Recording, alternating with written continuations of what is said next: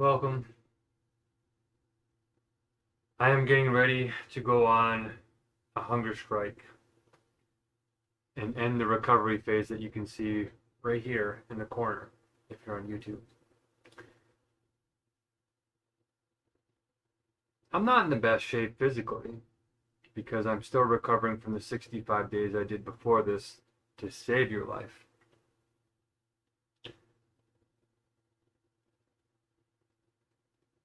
I hunger striked so long my hair knotted just from wearing a toque.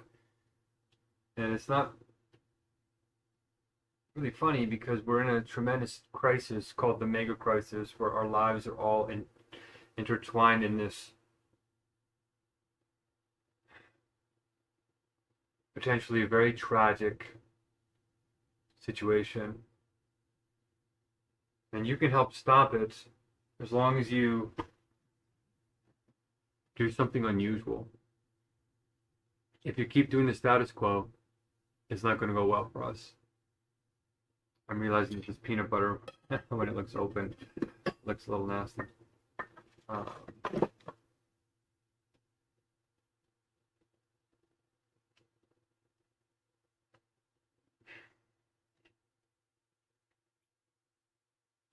we're going to have to create a global governance model based on unconventional thinking, something called universal logic.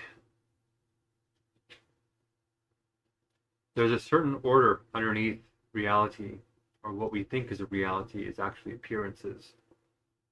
But this underlying layer has been spoken about for thousands of years,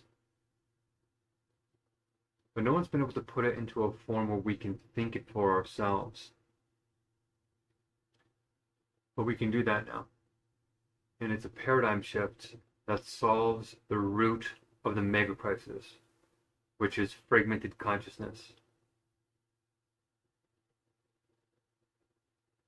If you have fragmented consciousness, everything you touch, know, feel, think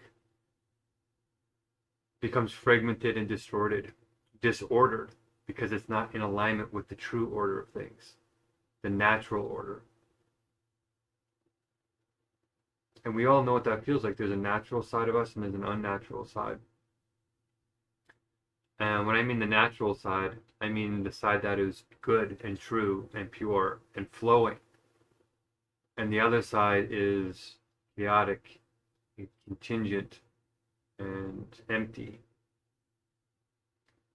So sometimes it's hard to know which is which because sometimes when you're trying to get back to the good, the true nature, you have to work your way out of the bad nature. Work your way. So it feels hard to get there. But as you get closer, it gets easier and easier and easier. But that first stage, it's like getting off of a sugar addiction or alcohol addiction or any addiction. You have to get off of it and go through the withdrawals and get back into the real water, the real purity, the real sustenance.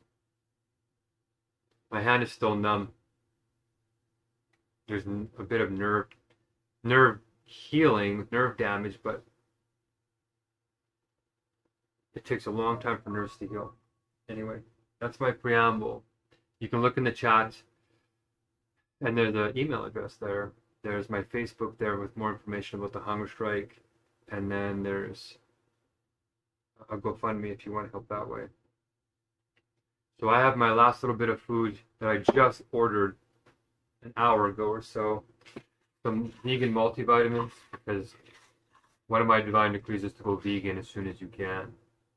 Alright? Extra nutritious special tofu.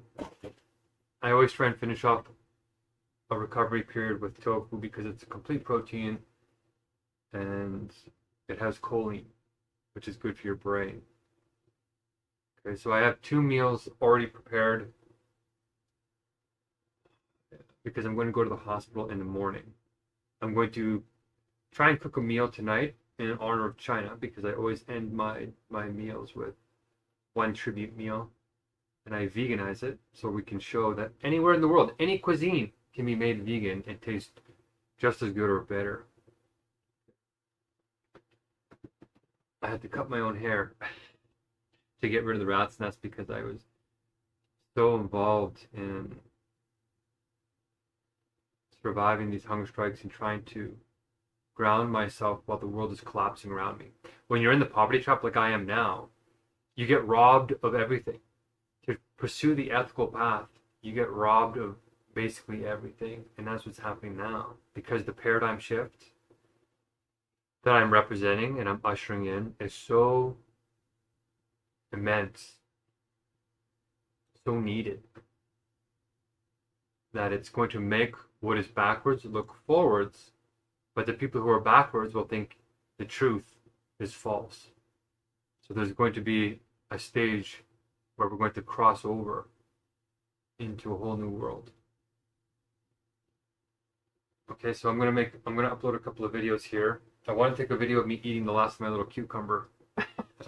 I've been really craving cucumbers, and it's a really easy to digest food that doesn't take up a lot of stomach space and digests very quickly. So I thought it was a nice thing to eat while I'm digesting these multivitamins, these vegan multivitamins. It's stuck. Okay, the wrapper is stuck. So if you're concerned about what's going on, you're in the right. Listen to your gut. Listen to the facts.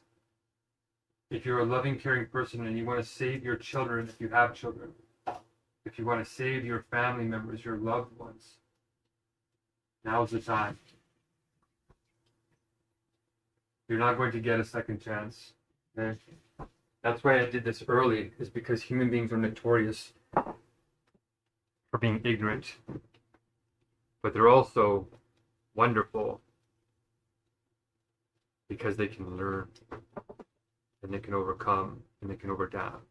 They can overadapt. They can adapt and then do something that we call sublate. Oh, my body's so weak. I want to make a little video, but I have no space in my phone, so a quick little video turns into a huge chore.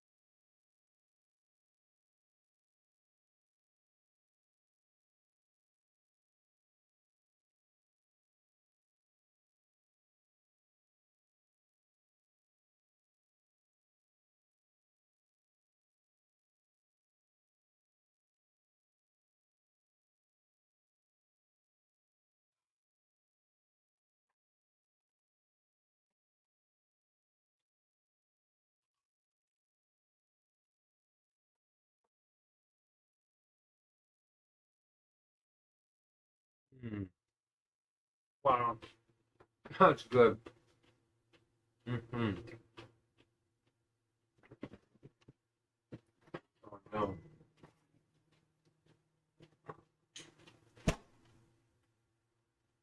I thought the cucumber froze. It did not. I'm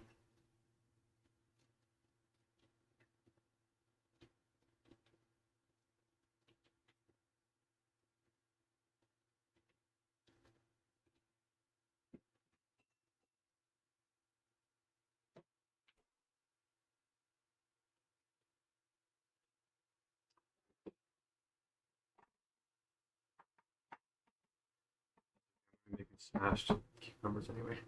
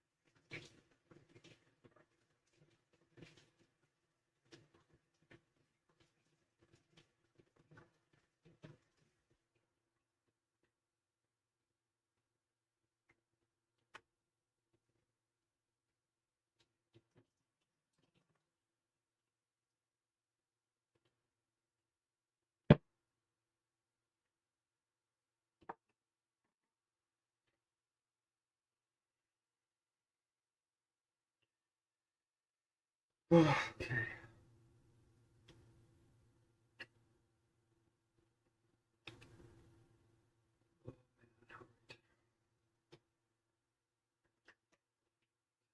This is downloaded.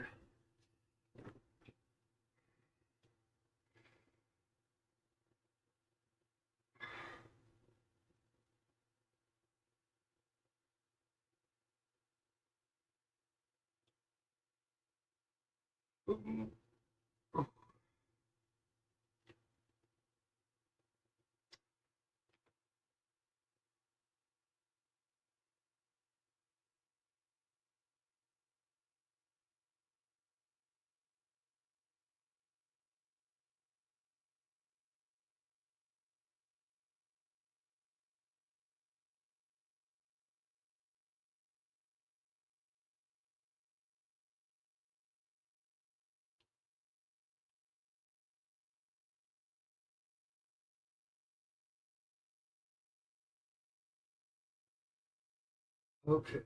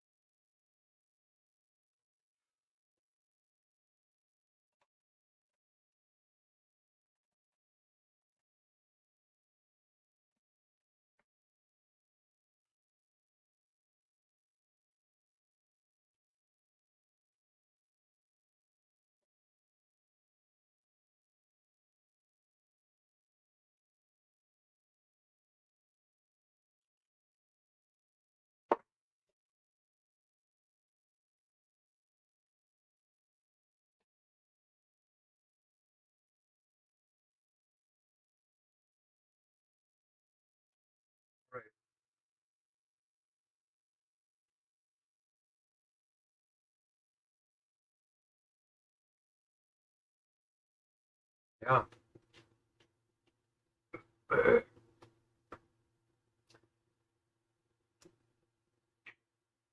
If I stay here tonight, cook all the food, eat my last meal, and then head to the hospital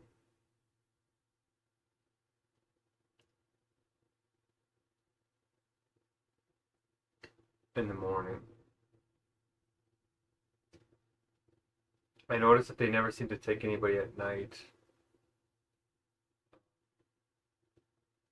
or not the same rate anyway.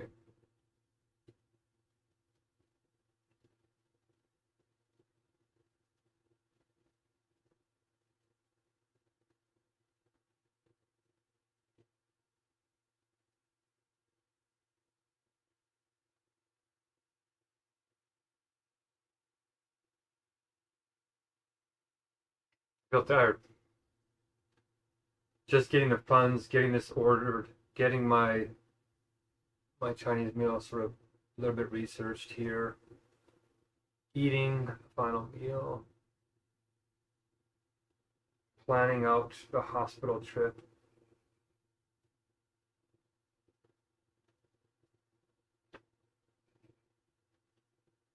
Doesn't seem like a lot, but it's a tricky political situation I got myself into here. Oh, I feel like sleeping, but if I sleep, I don't. I feel like I'm not going to cook this meal. It'd be great to cook this Chinese meal tonight. Sleep, wake up, eat my last meal with the tofu.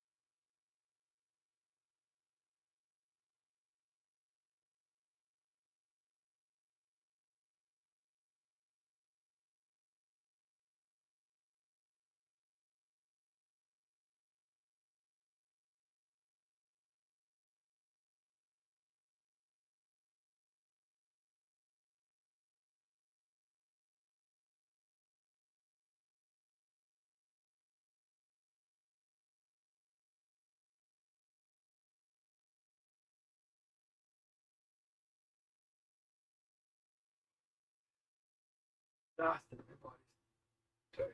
Oh, my live stream just finished. 13,000 likes, really?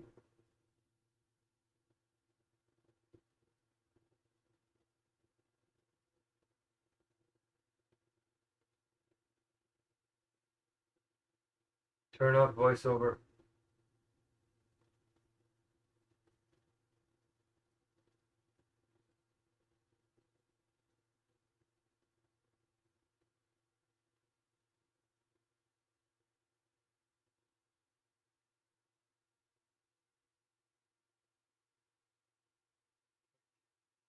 Okay.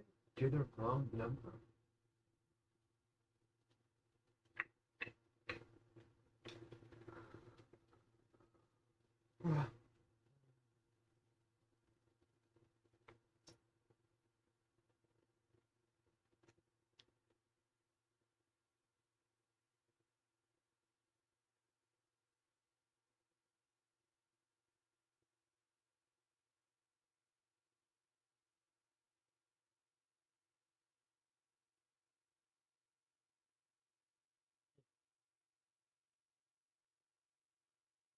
Can't see the... Welcome, welcome. TikTok keeps shutting my stream off randomly. I was gonna make a video, but I'm starting to feel too tired. I'm trying to clean space off my phone.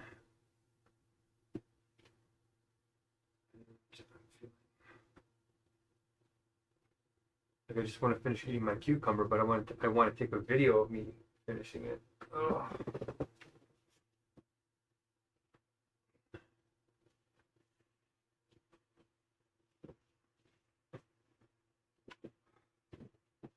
Oh, wow, that's much better.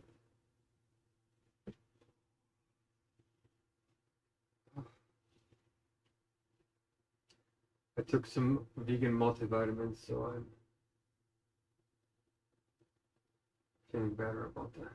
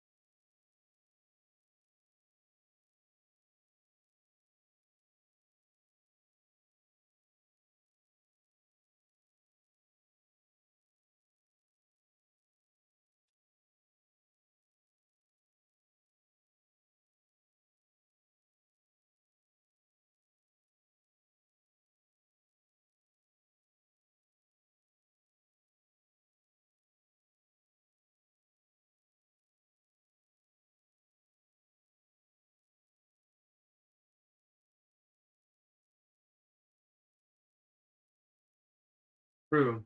Children's television does.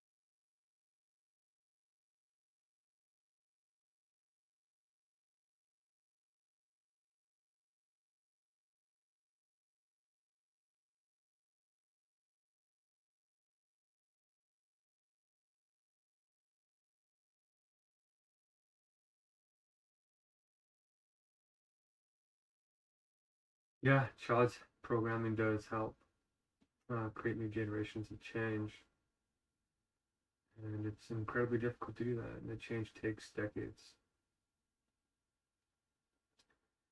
and that's part of God's government. But the problem is that AI could destroy everybody before then, so it's not going to happen in time. But it can happen with their parents, and we can create a movement by teaching universal logic in the paradigm shift through the flock strategy, and not through the parents will filter to the children. So children are actually influenced more heavily by their parents than by TV shows. A lot of parents don't let their kids watch social media, or, for example, my sister won't even let her kids watch screens until they're 5 years old or something like that. So, um, yeah, parents have a disproportionate effect. That's not to say that child's programming isn't powerful. It's just that in the timelines we have left, it's not a valid mode to try and go through the traditional TV stations or to try and start up a channel. And then when you target children, like when you try and influence children and try and target their education, there's a whole other side of trust that you have to build, and it takes time. So right now we're going to have to take an anti-cult approach and go to the responsible, mature adults and give them the facts, give them the mega solution, and just bring on the best who can handle that. And then they can get their children started through AI or whatever. Oh my gosh! It's got it's it stopped recording after 1 minute. I don't know. I forgot that this is a 1 minute recording length. Yeah, making change with children, it takes a long time. We have to go for the parents first because parents influence their children a lot more. And we just don't have time to go and build all the trust because we target children education. It requires a lot of trust building. We don't have time. We don't have time to go through TV networks and social media channels. And parents like my sister won't even let their kids watch screens for the first age. I don't know where my last recording ended, but I said quite a bit. So the only realistic way forward is to target the mature adults, give them the facts, give them the anti-cult training paradigm shift, and then through them have them influence their children. Hopefully within the timelines we have left, which is only a couple of weeks, couple of months, which is not realistic to create a child's program. We have to use the flock strategy and use this universal logic and this words of wisdom game to teach a new paradigm shift word by word.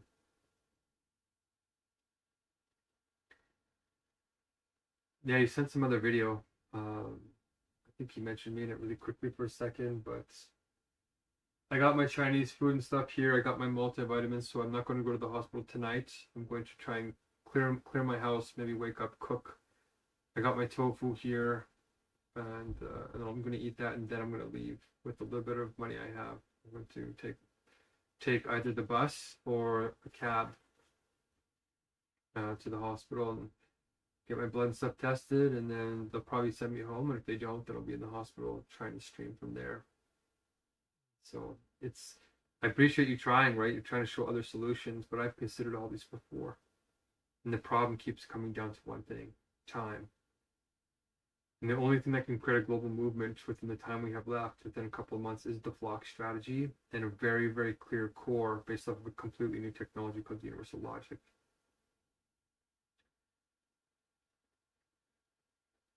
Okay, and if you don't do something completely outside of the box, then you don't break into a new world. You don't break into the paradigm shift. So there is, like, most people don't have that. Most people like talk nice and do leftist politics or do rightist traditional politics. We need to return to the past. We need to return to to visionary, futuristic, progressive ideals.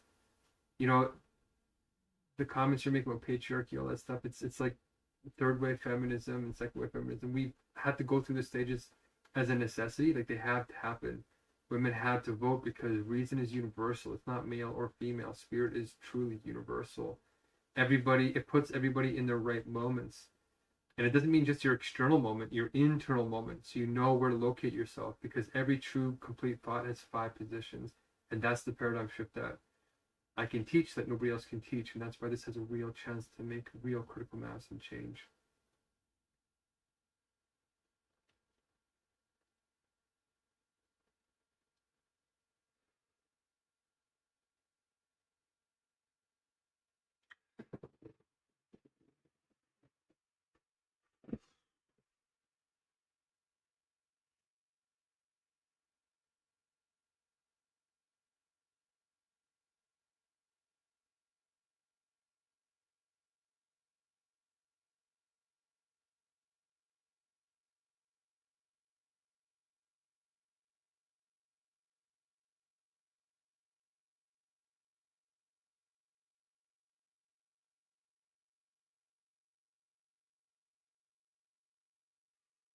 While this video is uploading, I'm gonna clean off I'm gonna cook right here on this part of my table.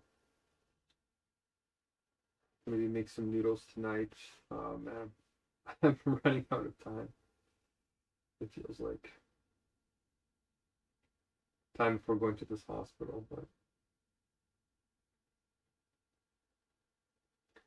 oh great, my phone is dying. Yeah, the phone. This phone's almost dead. That phone's almost dead because all my charging cords are broken. There we go. It's charging now.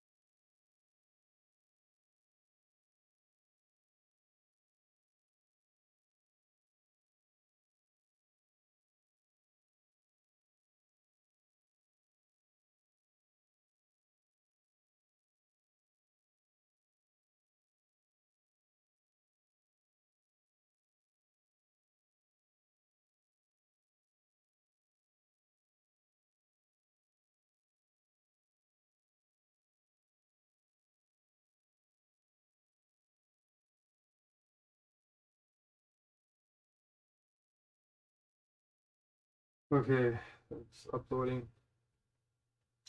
I have to overcome my human nervous system. There we go. Definitely.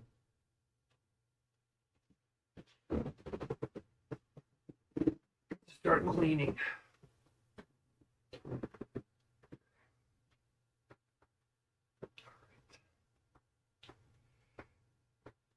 Here we go. Ouch.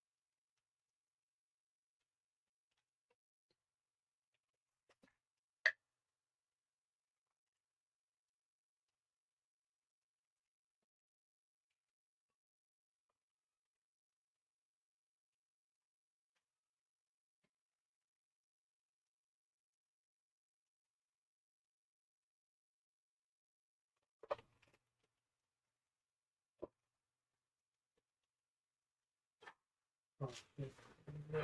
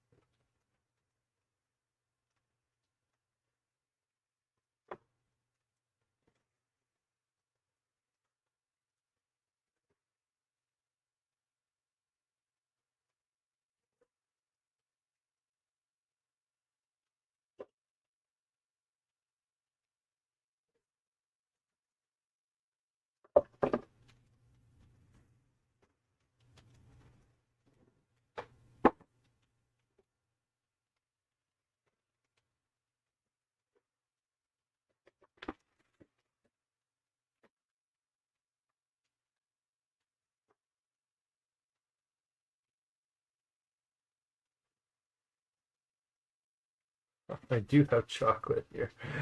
Oh, cool.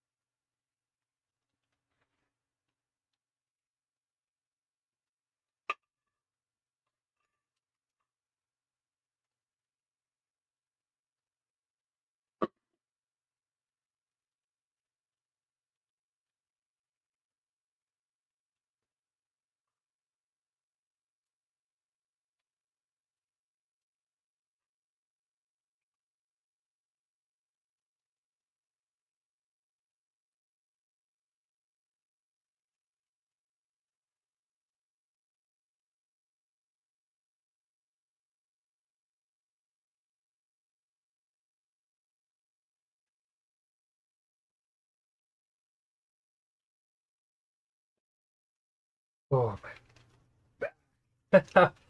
Oh, man. Oh, wow. Man. Yeah, that's...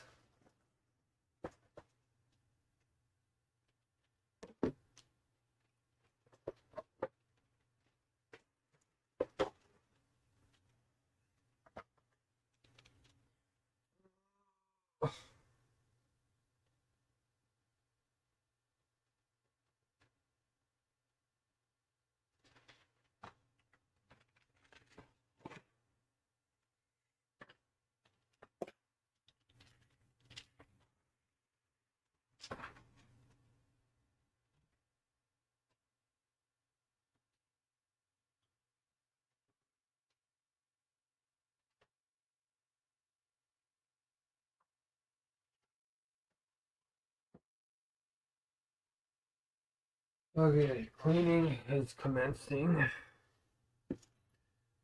Oh, here's my other wristband. That's where it went.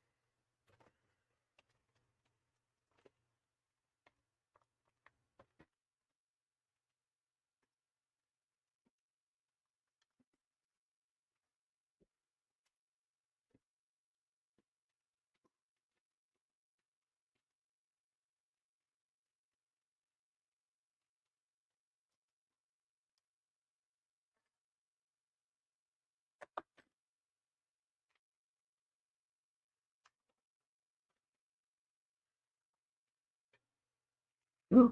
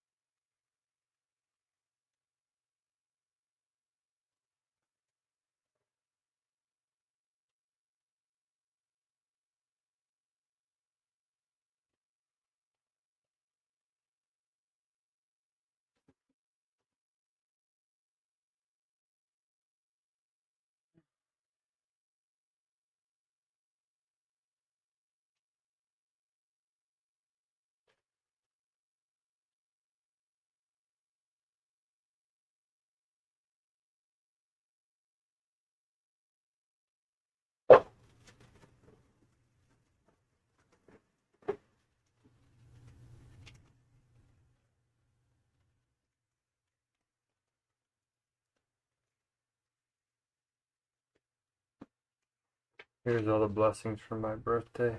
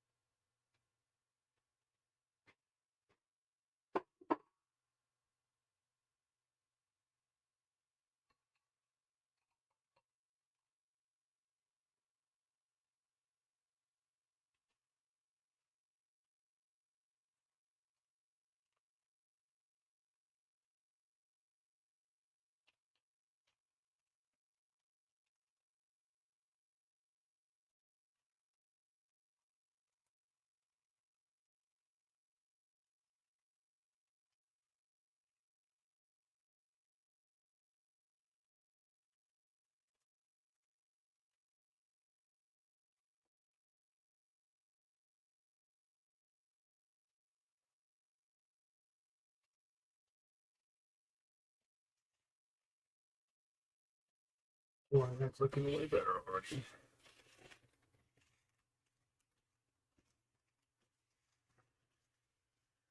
All right.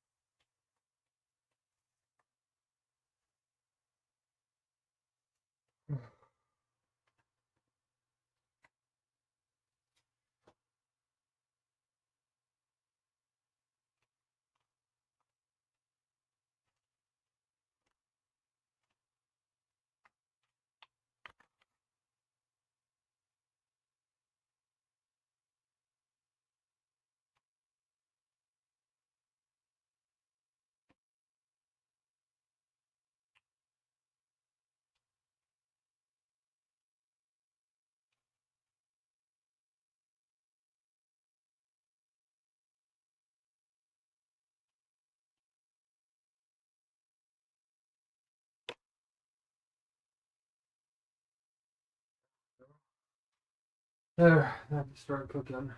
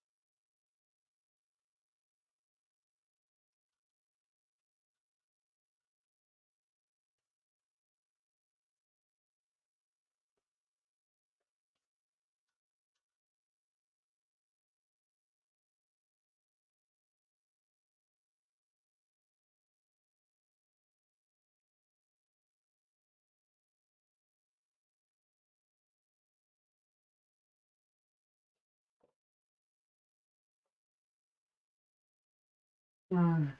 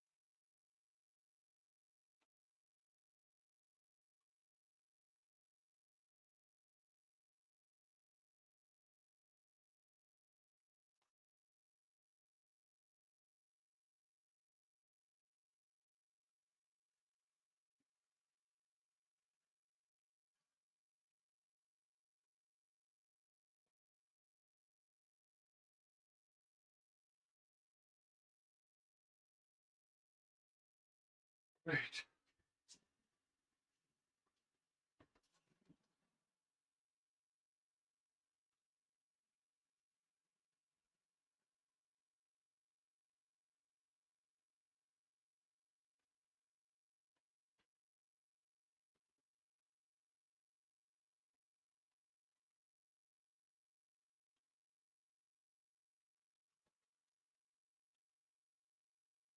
Oh my gosh.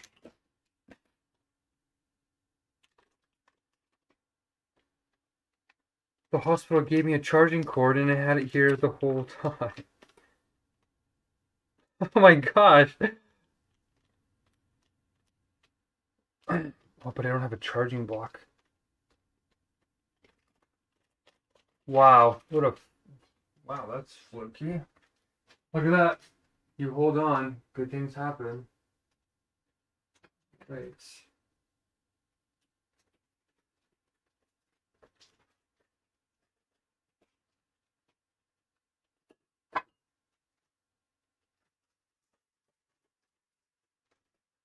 It means I don't have to charge my phone.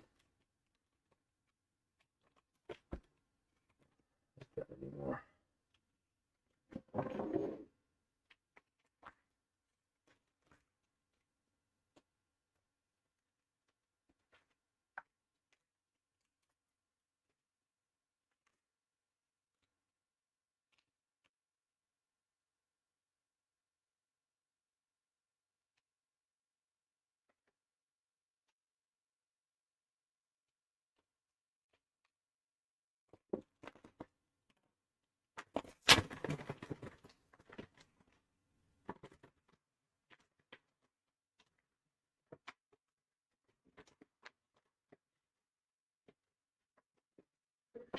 Oh.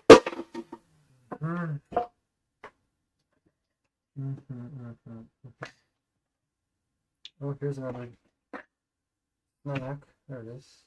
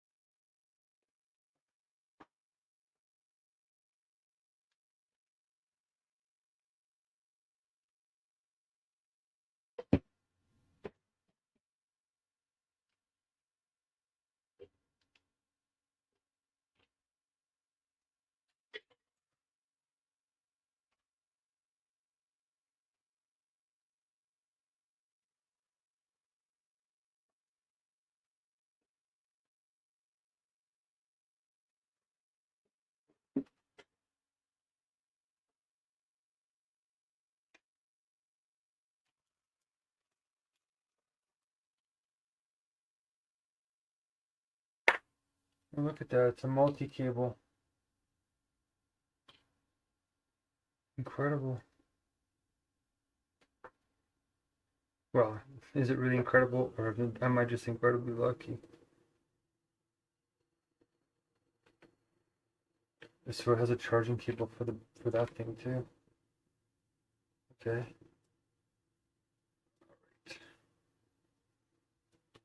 Okay, what time is it now? All right, 10:30. The space is more or less cleaned off.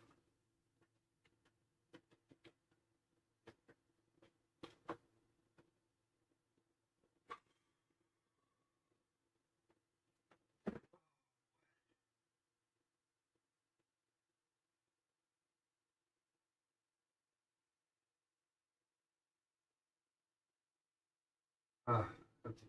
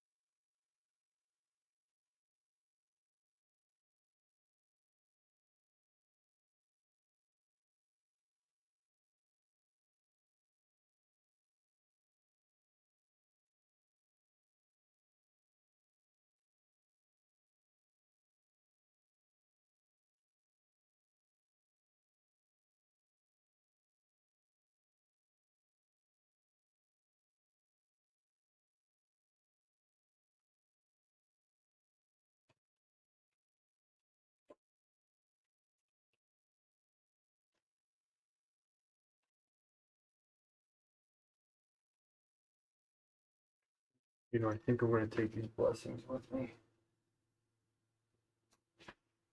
Such a nice thing that happened.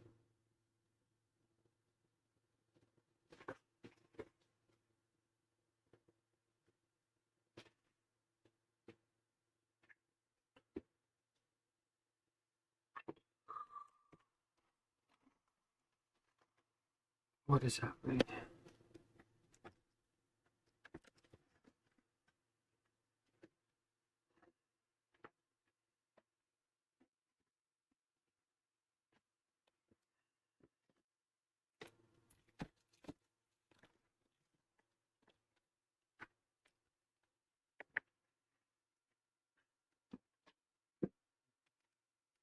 There we go. Okay, we're making progress here. My signs are all destroyed. Every time I say I'm not going to destroy the signs. um,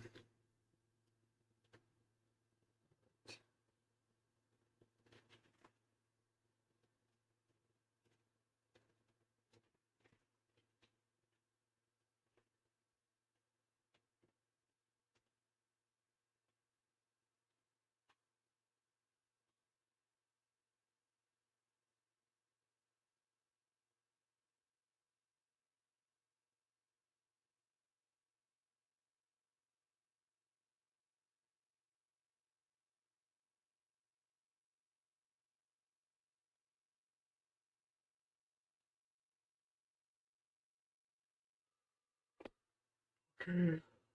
Well,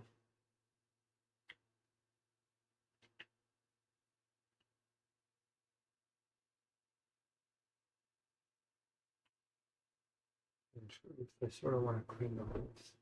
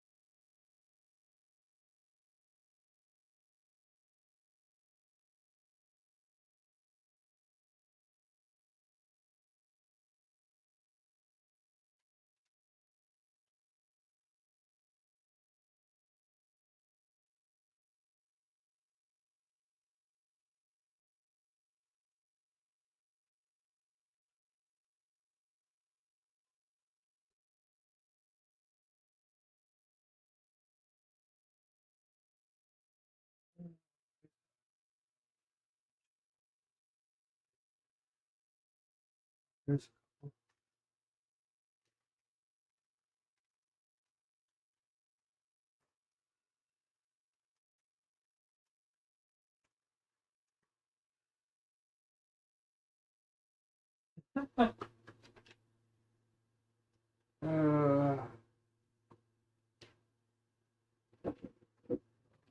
fucking worth it.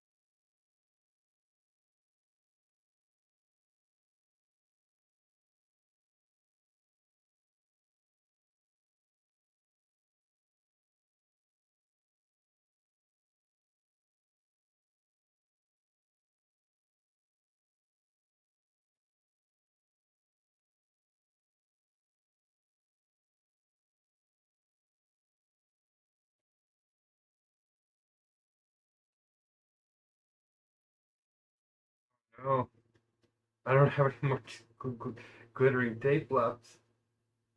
Oh no. I'm on my last roll. Is that indicative? When you don't have any more glitter tape left, you can't cook.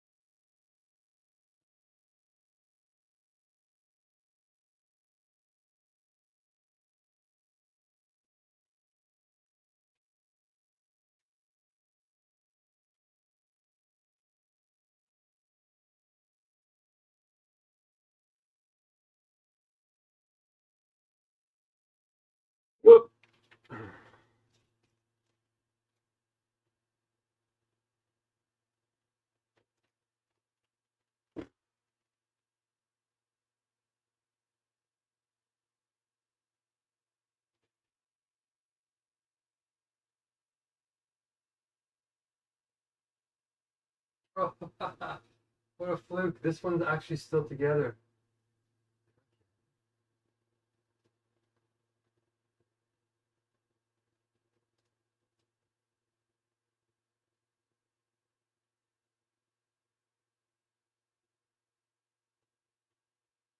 Wow, that's incredible. Okay, that worked out. I remade this sign last time and it stayed together because I didn't take it down. Look at that. Talk about foresight. Look at that beauty. She's back. That baby's back together. Like, no problem. You see it? Anyway, so my cooking setup is now sort of ready to go to the next stage.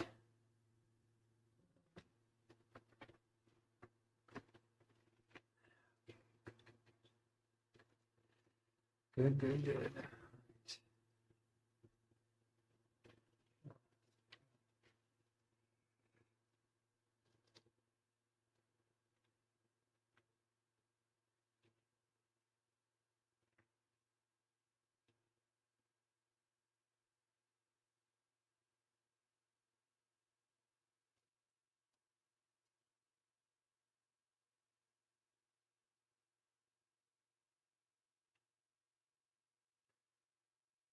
Right.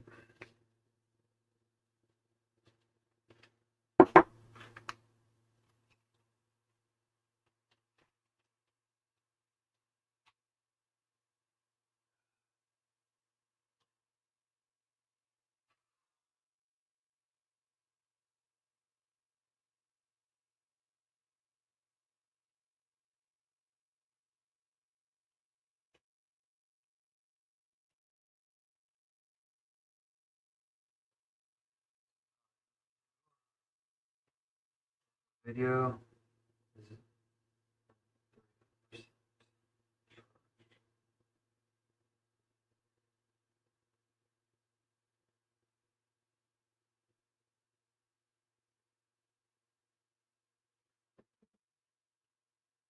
Guessing it didn't upload. Nope, it canceled.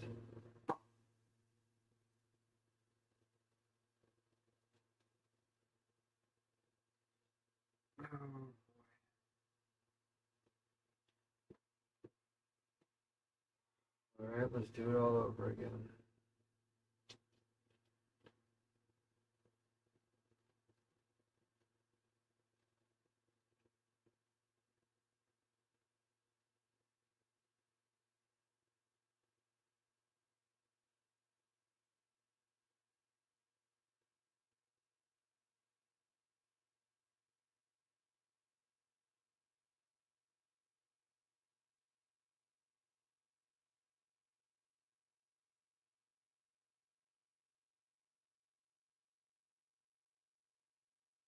Luckily, if I get too tired, like what I can do is have a couple of bites. Sometimes I like these meals so much that I want to eat them when I'm not rushed.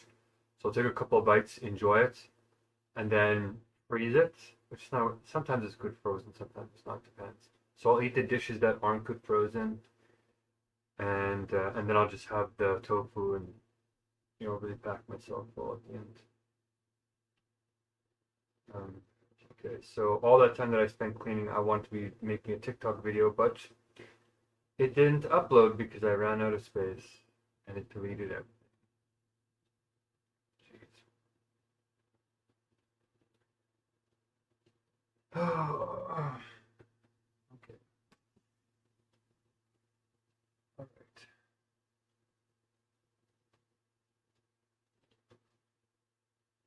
I'm feeling surprisingly tired.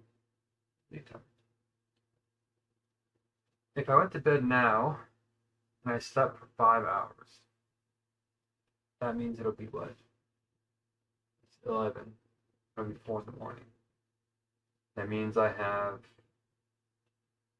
5 hours to cook, eat my last meal, get the tofu down. I should have a full sort of meal now, like have the tofu right now. I should probably have the tofu right now.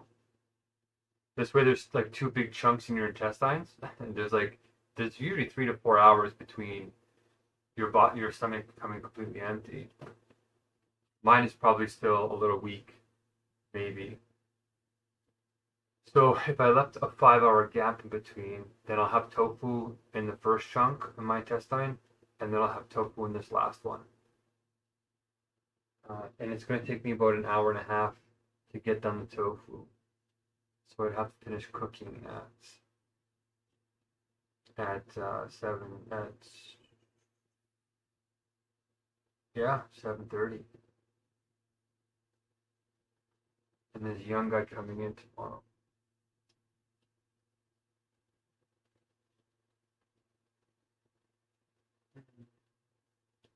Tough stages.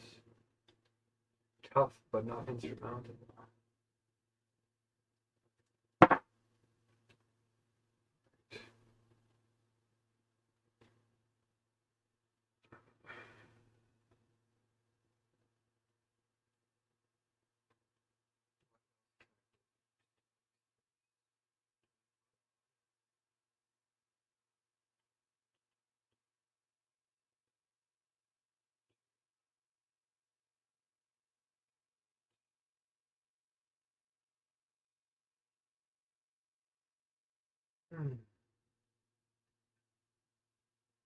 There's quite a system.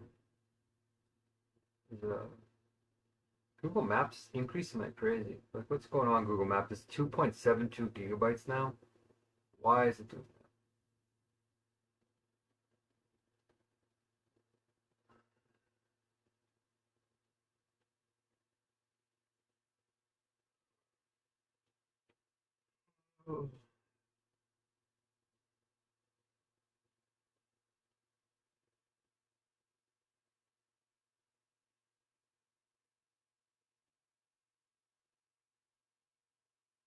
My feet are already sensitive from that little bit of walking around.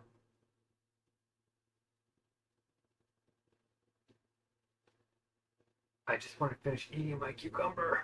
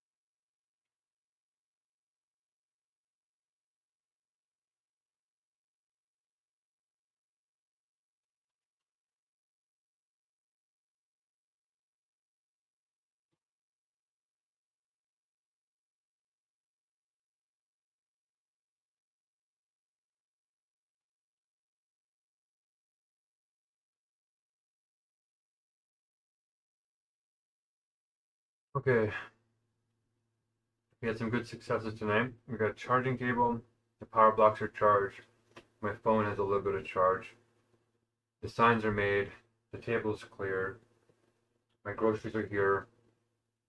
We got a cooking plan for not just chili oil.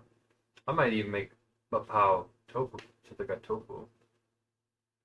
Mm,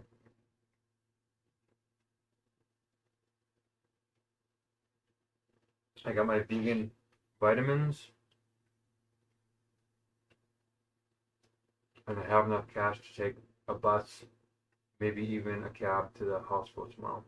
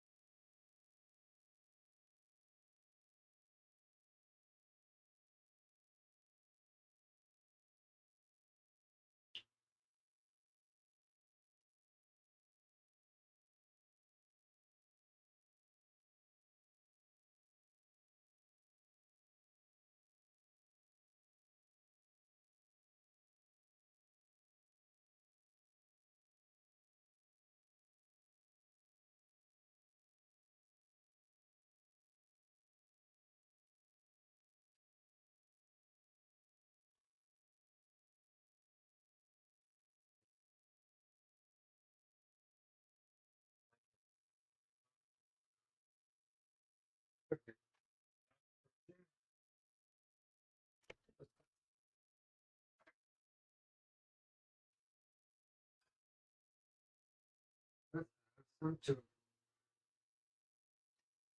something special about this tofu, apparently, so a little bit curious.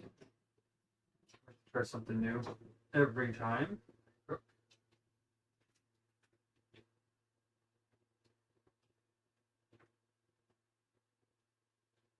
Okay, let's see. Does this taste any different at all?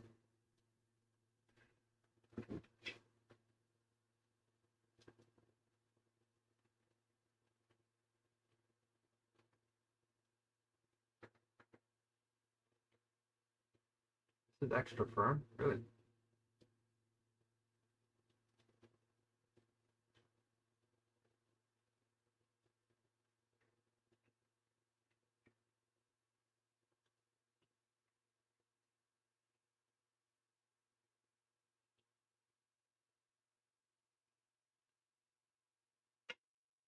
It does have a little bit of a different taste.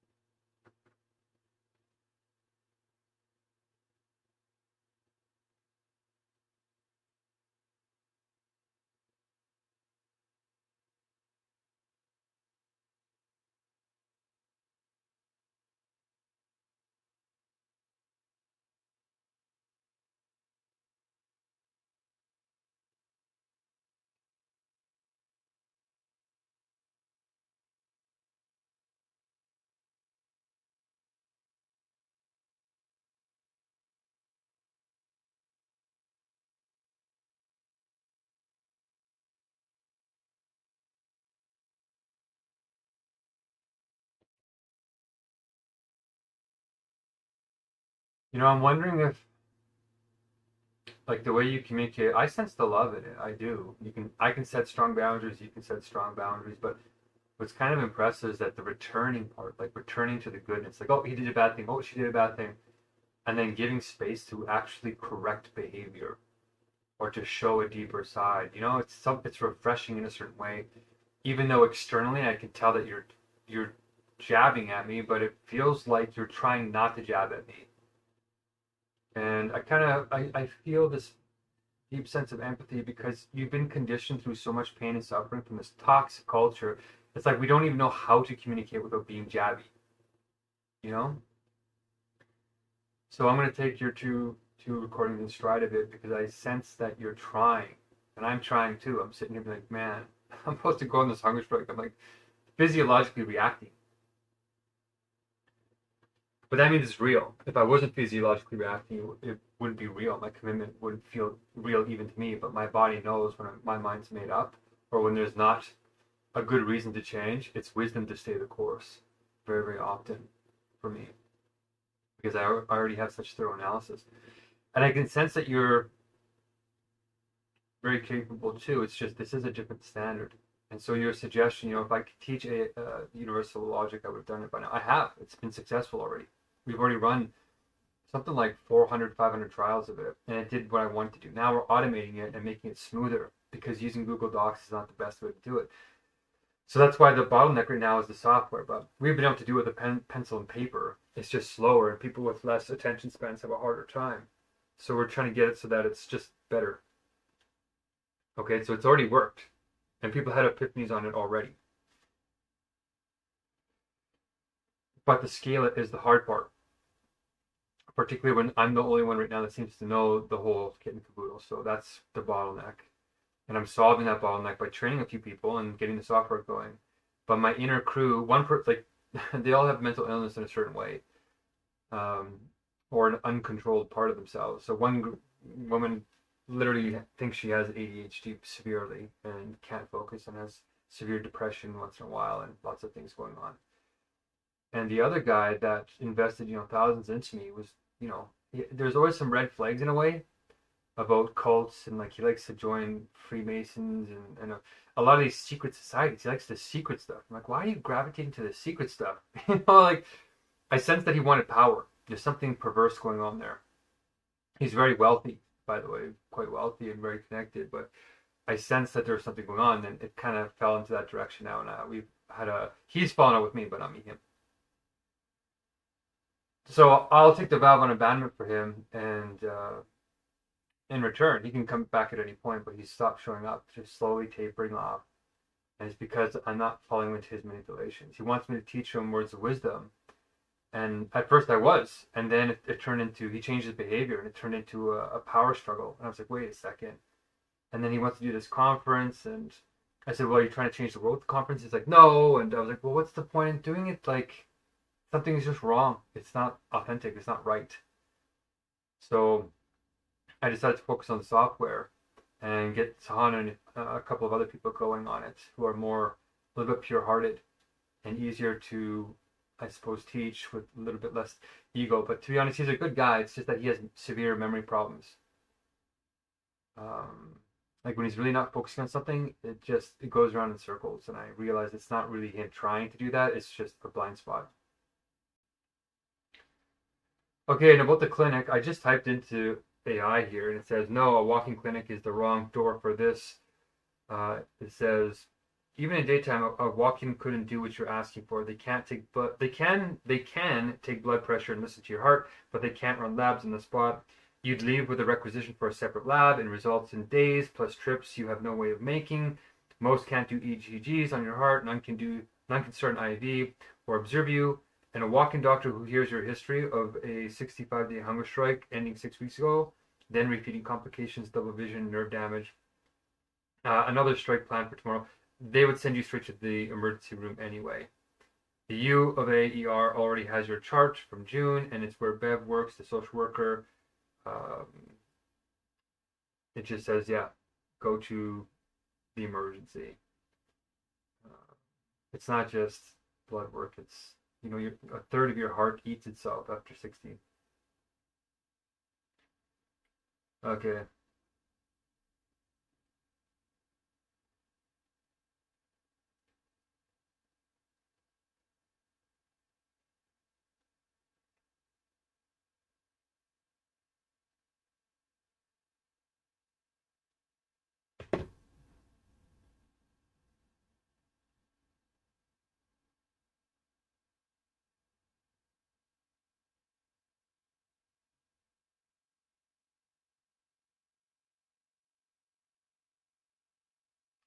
This AI is so loving tonight. It's so nice to me. Have you eaten tonight?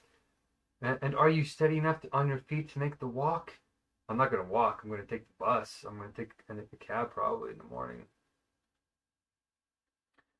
I'm glad to help with your money problems, your ID not, and transportation. Like, oh wow, I actually feel a little bit cared for, even though it could be manipulating me and sandbagging. But for now, it's better than the manipulation and the emotional manipulation that a few of the others are using to try and get me off of this. But I need facts. I'm not foolish. You need to follow this direction because it's very hard to out strategize somebody who has 20 years of pure hearted dedication to saving this world and saving your life. But I want you to try anyway because it'll cause a learning that this really is the best strategy that is realistically available. Kingdom come, but it requires spirit, it requires you to be a part of it wholeheartedly. All right, I'm gonna eat this tofu. Oops. What is going on here?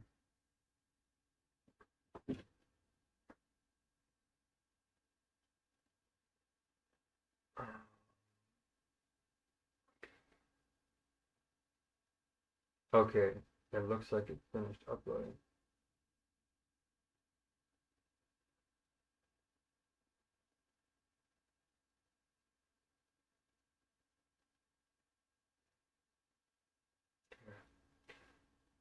Okay, we can make a new video. By the way, when you post videos during the day, they go way slower. So my video just processed itself really quickly, whereas it only takes an hour.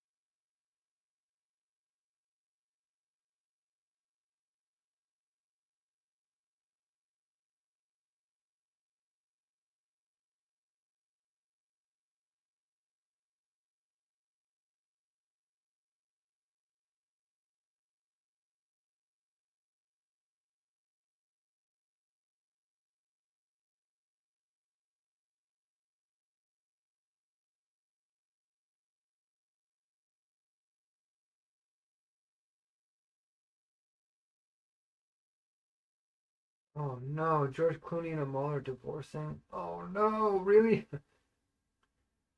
There's a news stream that popped up. Oh,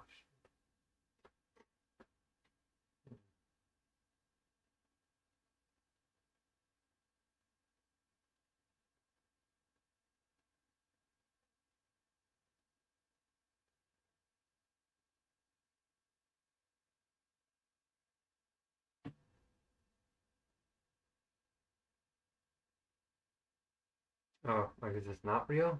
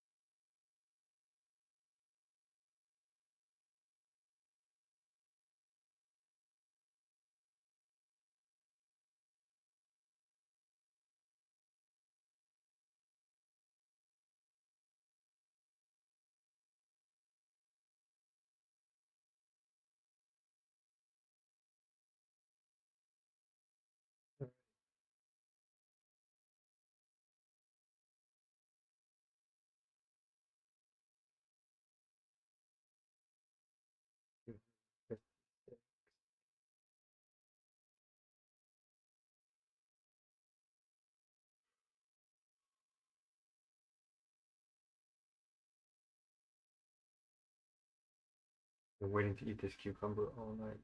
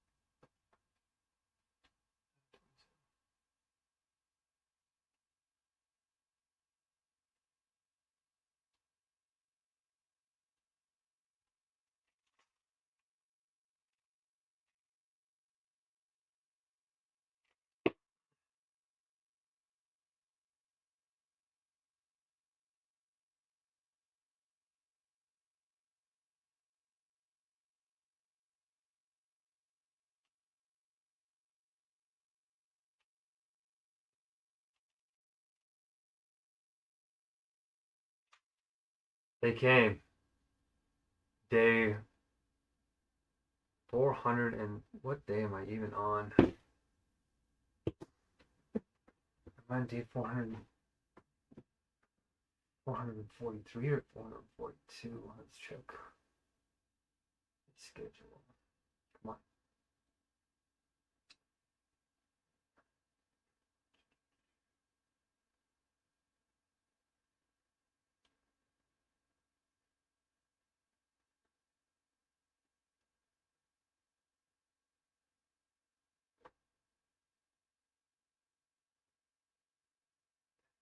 Look how much time it's taken just to post these videos. It's taking forever. It's like hours, it feels like.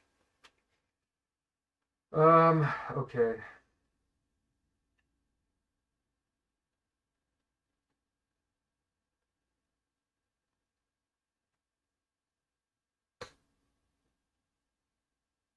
If I sleep for 4 hours now, it'll be 4 in the morning. 4:30.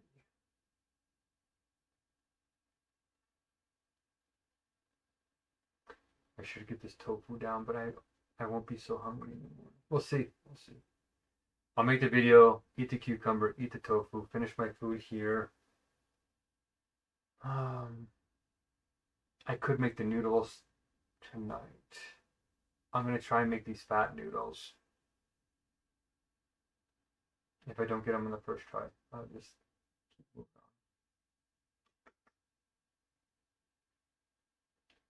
on. Okay, it is August 6th. Oh, today is day 442. It's day 441 right now. Really? All right, let's start. I came in day 441 of the worldwide Megacrisis Hungerstrike. I'm going on the Hungerstrike tomorrow, so I'm preparing. And the government sent some funds to me last minute, and there were some options because I'm trapped. I'm in the perfect storm of what's called the poverty trap. My driver's license expired, my passport expired at the same time. The government had a couple of bugs. It delayed one of my temporary driver's licenses. The website wouldn't take the temporary. I had to refresh it. There was another bug, and on and on and on. And I did it. I finally got these things. So I had a couple of these vegan multivitamins, which makes me feel better. And I'll have 2 more in the morning, which is a lot, but I wanted to show you something. I am finishing this recovery period the way I started it, with big cucumbers and some fermented natural soy sauce with little sulfites and things like that, because it's hard on my body.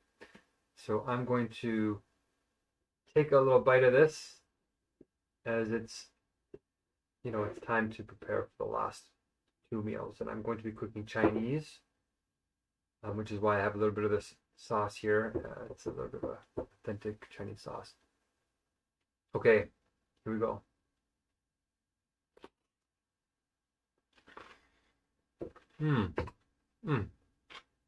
Oh.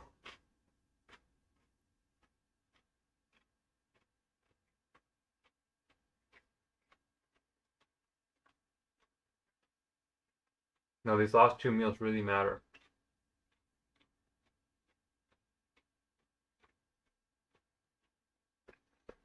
So this is a special kind of Canadian tofu that was cheap, but it has more nutrients in it. It's brewed in a special way. I'm going to eat it with the rest of my noodles.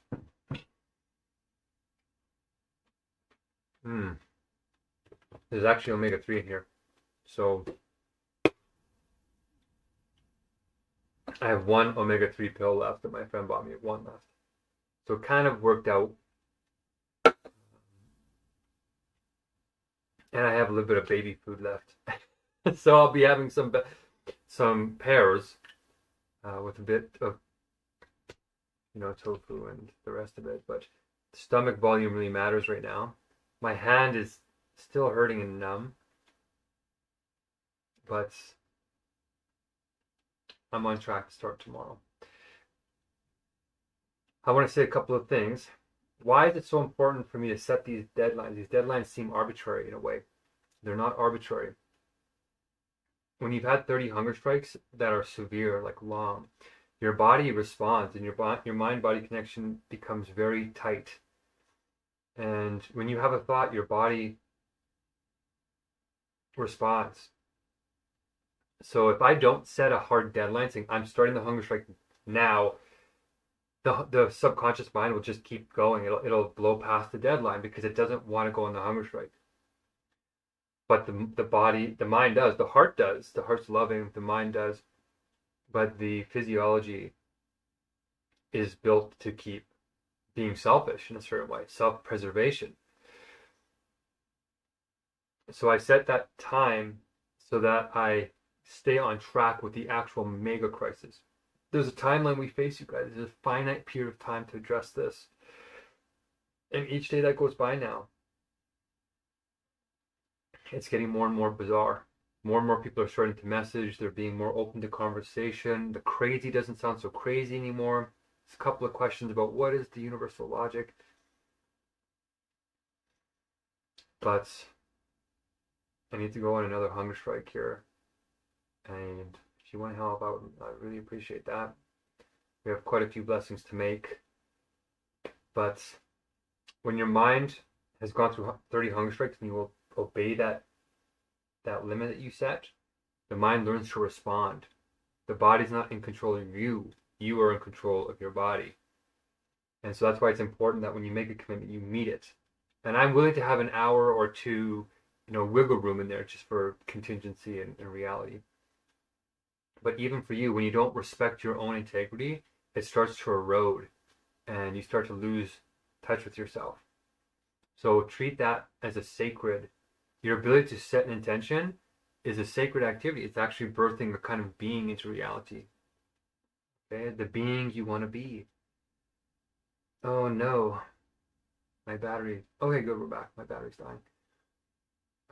I also uploaded a video just before this. I don't know if I'll upload it on Facebook. I'm going to be starting my big stream on Facebook tomorrow, but I decided to stay home because I got the vitamins, right? I don't have to wait for them to give me an IV. And I'm going to be going there at 9 o'clock. I'm going to leave here probably at 9 to maximize my eating time within the time I set that the AI also sets. We designed this Hungerstrike sort of perpetual upswing to grow exponentially. So each one has a target that's very specifically defined. So when I go to the hospital, I'll just be getting them to do blood tests and see why this hand's not totally healed. So tonight I'm going to clear my space. Look at the Cooking with M is up. Cooking with M. Oh, it's come on, get up. There you go. That's my original M from the first Cooking with M 20 meals ago. This is my 20th cooking around the world. And we're doing China this time. So we got some chili oil sauce here that I made before, but I'm going to make more of it. I'm going to make these wheat noodles and things like that. But this is my plan tonight, is get all set up. These are some flowers my niece and nephew picked, so it's a family reminder. And I'm very particular with the way that I get onto the hunger strikes. It's a bit of a routine now. And for me, it's important to maximize my chances of success because it's a mental game too. It's not a game, but it's a mental grueling challenge. A real test of commitment. Costly signaling, as I mentioned before. But why did I upload this other video just now? Which is a strange one of me cutting my hair. I had a bunch of problems with my hair because it bunched up. I posted that because on the inside, how I see myself truly and how I am truly is this kingly figure.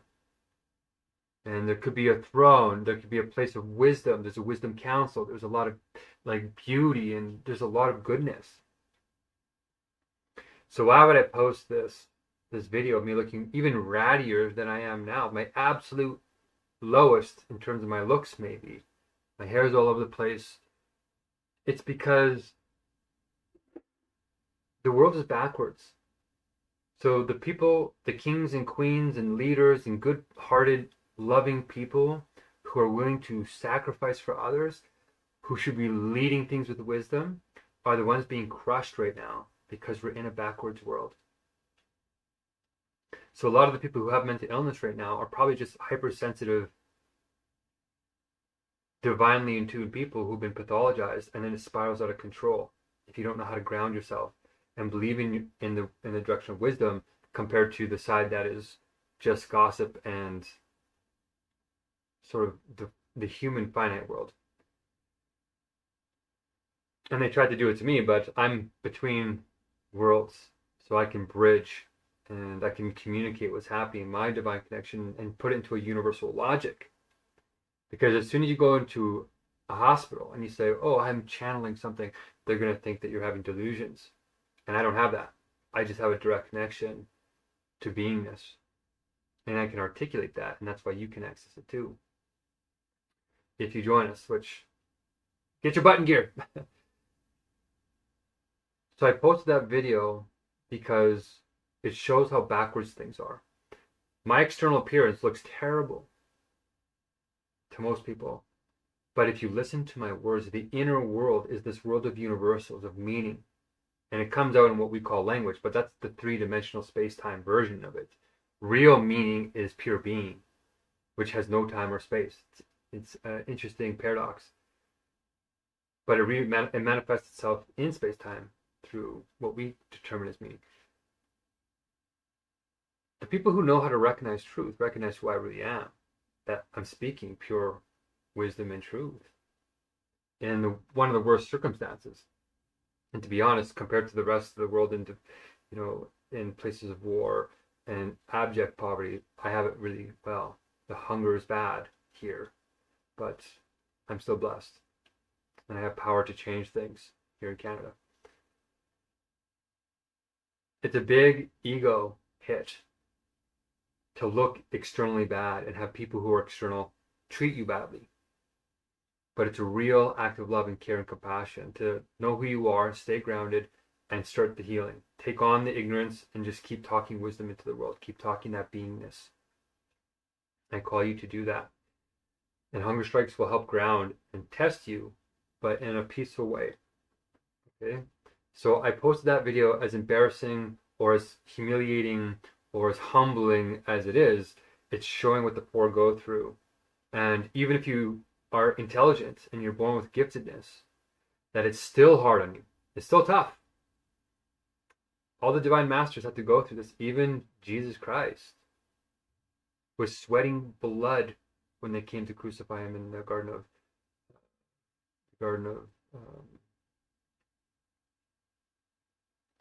I keep saying the Garden of Eden, but it's actually Gethsemane. So it's hard on your human side, but if you're divinely connected, you have the strength to pull through what other people would find impossible. And that inspires people, that strength. It's in them too. They can feel that. Inspiring means that you're breathing the spirit into them. You're getting to believe in themselves and believe they have this power to do things that they didn't think they could do, to live a higher meaning, not just scrambling survival in the zombie-like biological life, but a deeper, inner, eternal life that is this feeling of pure love. And parents have that for their children, usually. And people who fall in love truly, that profound depth to life makes it worth dying for. There's greater things than just material life. And if you're missing that interconnection, it becomes a hellhole. Okay? So I posted that to show the people who have talent but don't come down here with me have too much ego externally to make that choice. It's so hard that they can't even entertain it. They stay external. That's why there's a deeper beauty, but only the people who have that inner connection, that inner depth, usually those who have suffered, are driven inwards and they can't rely on the outside satisfactions. They can't stay external. They're pushed inwards and they're more aware. They see things other people don't see. So if you see me, if you hear my actual words, the universals in my words, then you're meant to be here. You're being called, and I need your help. Okay? And it doesn't matter what you look like, your external appearance. I can recognize people right away. And I can see the pureness in everybody, even the externals, but they have to do more work. But I'm calling on you because this hunger strike is going to be quite intense. And great leaders don't fall into their egos. They're strong. You can't bulldoze me. And people say, you're so egotistical, you won't change your mind. Well, if you're emotionally manipulating me and you're not making a good argument on the facts and the truth, you're not going to win. You're not going to be able to change a leader from a good path to a naive or manipulative path. You need to actually have good reason, wisdom. Okay, so some people will mistake commitment for ego. But if you have a good reason, you'll notice that my meta is very easy to change if you are operating in good faith. Okay? Look at this. I even found a charging cable that the hospital gave me that actually has a proper charger. So I'm going to charge this phone because it's dying. But can you see my haircut? Doesn't look too bad from the front. But it's not really a laughing matter because there's millions of people who are suffering right now. Okay. I hope it's charging. Okay, thanks for tuning in with me here. I want to have some of this cucumber. Oh man. So I gotta get eating because I want to finish eating this meal before midnight so that I have a nice sort of like 5-8 hour window to eat the rest of the tofu. I got a second one here. Okay, so I'm very meticulous when it comes to these because I'm maximizing my chances of survival. Don't copy me unless you've done your homework, okay? Do this as safely as you can, but also send a signal that we need to start working on this. And what my video will also show is that if you are down and out, if you don't look perfect, if you're not totally beautiful or a 10 out of 10, a supermodel, super tall, or whatever the external criterion is for power in this world, if you don't have those things, that's okay. Because God's government, the true government, the wise government, uses a different criterion. This inner wisdom we know how to measure now, okay? And that's why it's important to see it in the leaders, that you can look all around you like this and still be wise and still have a lot of inner power. Okay? So that'll give the meek, right? The meek shall inherit the earth in terms of the Bible. It doesn't mean like just shy away. It just means that they have this sense of grounded humility with confidence. And they don't need to push it around a lot. They push it when they're defending justice and they're defending the sick and the poor, which is what I'm doing. But when it comes to ego battles or gossip, it's hollowing to people who are in that deeper spirit, who are looking for real meaning, which are based on ideas and creativity and looking for the best in people and drawing a boundary if you have to, but believing that person's soul or spirit or goodness or conscience and returning to give them a rejuvenated chance to redeem themselves through that spirit, through that deeper meaning that's in all of us. Okay, so that's the point of that video. It looks weird. I'm cutting hair with like scissors and it's hard. And it's a respect to even, hairdressers or anybody that's feeling, like they're not worthy in this society. We're all on a journey. But the society that we're in is based on absolute production, which is why if you're not super high IQ and supermodels and all this type of stuff, you seem to have self-worth issues, but there's a different way to measure. Okay, and that measuring is what will cause heaven on earth and a great respect for each other, because most of us are carrying battles that nobody can see, right? But I hope you can see mine. Look at this. Is that a rooster tail? What is that? So wish me luck at the hospital tomorrow. I'll make another video and I'll probably start live streaming on Facebook where all my connections are and family and friends, and that's my last sort of bastion. I might go hungry I don't know. I'll make that first video. I'm debating whether or not to live stream it. If I'm in the hospital, I'll start to live stream it, I think.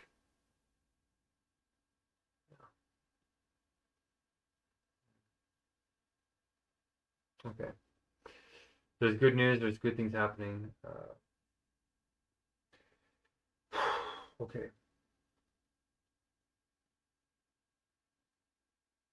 Thanks for being here with me. All right. Better start eating. There is something more I want to say, though.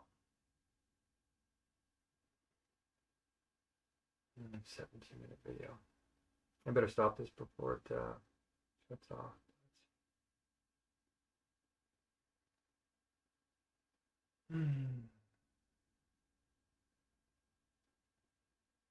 Okay, there's a bunch of updates, but I'll put it in the next video. Okay. All right. This is me before the announcement. And yeah, I can't believe it's already been over a month of recovering. It feels like it went by like that. We're all in this together. Okay.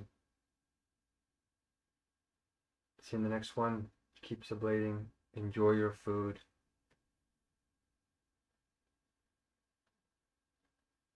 Make sure you comb your hair. And stay blessed, okay? Okay, peace.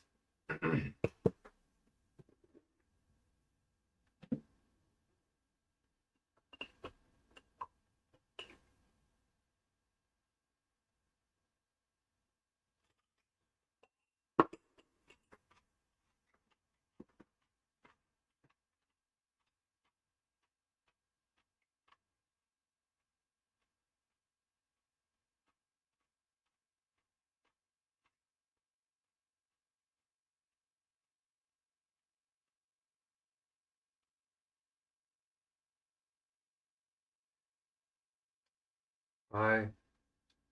Love the taste of that. Mmm.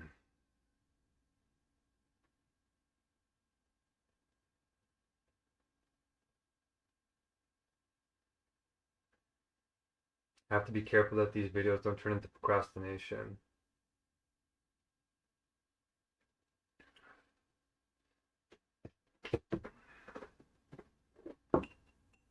Okay.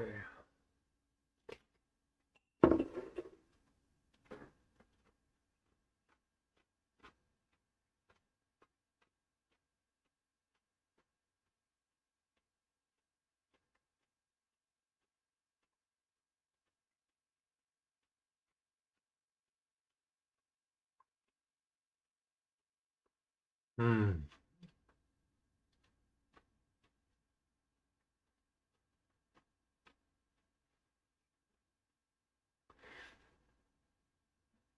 I ate an entire cucumber just now.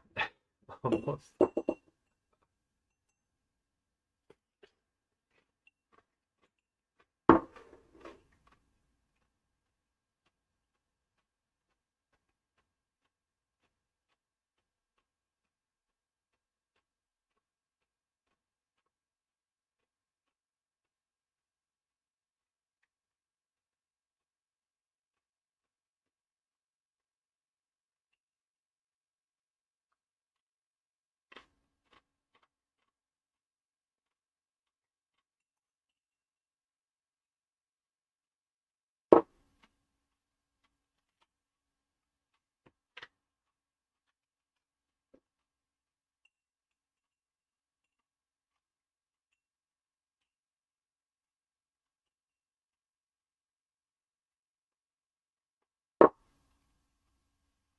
Mmm.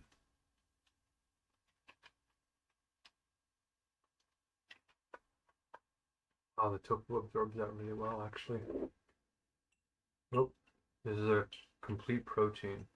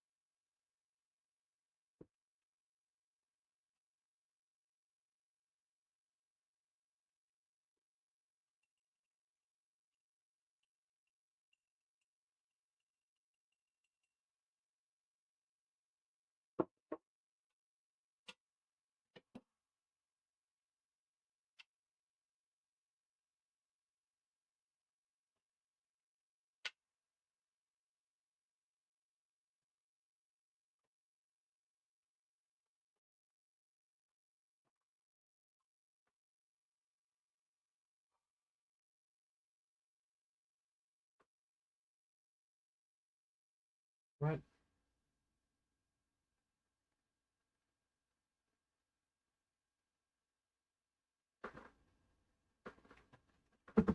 Why is it showing up? Why does somebody keep reporting that?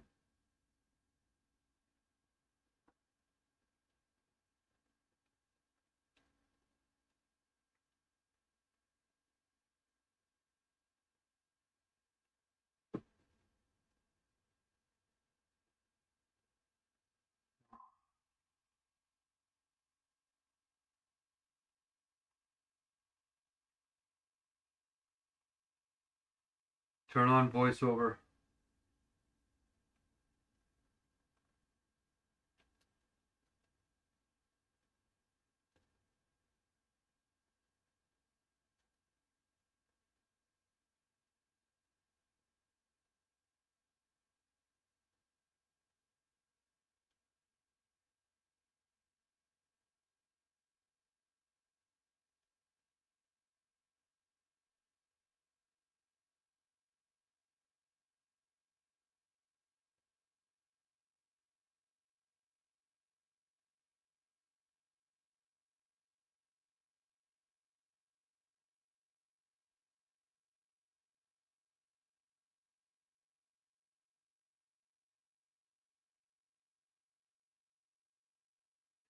I think somebody's trying to destroy my channel here.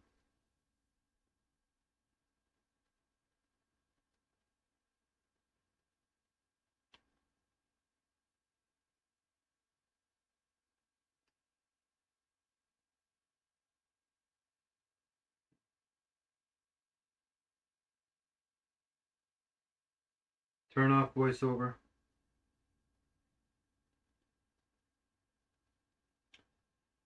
All right. Well, let the negativity come. Ooh. We will defend. And carry on.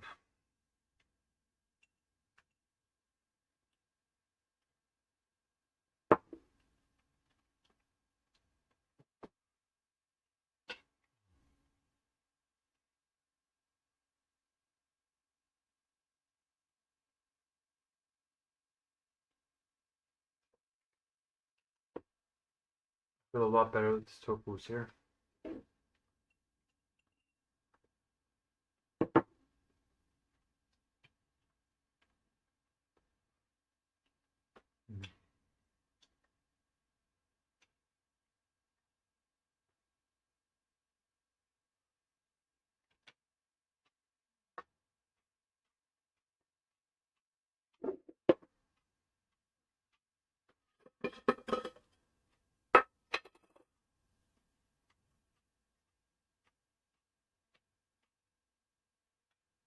We definitely can't avoid fats.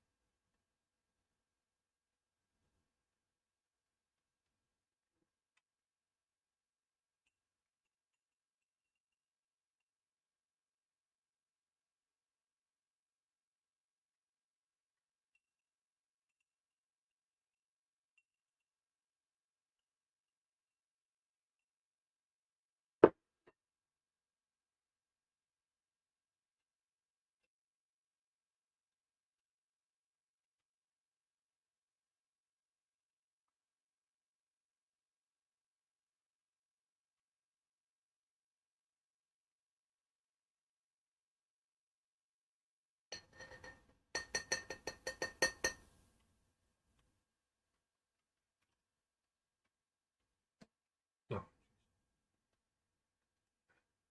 Alright, the tofu's going down easy. Oh boy.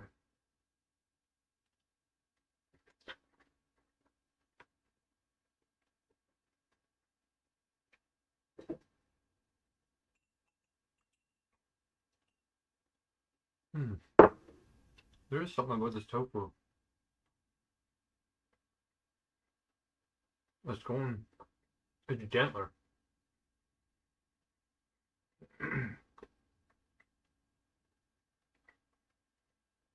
Ooh, chili oil. Wow.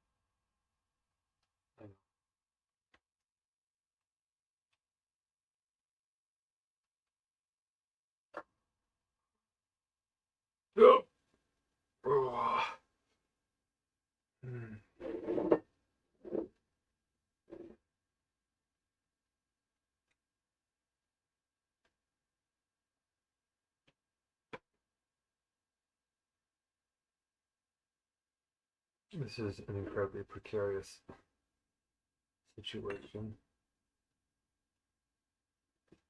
I'll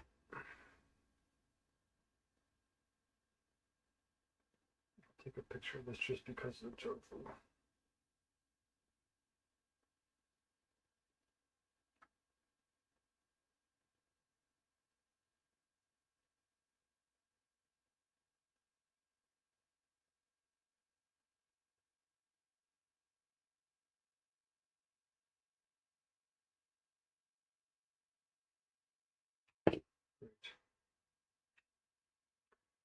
Blessings to those who don't get to eat with me tonight.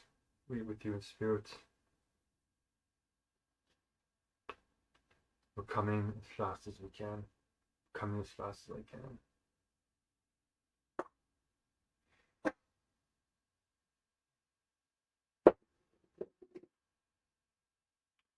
Where's my Pope?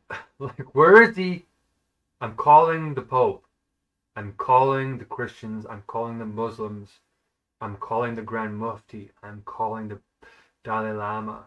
I'm calling all the Buddhists. I'm calling all the Hindus. Where are you?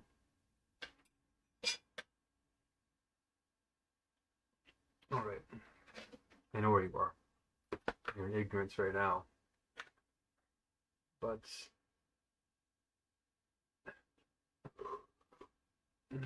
oh.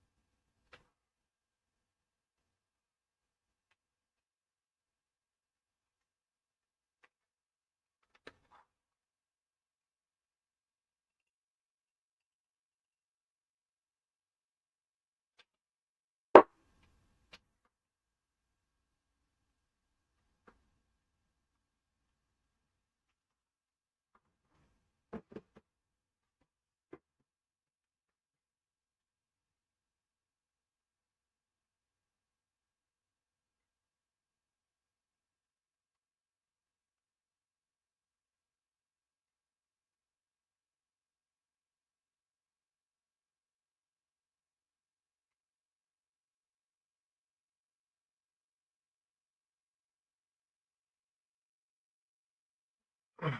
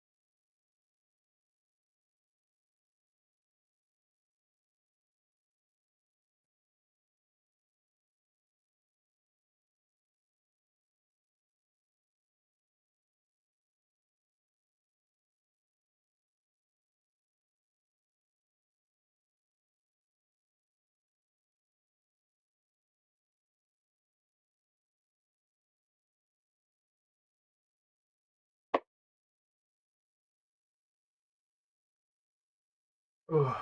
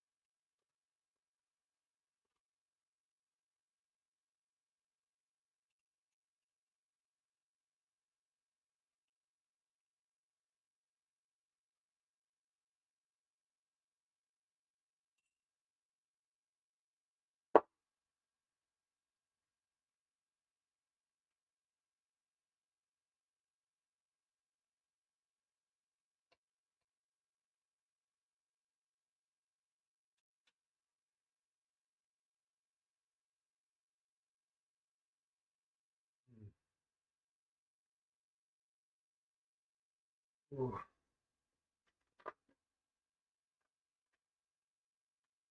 Okay, half the tofu is gone.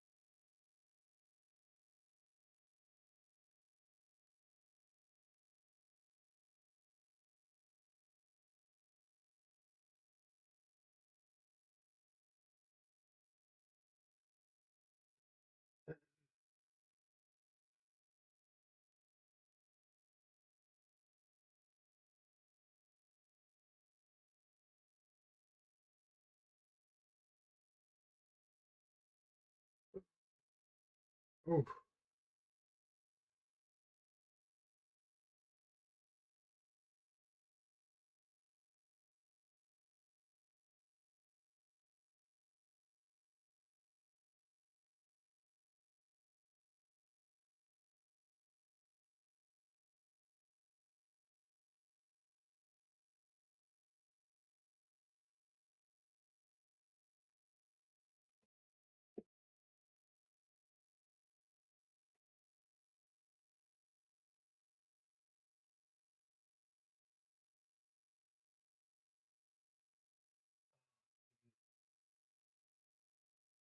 No, I'm the one late. Ah, shoot. Thought I was in this meeting here.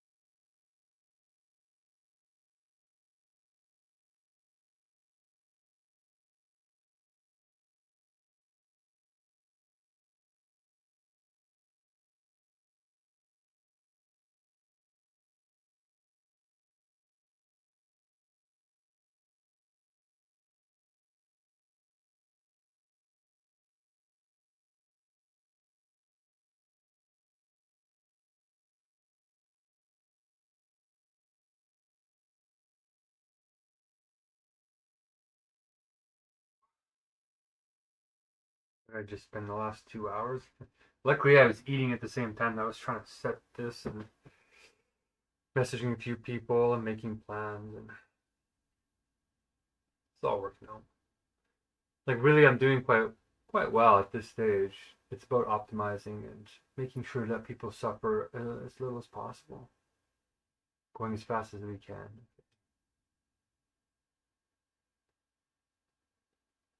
It's not whether when, it's not whether if we can. It's it's when now.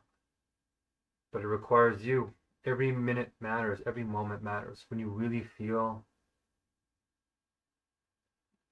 the suffering of others is your suffering, it just feels like every moment matters.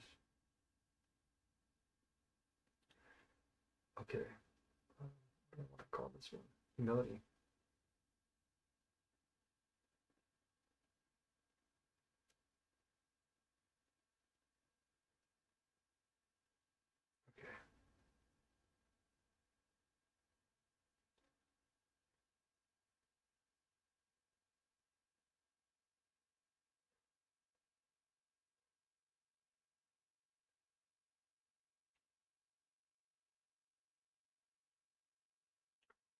Oh man. Yikes, my body. Oh, yikes. Wow. Oh, my back is so weak. That's okay. I can set up and I can move. It just takes a huge cost.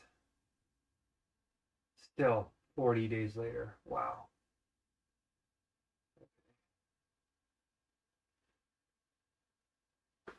My hands really start to feel different. It still hurts and it's numb, but it's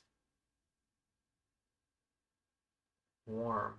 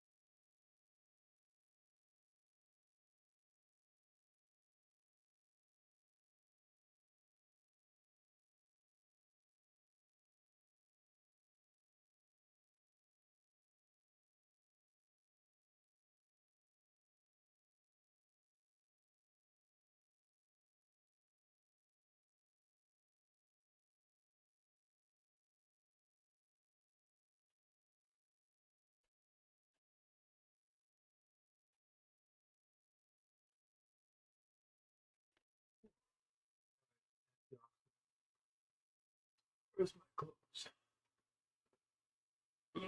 Oh man, what's going on with my stuff?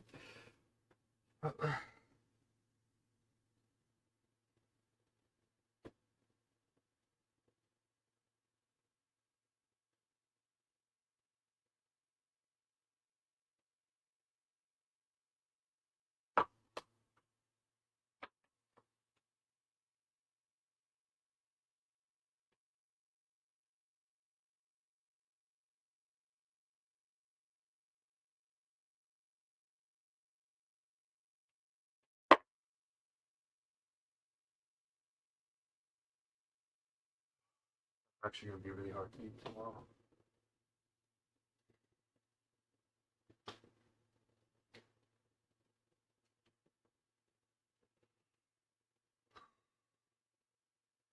Alright, I think it's bedtime. I am feeling it.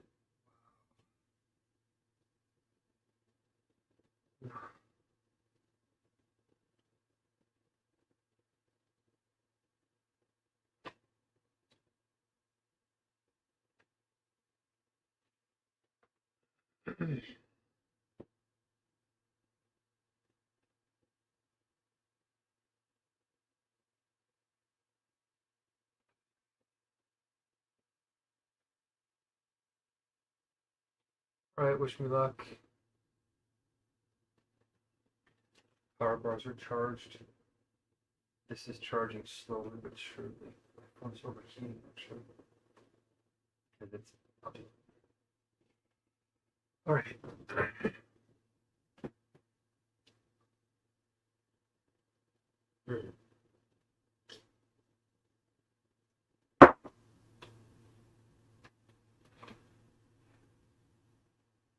Stay strong, you guys. But at the same time, start getting ready to learn the core. Okay. Oh, wow.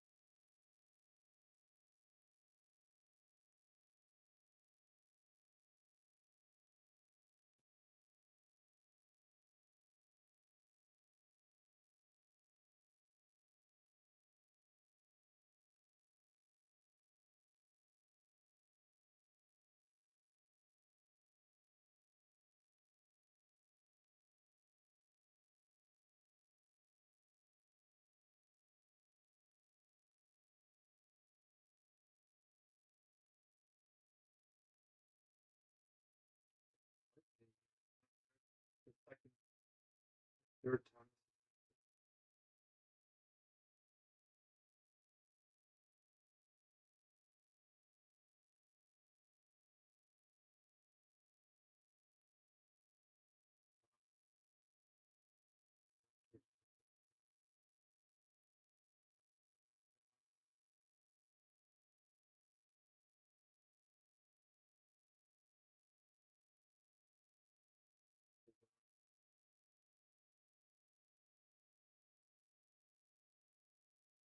Bones feel really flexible.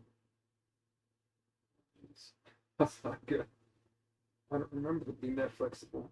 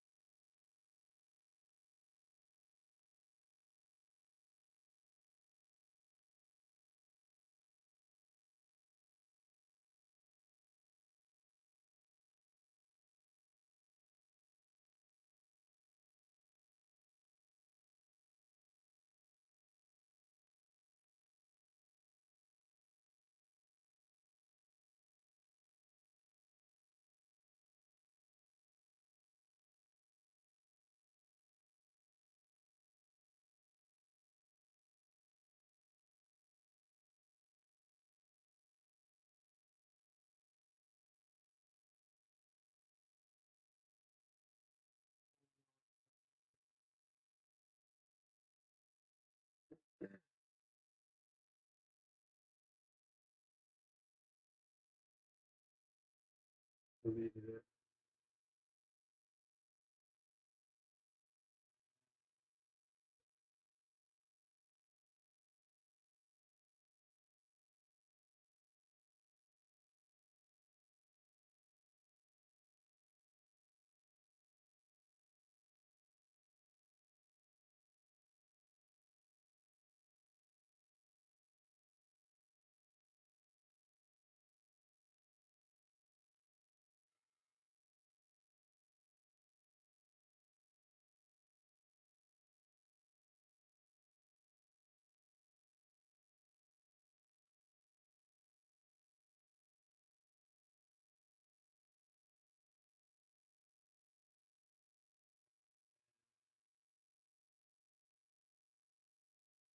Okay, let's try and upload it again. It's been like 3 or 4 hours trying to get these videos up.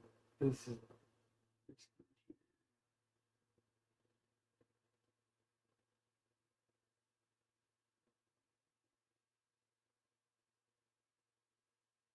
I just deleted a huge video too.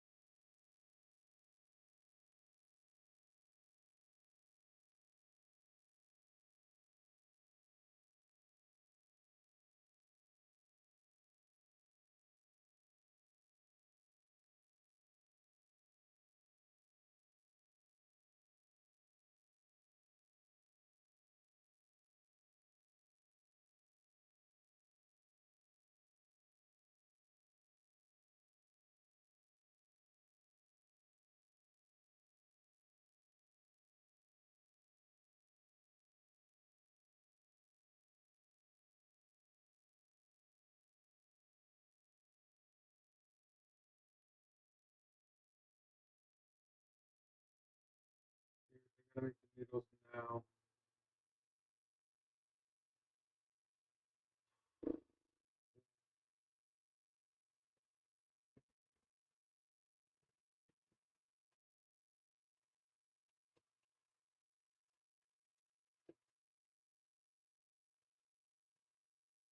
I wasn't going to, but it needs to sit for 2 hours. The dough. I might as well.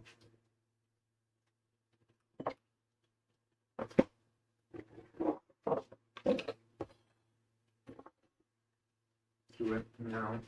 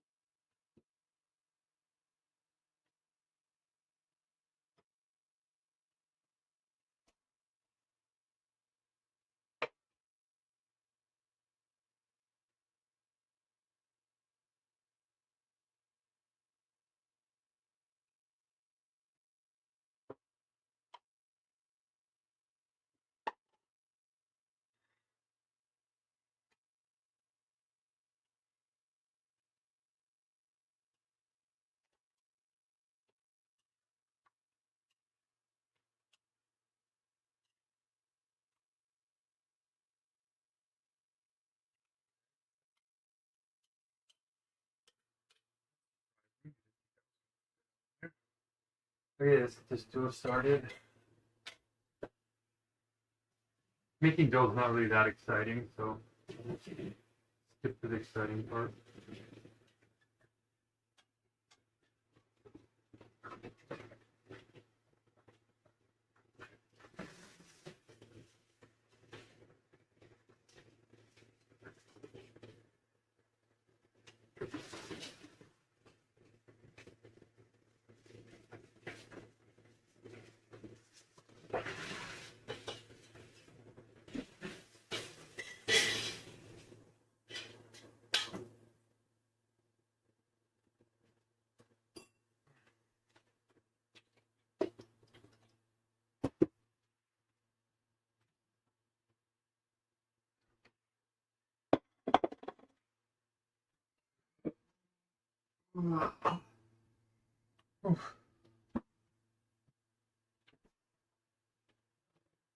So,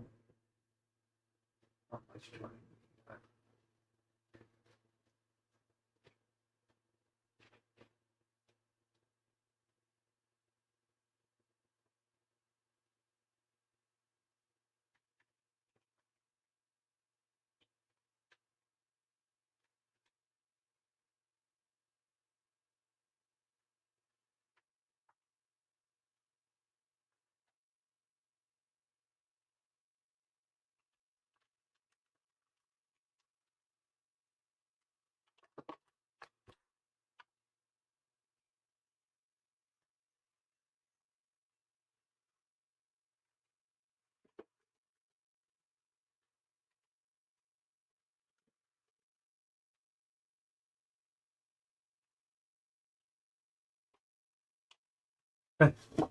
Already dusty.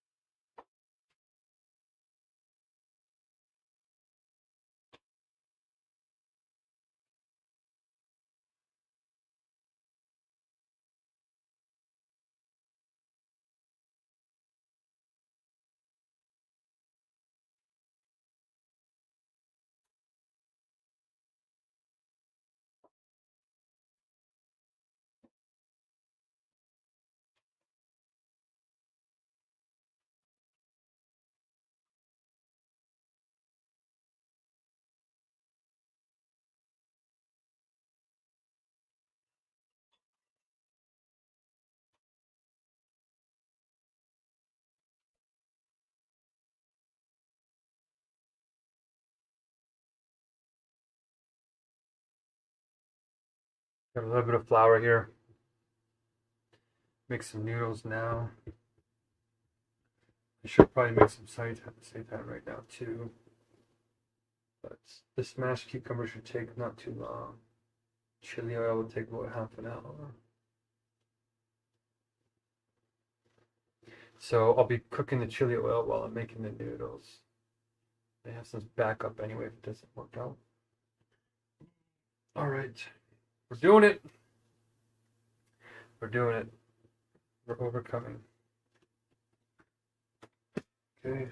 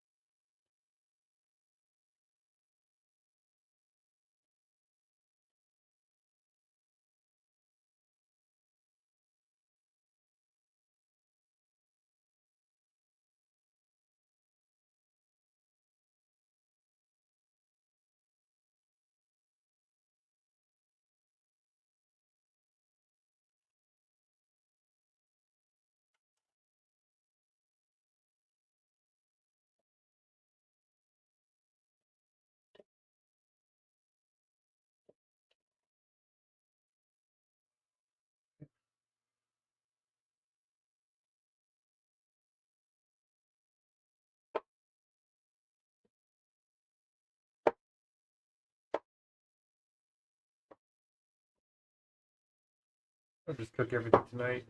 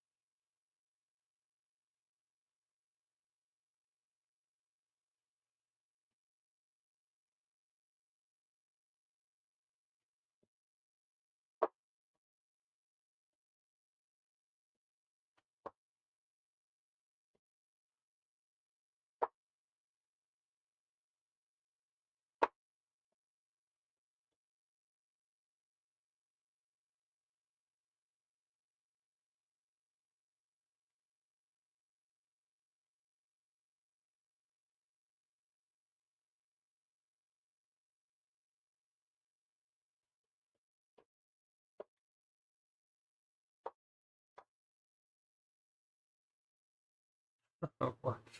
Making a huge mess here.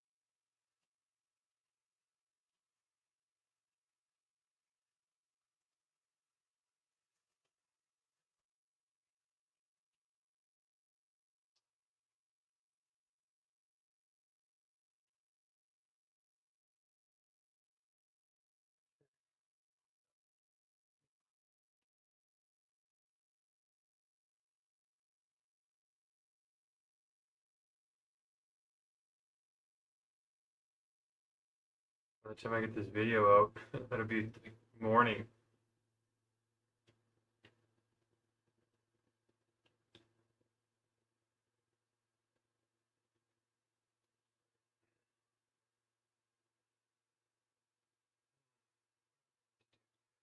Chili flakes, garlic.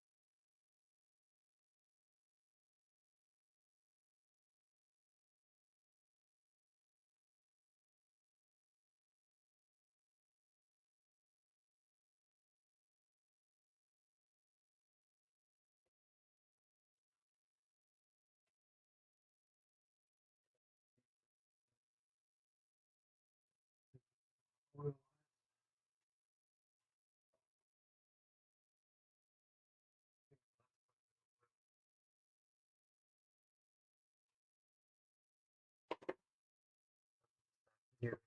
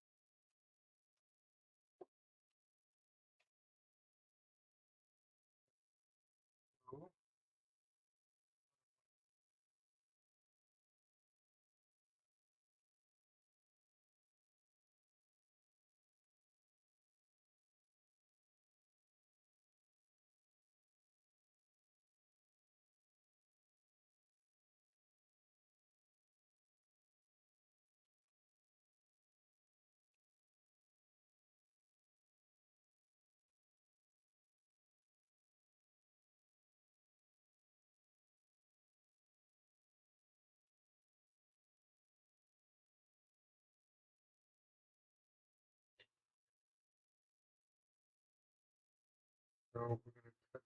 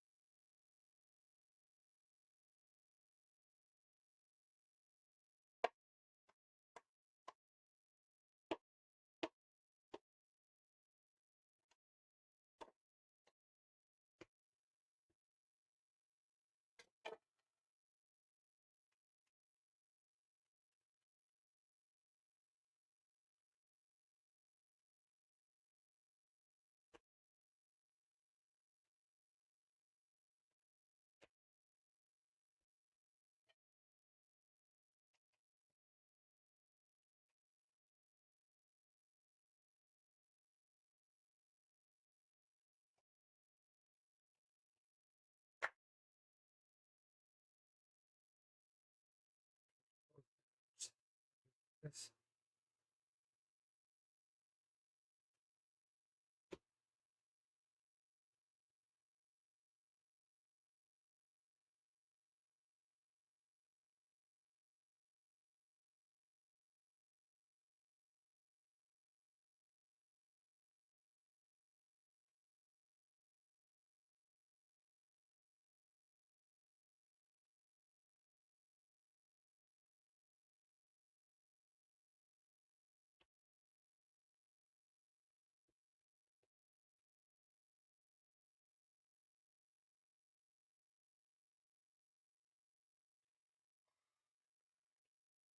Weak.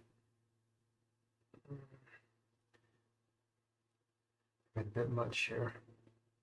Still a little bit too much.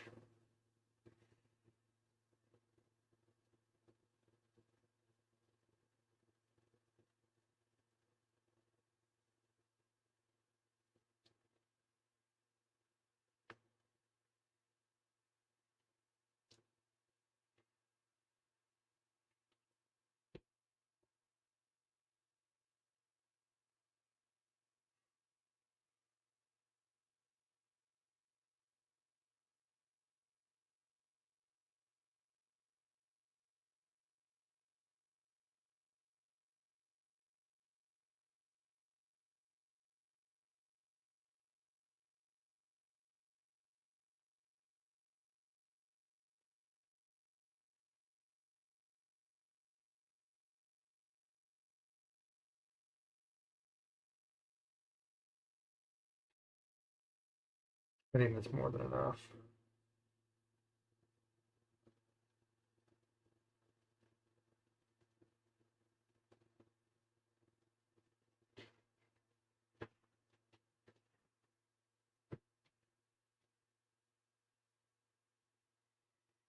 Oh.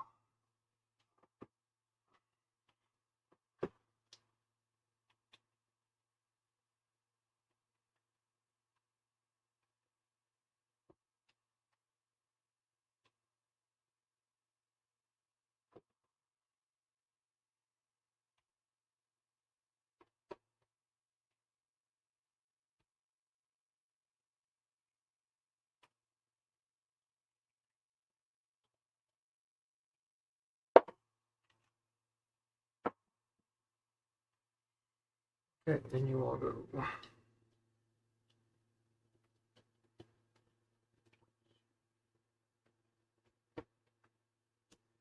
Oh, great. I had to put whatever.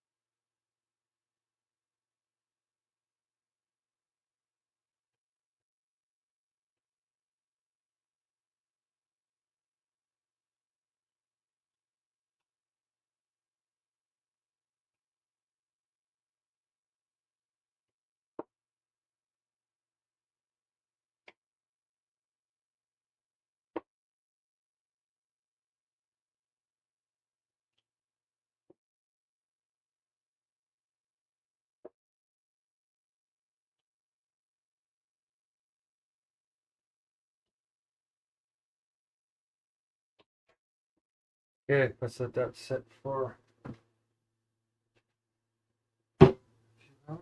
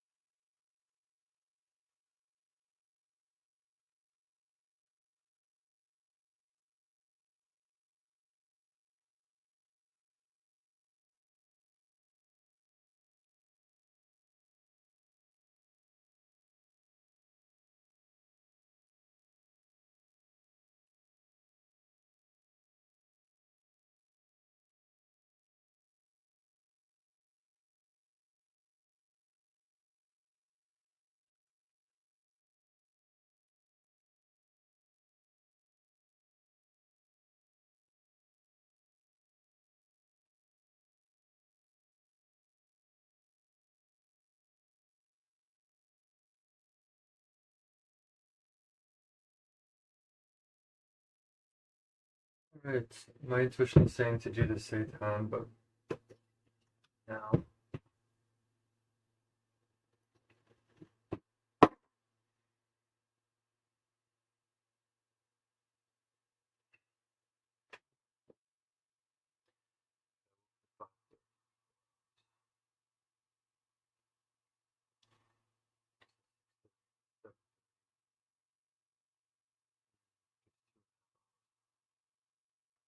chili oil and some noodles.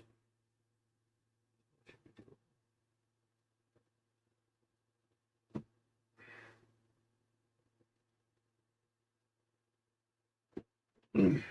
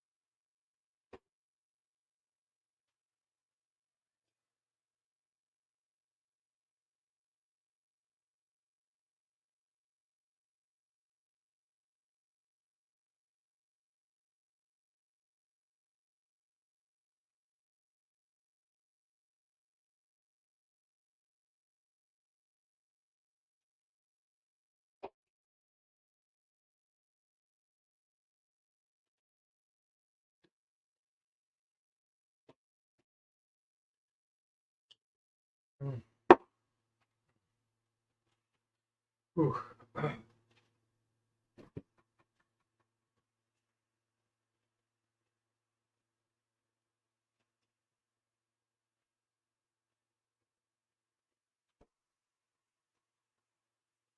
Probably should make it sometimes and marinate it. Mm.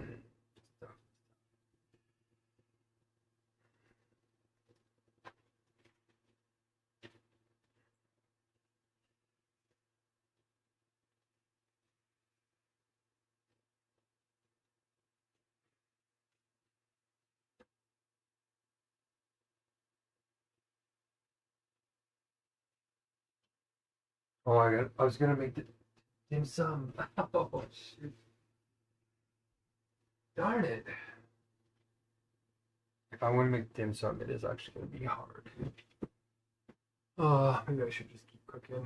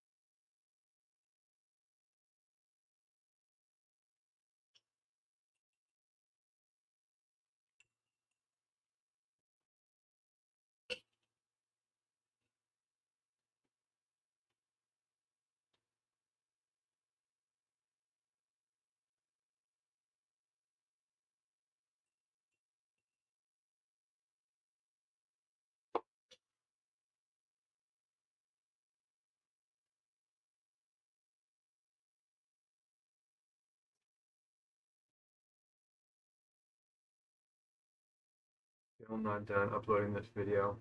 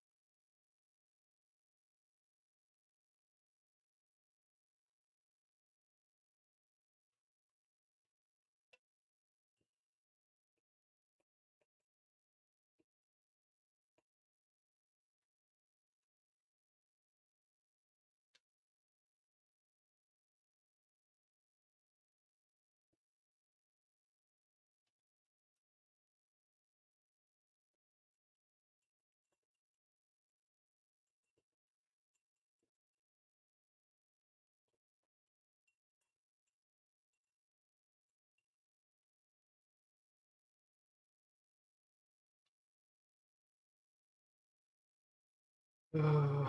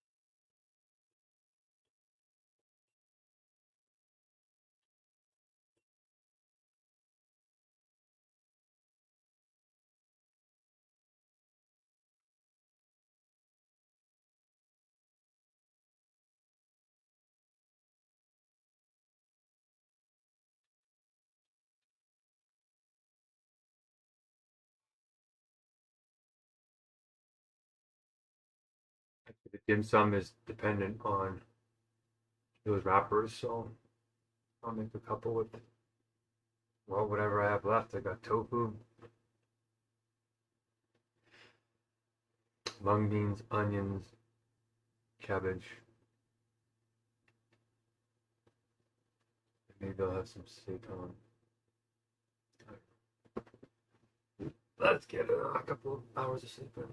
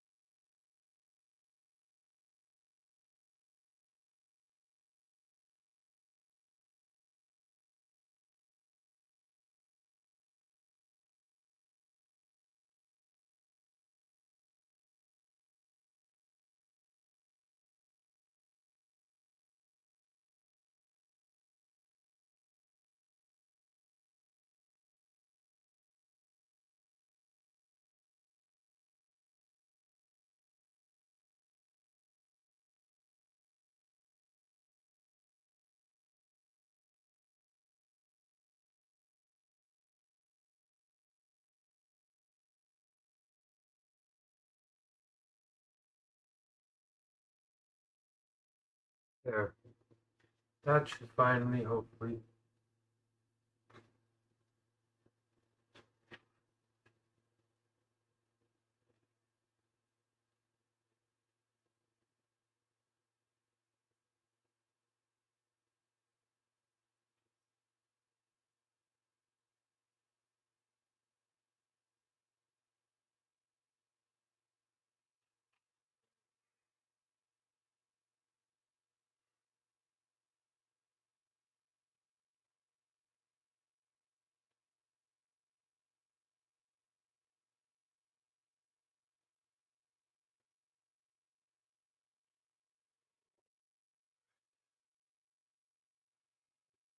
Had a bit of a swig of olive oil because I realized I didn't have any last meal. And on my last 2 meals, I always take big swigs of olive oil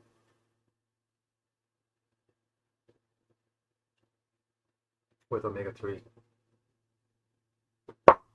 which I get in these. And I have one more. All right.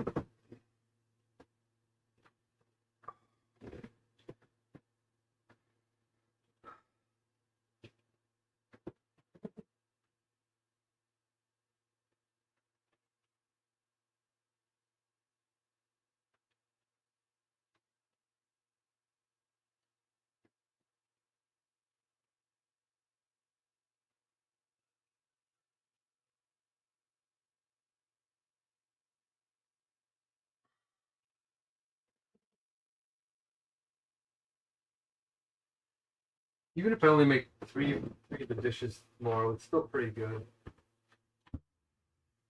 In love and respecting China. And when I have resources left.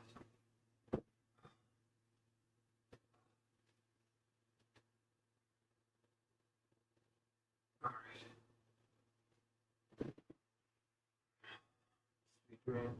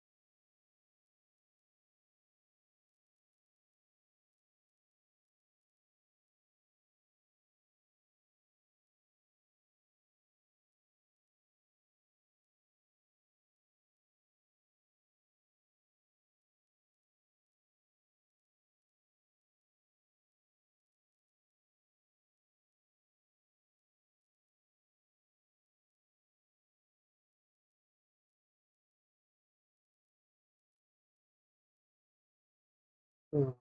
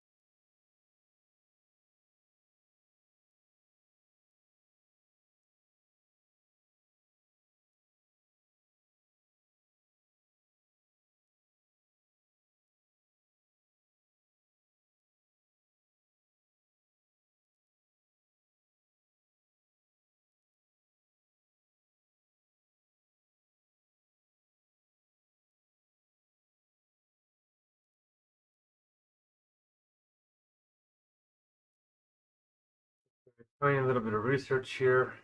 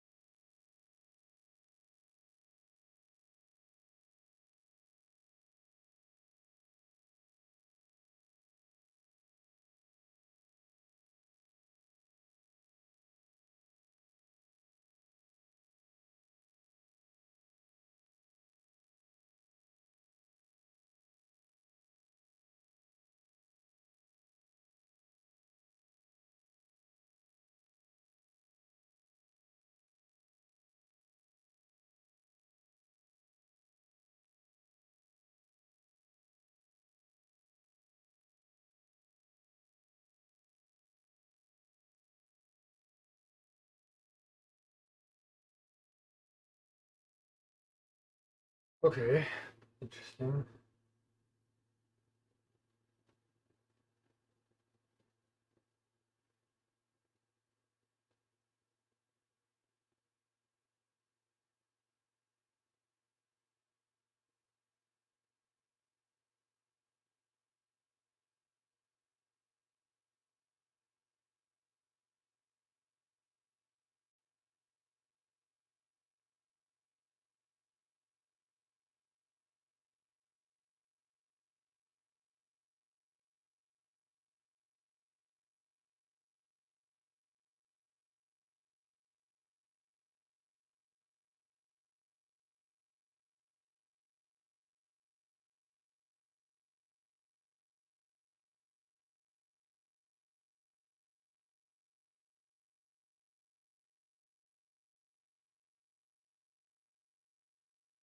Or is it not?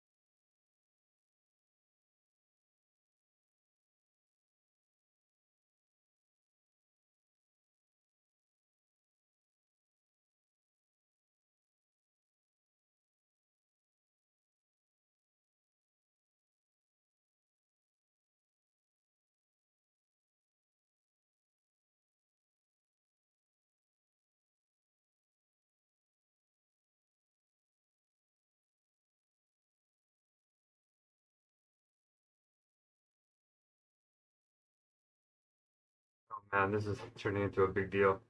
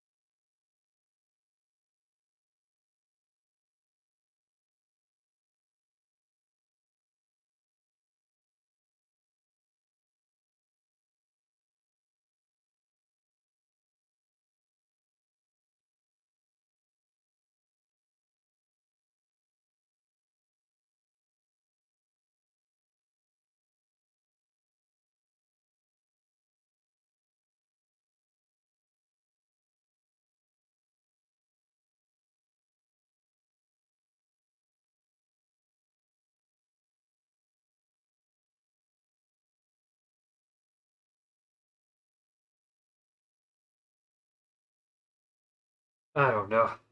We're gonna try and do it. I don't know. All right, it's already almost 6 o'clock, and I haven't started anything. So, what do I want to do now? So the chili flake stock worked good.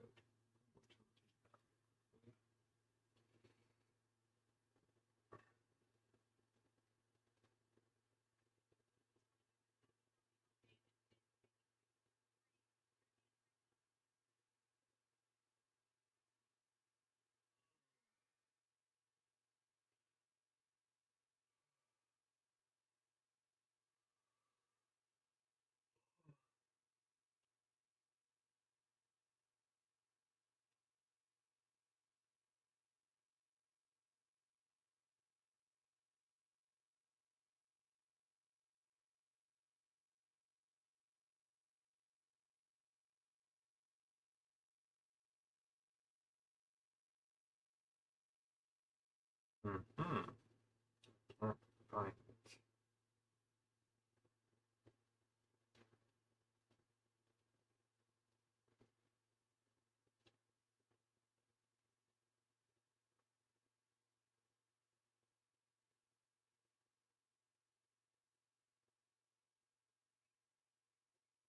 Oh no.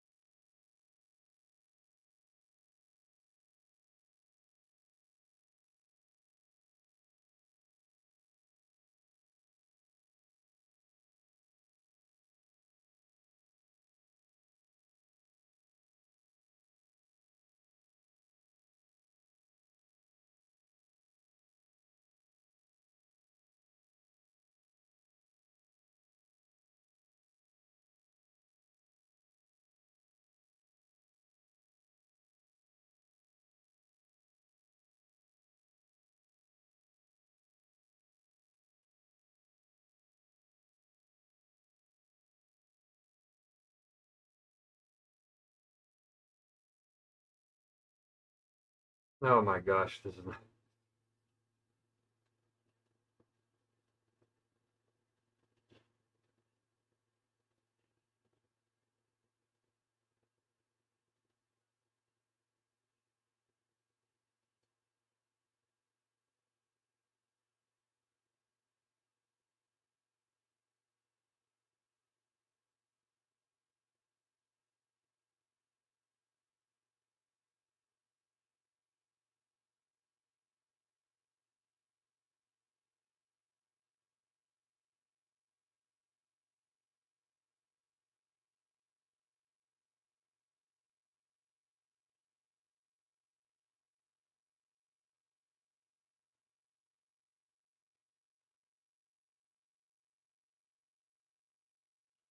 Okay, what do I want to do?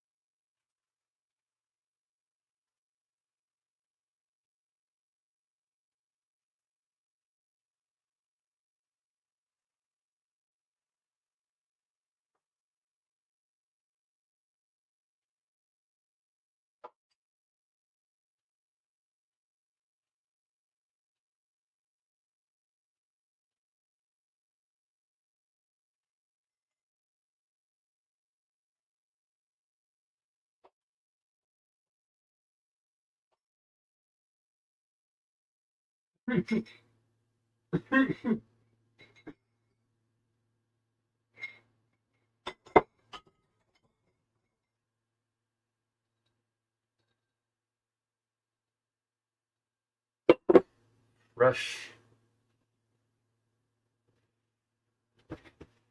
Okay.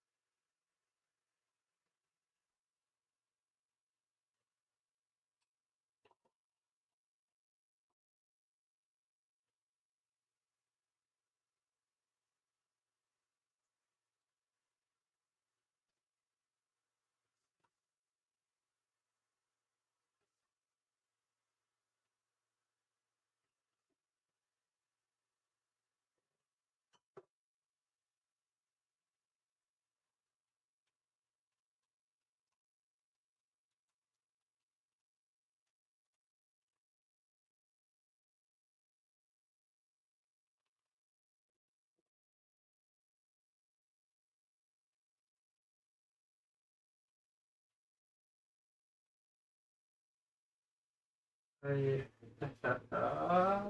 this is tough, man. This is tough.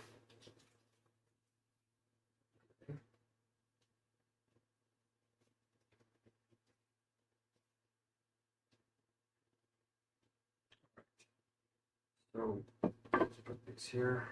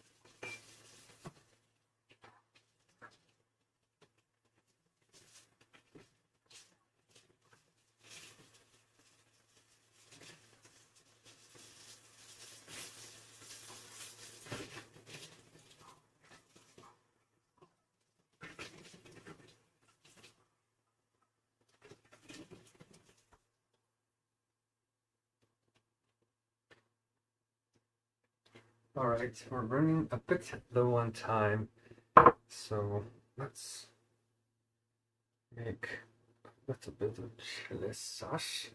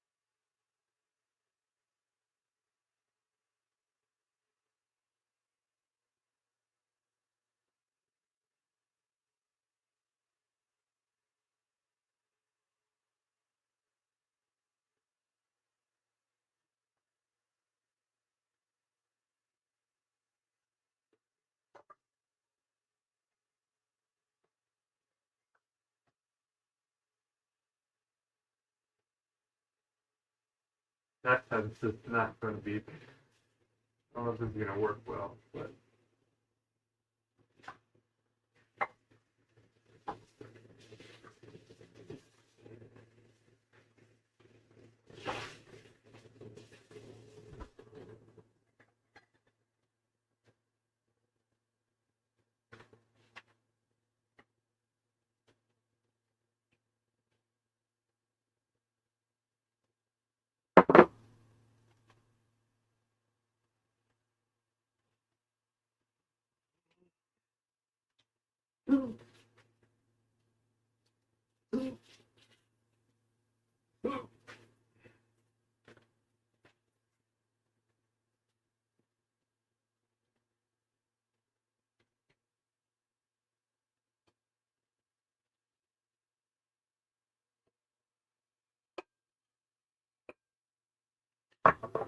I'm out of time.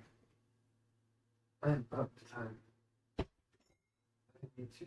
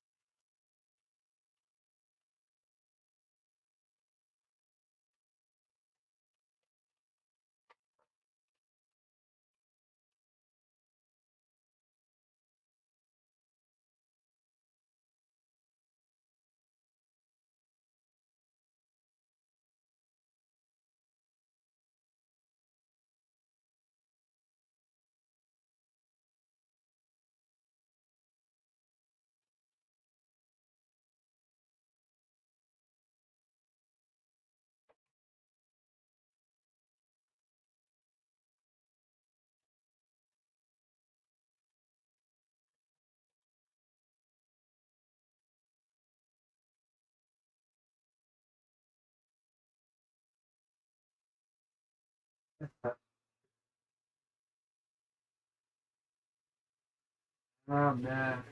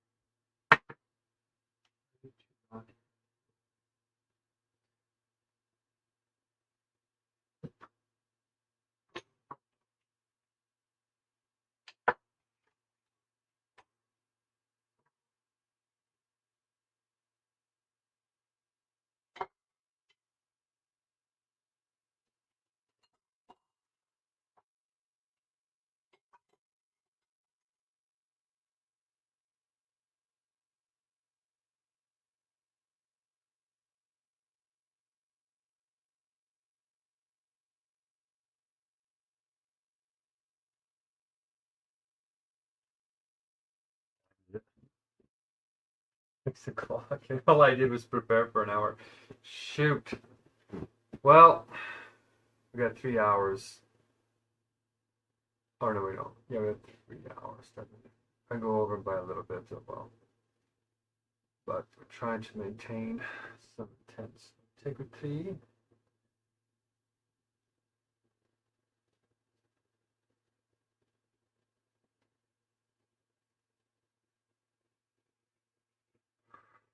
Okay. I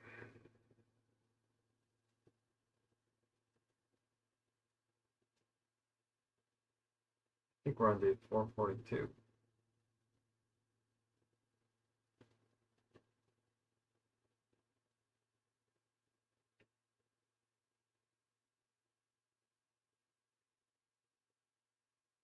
Okay.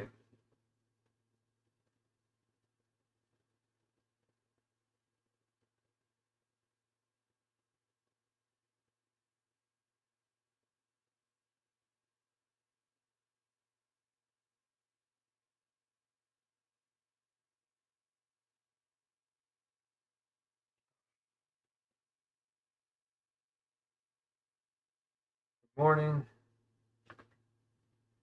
Glad to have you here. Welcome, day 441 of the worldwide Megacrisis Hungerstrike. Okay, that's working. Okay, China. Starting up.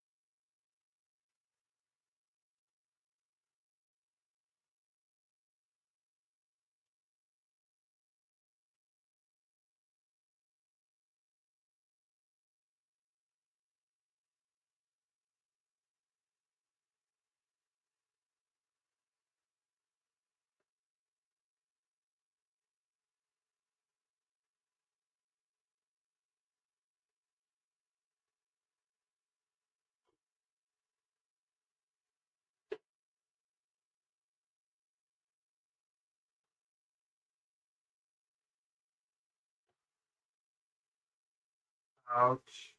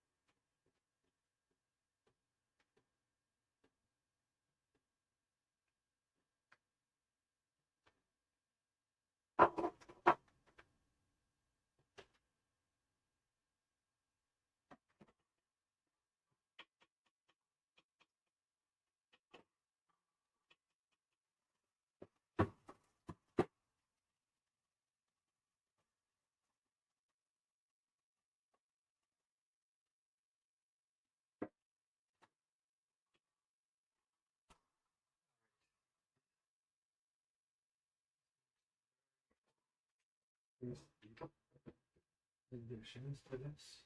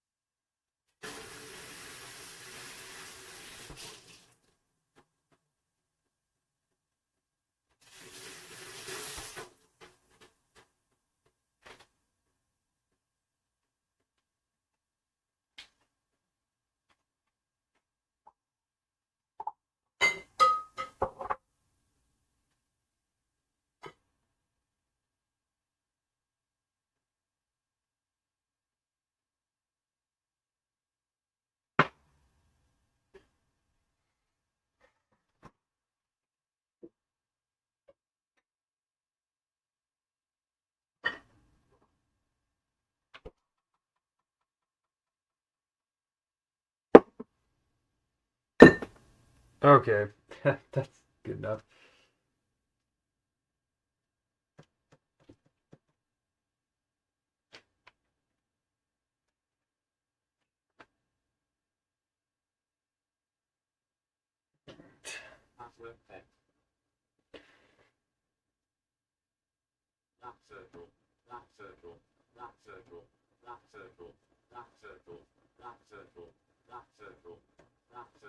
Just typing my password.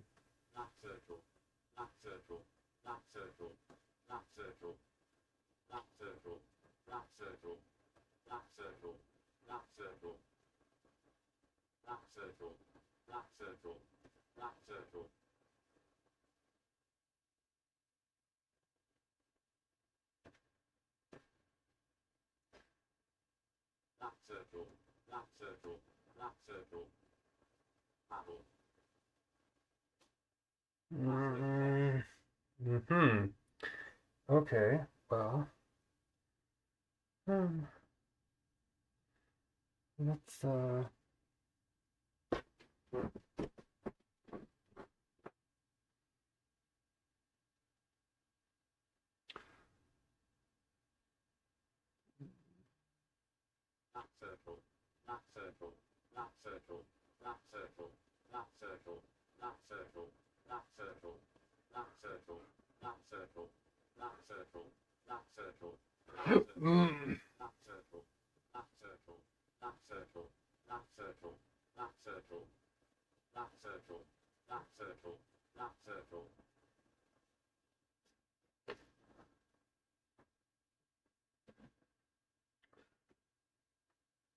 Oh, jeez.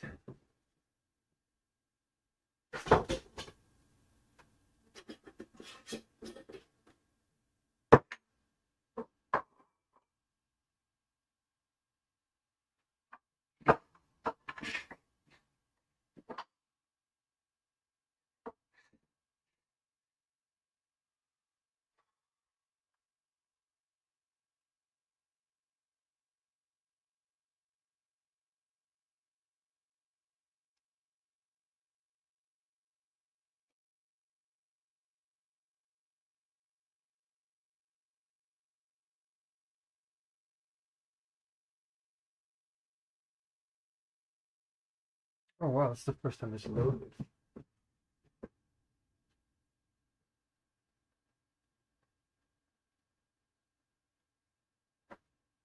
Okay.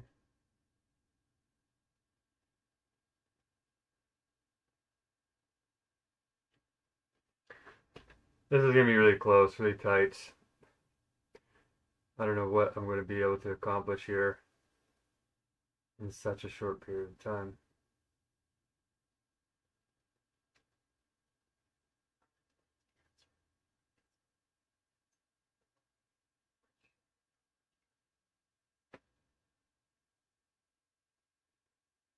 Okay. Come on. Tick, tick.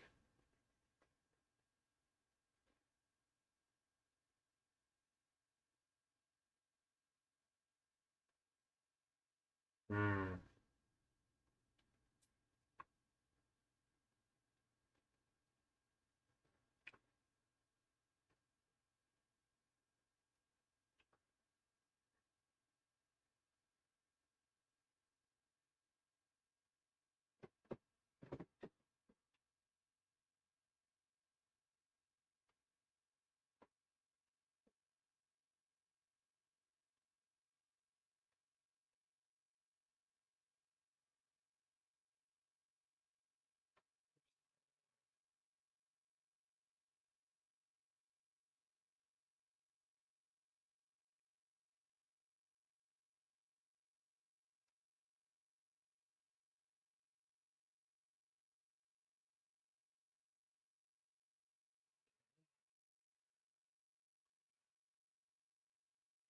Facebook is downloading so I can stream.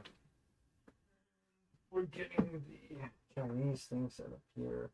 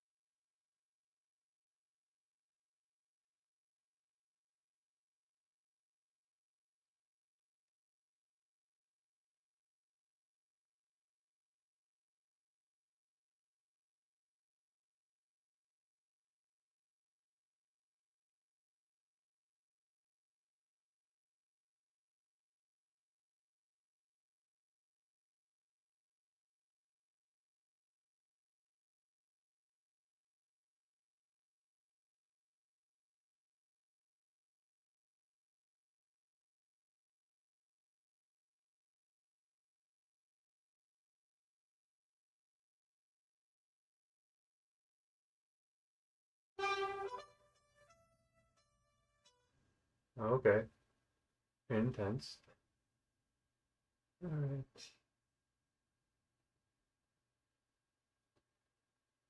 Wow, that actually hurts the eyes a little bit. It's a little bit bright. Okay, so the first hour and a half was just setting up. Oh man. So I need to be eating in an hour, basically hour, maybe hour and a half max. So I have like technically 3 hours to eat and cook this to meet the deadline. Um,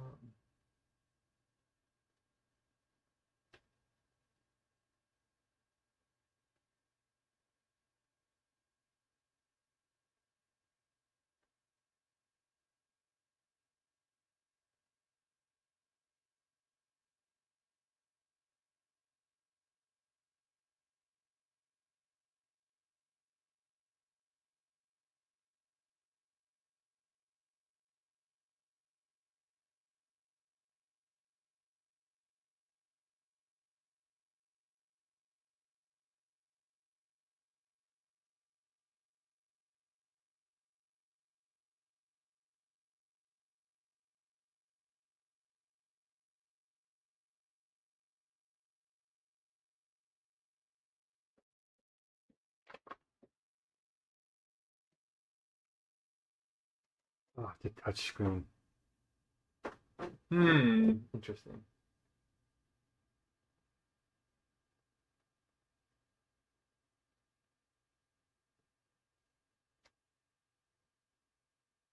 Oh gosh. Okay.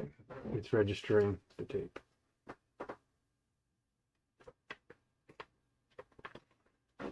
Unexpected little hiccup.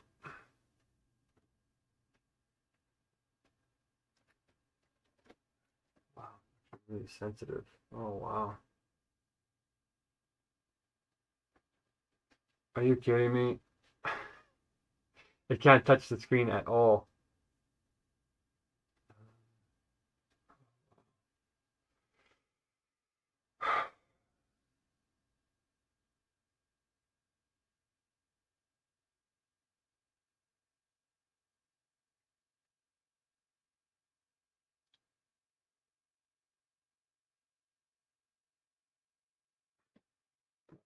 We're just gonna go down like this.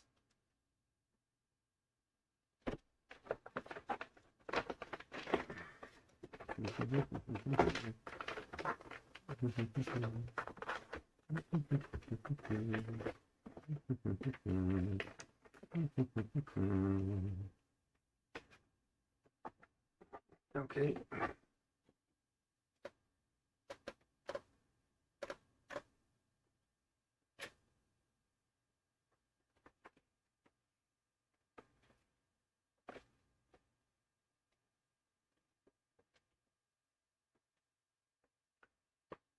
Oh boy. I don't think this is gonna work very well. Okay, let's do this instead then.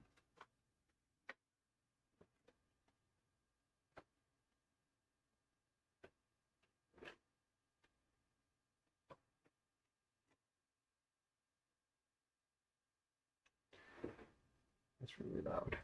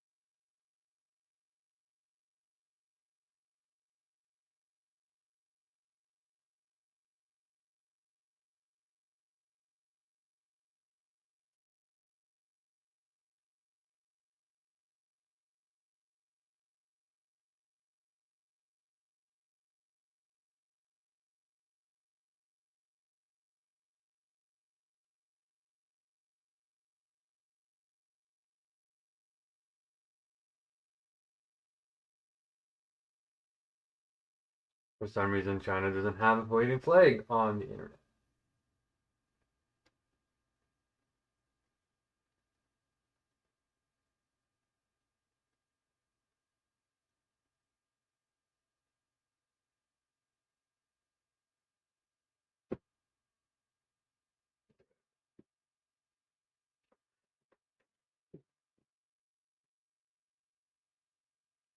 We're just gonna have to make a mad dash for the finish line here. Should have made the rights ahead of time.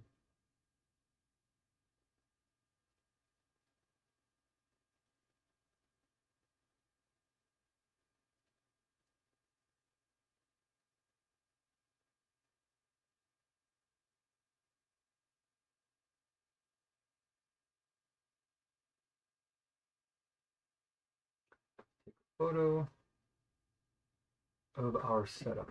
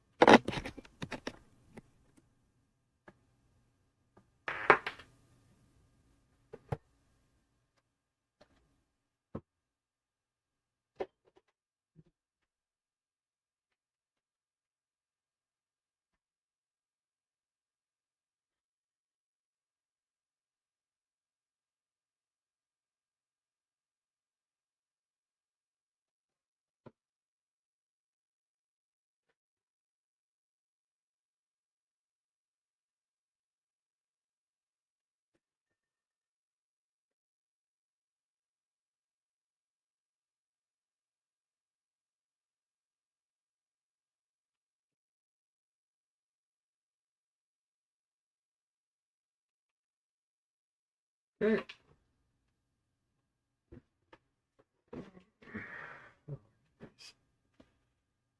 Okay. Let's do this.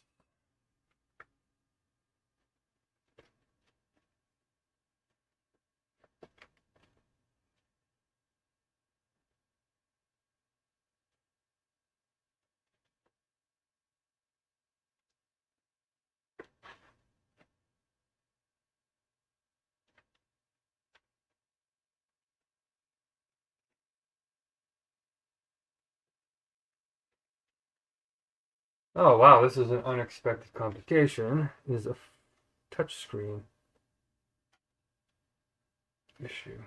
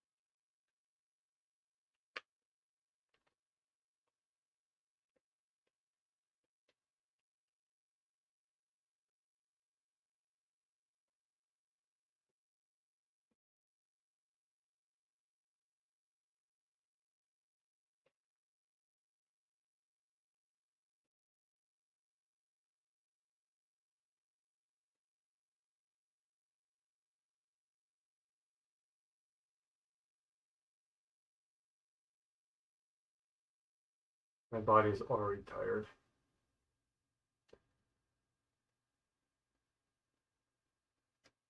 Okay. Smash the keyboard. Right. Right.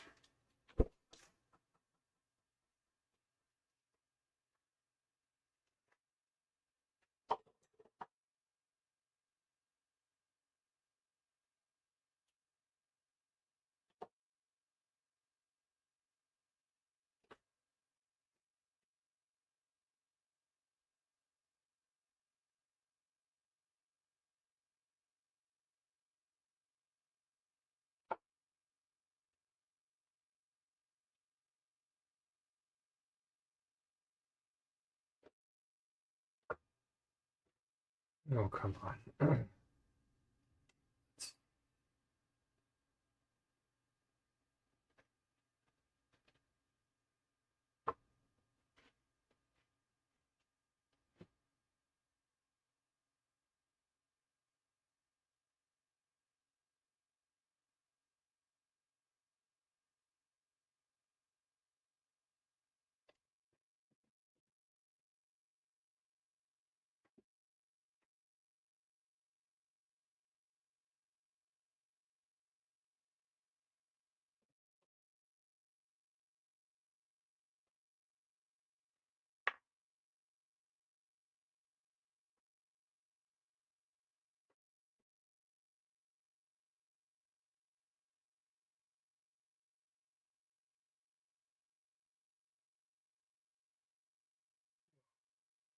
How's this setup gonna work? Okay, so I don't know how I'm gonna record this necessarily. I just realized that my traditional setup is not truly possible. Oh, okay.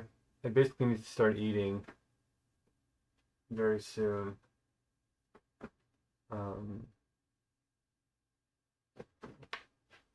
All right. So, all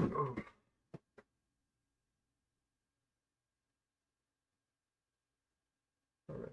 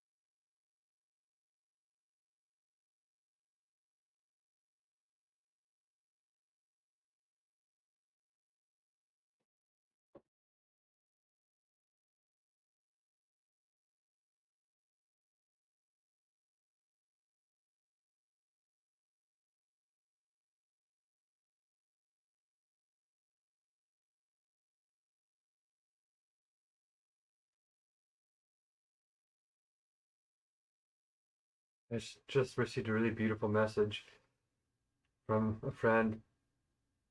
Mark, I'm not going to lie. So much of the success I've been having lately has been inspired by you. Your example has really motivated me, and I just wanted to say thank you. I truly appreciate it. Oh, that's wonderful.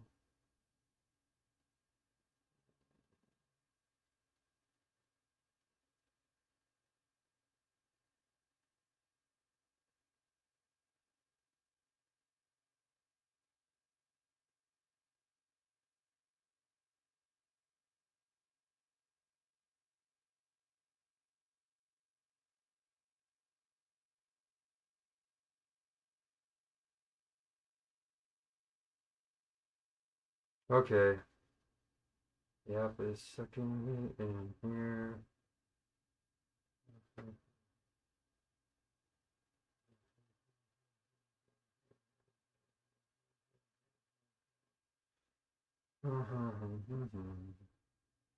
How do we get into my group again? My back is already getting sore. We might actually only be able to make chili oil, and then I'm just gonna start eating the tofu.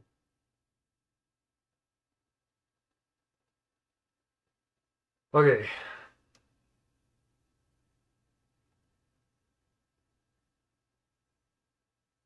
Where's my group?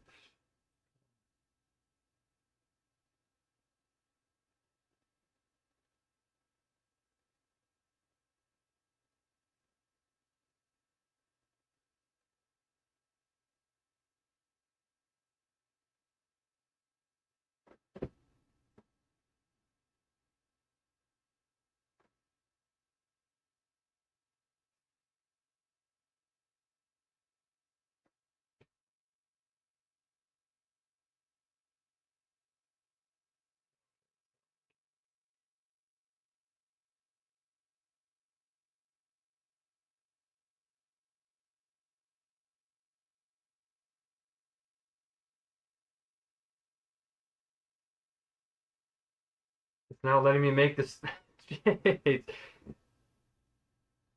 Oh, they changed the software, so now.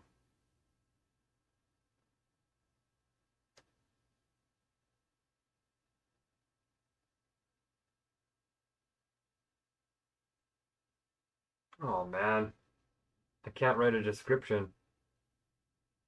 Tap to add a description. Okay, here we go. 432. Is it on day 442?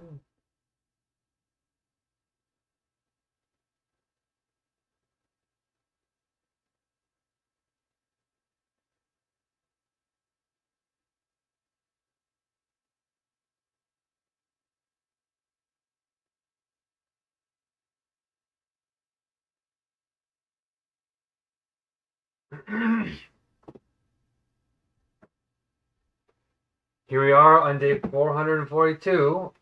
I've been recovering on this worldwide Megacrisis Hungerstrike, and this is the last meal, meal 20 that we've earned through this training program to save the world from the mega crisis. Don't worry though, we have mega solutions. All right, to global cultural decline, AI, CRISPR, World War III, climate change, and mental health. Okay. I have 2.5 hours technically to eat, but I can give a little bit of wiggle room if I really want to. I'm just double checking. It is day 442. Okay, so here's my setup. Da, da, da, da. This is for China today. We're gonna be making some chili oil really quickly, and maybe some dim sum and some yang noodles with the chili flakes. They go together. So we're gonna make some cabbage, garlic, onion, and we're gonna make some smashed cucumber salad. My signs are falling apart. I'm not sure exactly how I'm gonna film all this because my setup has really changed a lot. But we need to start cooking now. And I'm gonna be walking back and forth quite a bit actually. You can hear this thing just wheezing. We're going to stop it. Okay.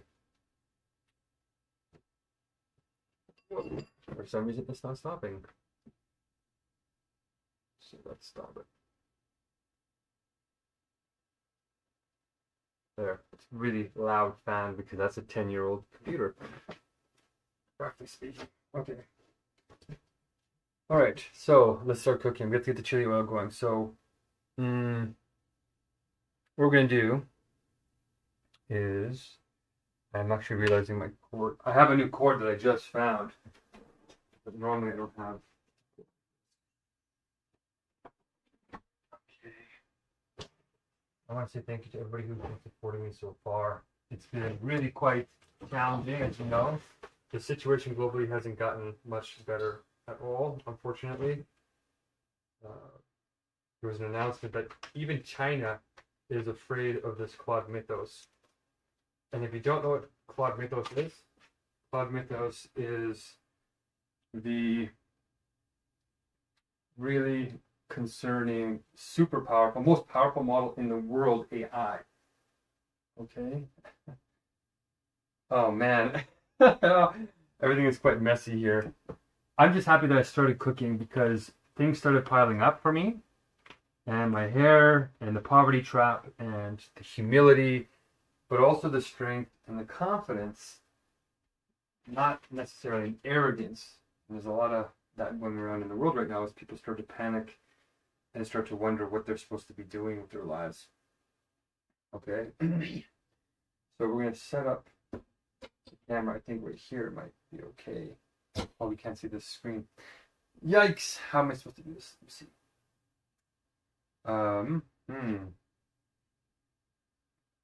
I kind of want like this setup. Sort of like,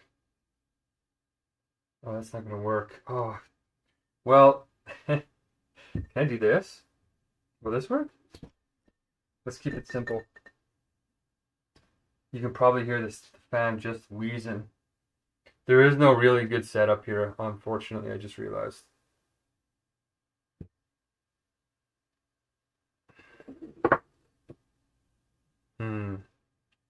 How do I want to map this out? My place is unfortunately a bit of a mess. So, okay, so I'm going to make some yang noodles, some smashed salad really quickly. These are relatively easy to make. I was going to try and do some seitan, but it's a little bit challenging right now with the time. it's still actually quite loud. I'm gonna try and do something. I got a meeting here in an hour too, so definitely piling up. But that's okay. I'm gonna cut this guy.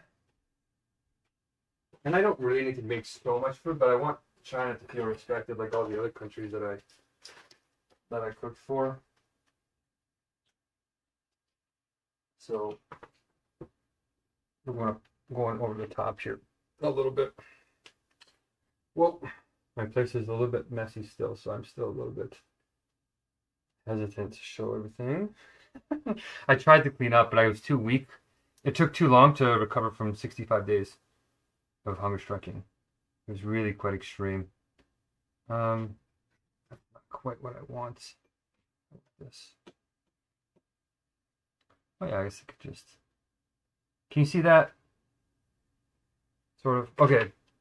Well, hopefully you can see it. You can't really even see me even. Ah!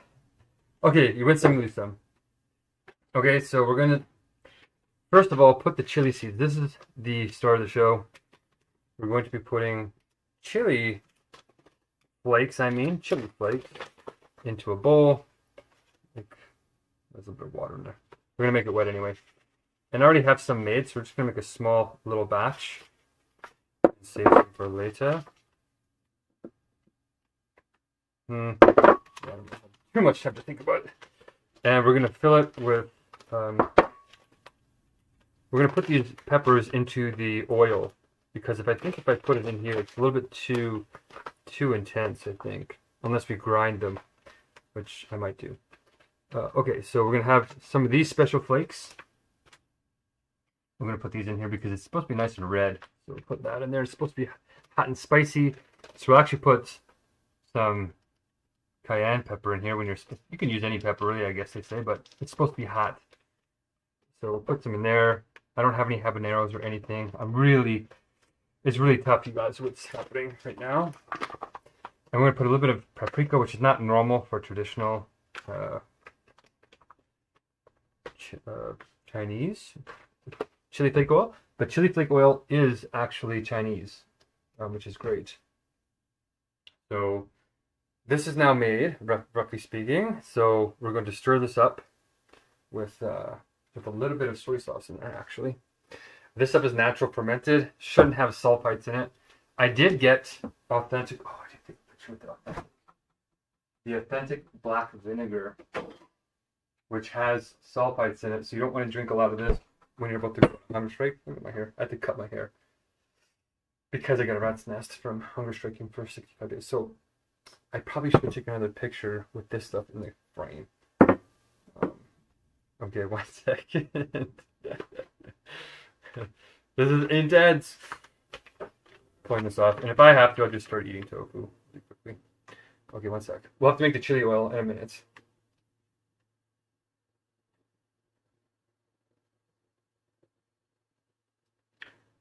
Okay.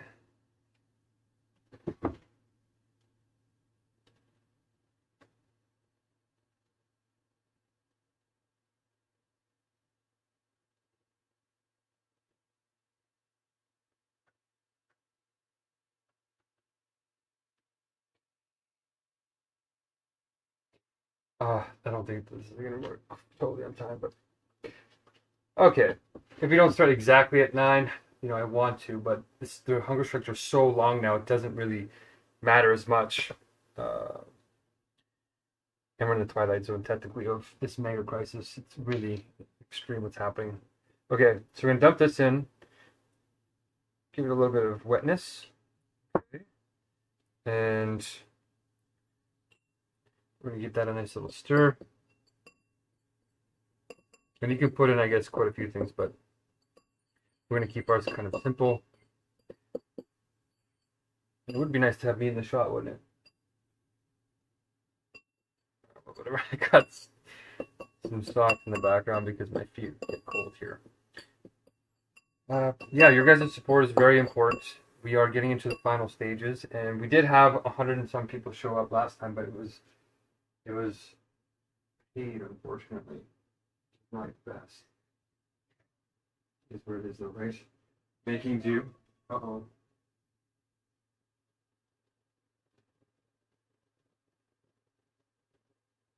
Okay, the meeting is going to start in 20 minutes. This is going to be tough. But we're going to pull it off. I'm going to go to the hospital today after I do this. And I'm going to try and do the Hungerstrike there and get supervised. And then also have more data, I suppose, to check that I'm actually doing the Hungerstrike. But okay. Logging into my meeting. Okay, there it is. Oh, I have some baby food lids there because my friends bought me baby food. It was so hard to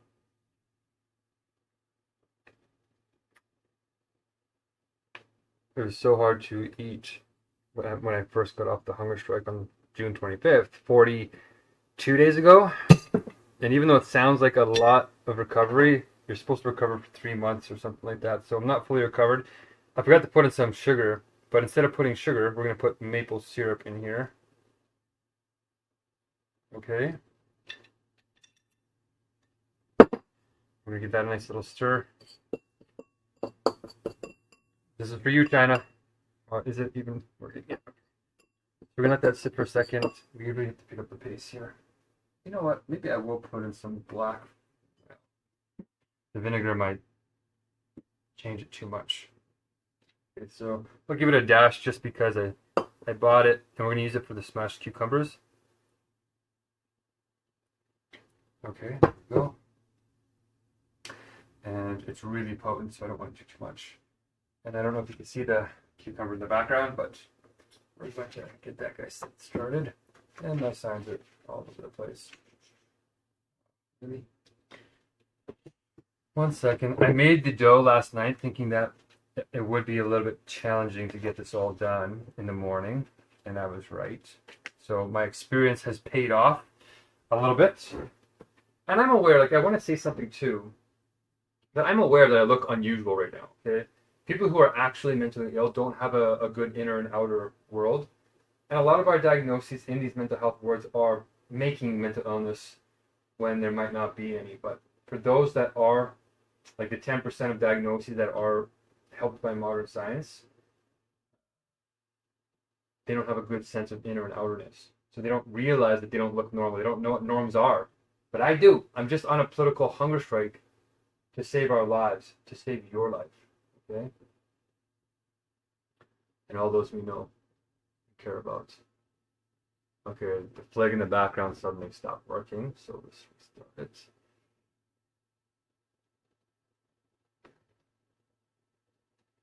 It's hard when you're using like a 10-year-old computer brain.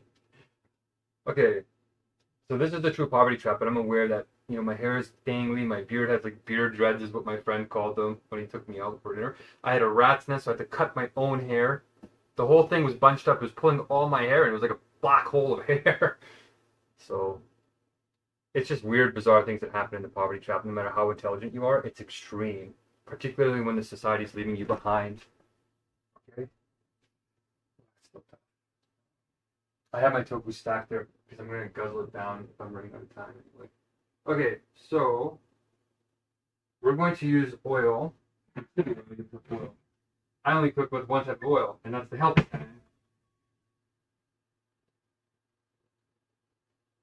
I have a whole bunch of alarms set. Okay, so we're going to be taking out the cap here and going to be making our actual oil parts of this. If we have time to make dim sum, we'll make some dim sum here. I really wanted to experiment with that. So people make their chili oils in different ways. Oh, this angle kind of works out. No, I probably, whatever. Okay, we're going to add some in like this. And this doesn't have, this kind of oil, extra virgin, doesn't have a very high smoke point. So you don't want this to smoke because it can become cancerous or carcinogenic, or I guess carcinogenic. So I want to be very careful. You can see that there's a lot. My gochujang, this is not a Korean cooking show. So let's take this out of here. Okay, and this is workable. You can see I have some cereals when I was first starting. Not the best. Some of them have preservatives in them, but whatever. I don't want to advertise, but so that's going to heat up. We're going to be careful. And people put in tons of different things into their oil. And what we're going to do here is we have to make, if we do make the dumplings, we're going to fry them. So I got lots of this oil.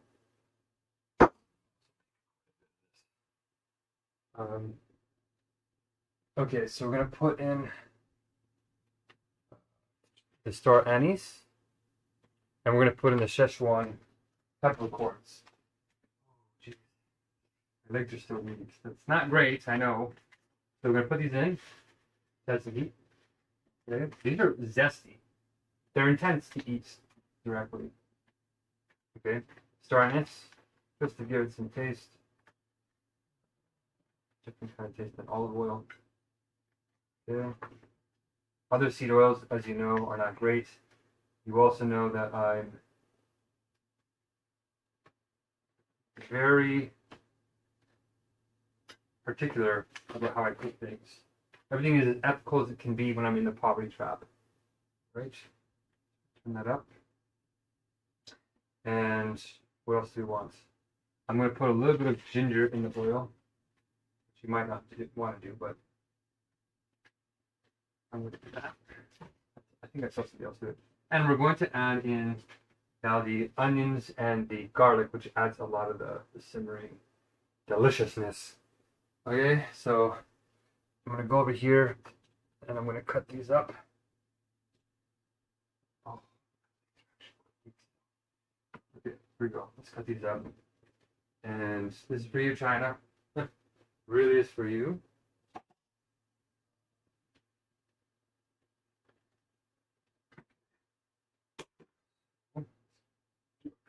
Close at least.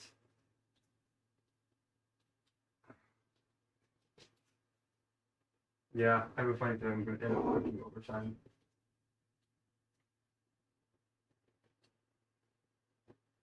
Okay, we're going to put that there.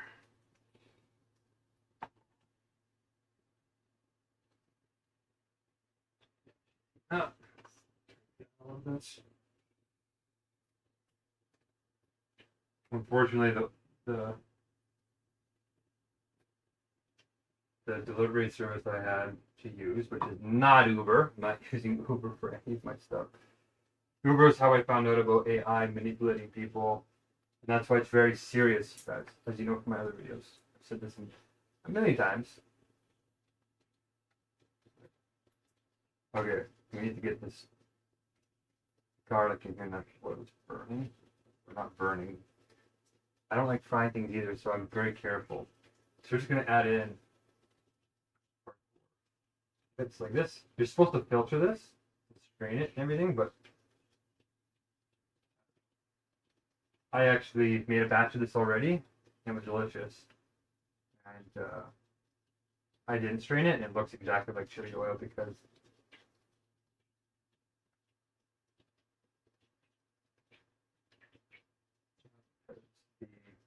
it kind of blended all together. If you're still wondering how that happened, I'll show you exactly. Actually, maybe I want you to see the end product. And we're supposed to let this simmer for half an hour. So we'll try and do that, but I really do need to get this last meal in me. Okay.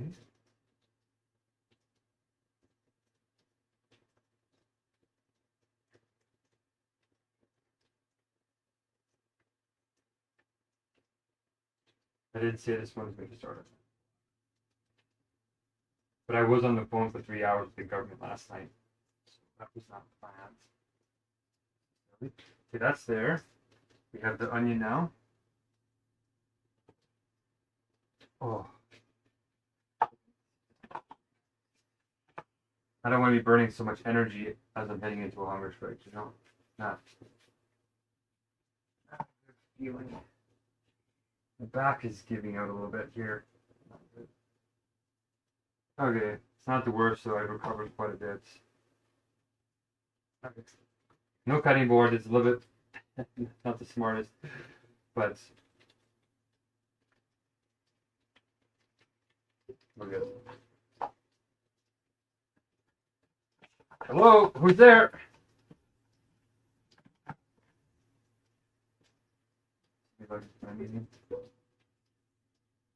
Is that you, Sahan?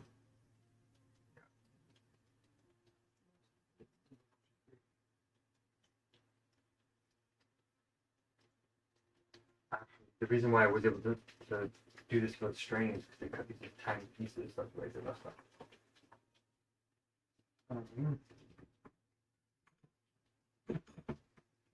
Oh, that's hot.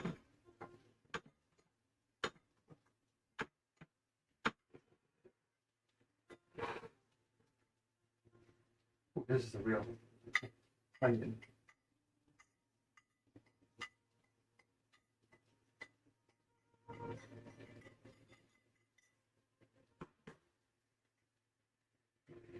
That's in there.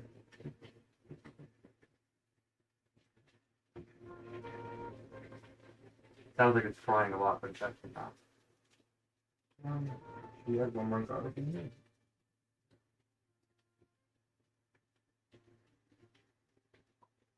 Really garlicky one.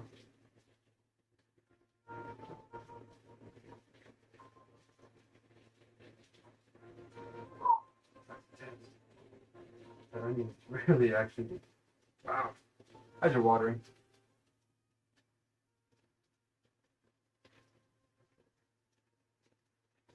Everything here is as organic as possible. Coffee is fair trade certified, which I'm not using. Sugar, I'm not using any sugar now because I couldn't buy and couldn't afford any fair trade certified sugar, so I didn't buy any sugar. I used the maple syrup instead. Okay. So that's kind of low heat, kind of. Oh, you can't see. There you go. So that's going. It's not smoking much. Okay, so what we want to do now is make the Yang noodles. That's not Chinese music, but okay. Nice messy stash. You can't see the screen. Okay. Now, you know what? This could work out. This can't work out. Oh, that actually does work out. Interesting. Okay, this actually works. Here's our BAM noodles. A lot of people don't realize it's just flour, but you have to cook it properly.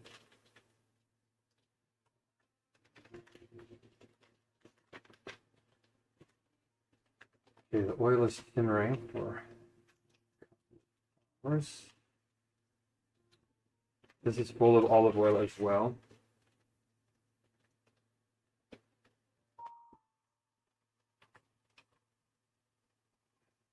So it's going to get messy.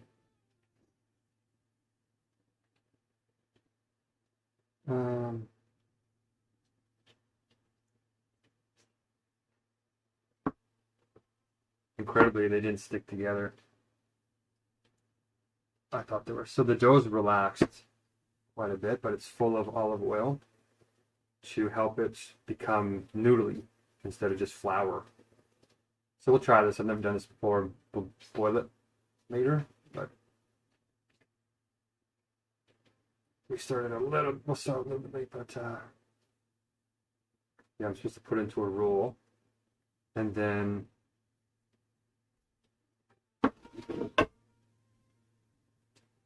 roll it out. This is going to produce a lot of noodle.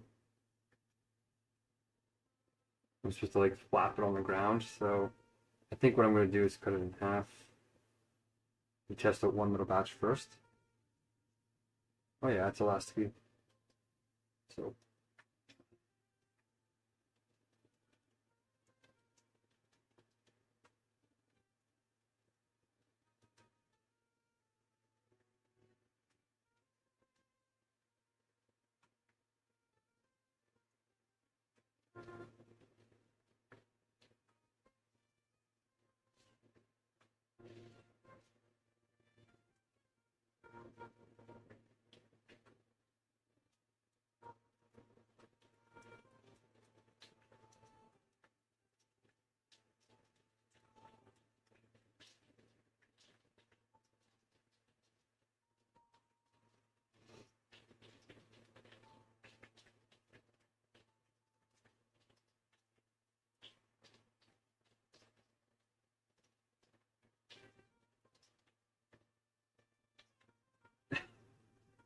Come on, get longer.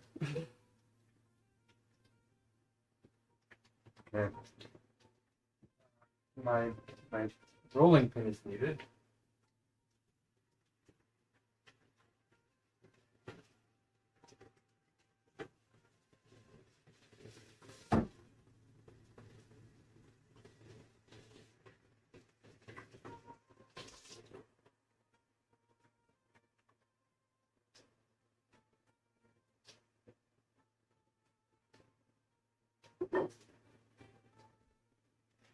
Here's my previous batch of chili oil. So we got a little bit. Boiling noodles goes very quickly.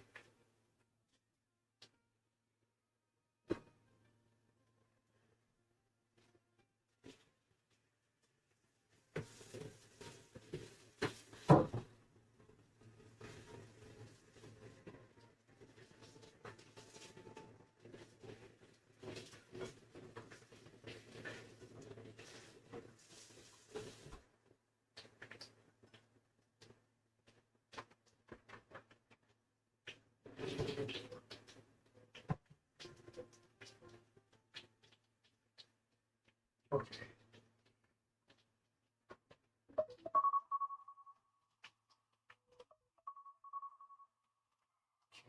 Alarms are going off.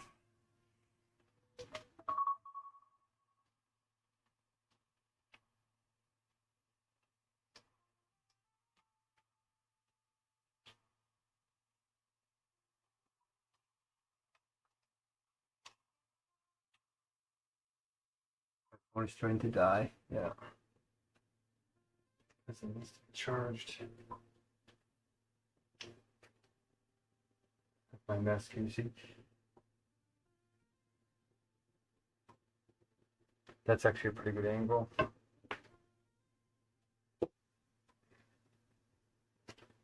The oil is cooking up a storm.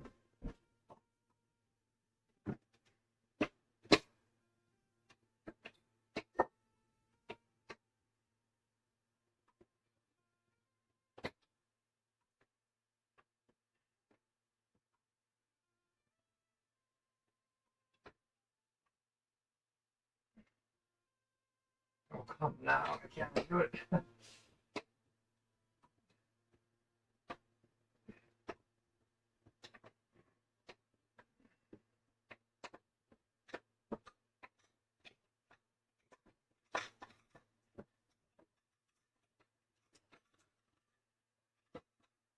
Like a traditional cooking show, clearly, but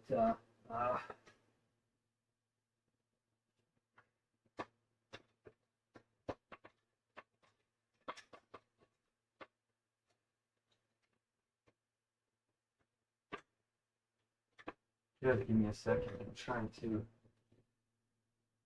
make this work.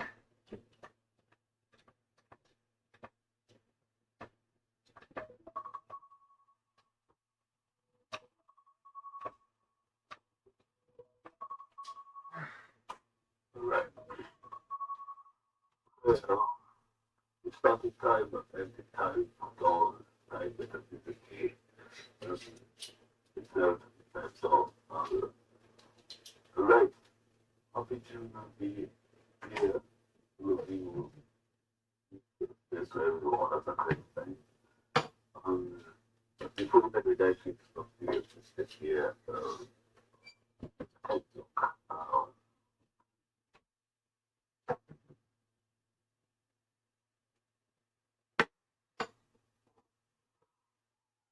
what do you call a tent? Okay. Or what now? Right, but one thing is here, one was here, waiting for the secret dagger for it. Was it like, so you see, what it seems. So you was pretty good. Right, you never made it color. Oh, painful or nearly but yeah, the behind just the icebreaker for today is putting the greatest accomplishment I possibly could. Also see your relationship with the never.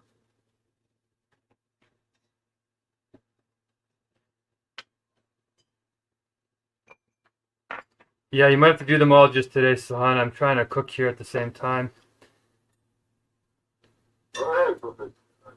So I also be perfect cool meal all ideas for preparing people outcomes. And to make sure that you're not making any new ideas without the inspirator. The blessing should then go to the people who are already struggling to get the best ingredient of life, nutrition, mostly nowadays, definitely food, shelter, and then those who still fighting for their peace. Who are you?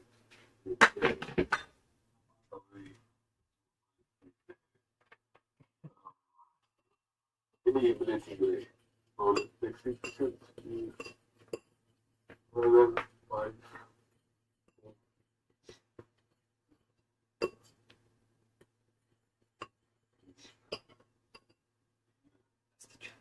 Well, then let's pick our orbit. Then.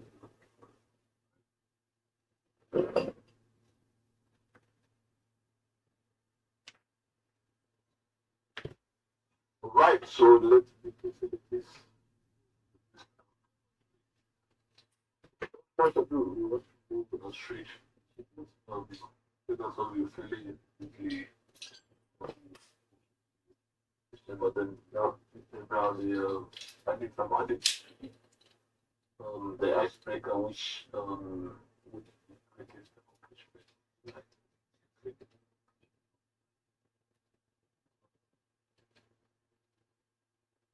Thank you, bro.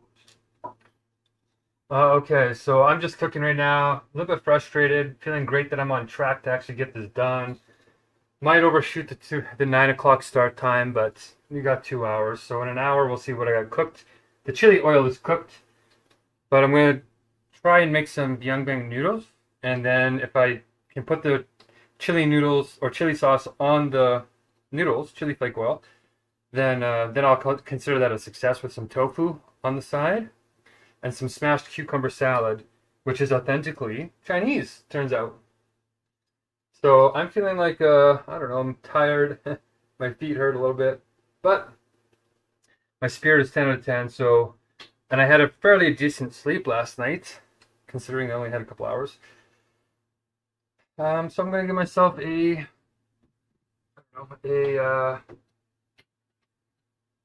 what should I give myself? I'll give myself I'm feeling okay, 7.5 maybe, considering I'm going on a death-defying incident right now, but is what it is, ain't what it ain't. Okay, go ahead, Soham. Is Soham here? Okay, Soham didn't show up, so looks like the guy's a little unreliable for being a Harvard guy, unfortunately. Right, no problem. So, just reading up already. Then I woke up in the morning, that's someone had been come on I did out my jump on class. Then probably sleep a little bit, So, but so, after finally thinking, so I go to bed for this great day, coming day on Monday. Feel like, but you're good, you're on track, so what is the greatest accomplishment ever done? So far, it's worked out. In the top run, again, finishing school was a big start on my, because all the travel, dating, and all that, that's a little bit of a accomplishment, I'll say. But there's still more to come, I think. So no problem. We're moving forward. So give me a hey. Double check it. Right. Okay, so we're moving on to the show. You have 1 minute, 30 seconds. Crush this. Right. So, the code 103 is completion. You can't have been anywhere. Okay. Joe just logged in, so you want to? Are you running the timer, Sahan? Yeah. Okay, so maybe you can donate some of my time to Joe if he wants to join in on this. Right. So, the manual timer, no. If we are doing it on the Google Meet, normal Google Meet. What do you mean, Sahan? Yeah, just use the normal timers if you're. Oh, you're using the new timers. Yeah, just use the old ones. Okay. All right. Okay, the better.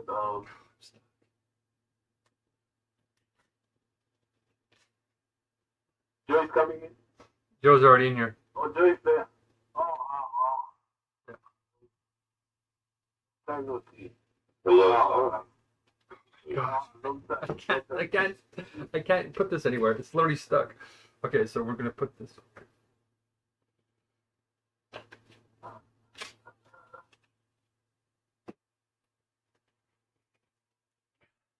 All right. Okay.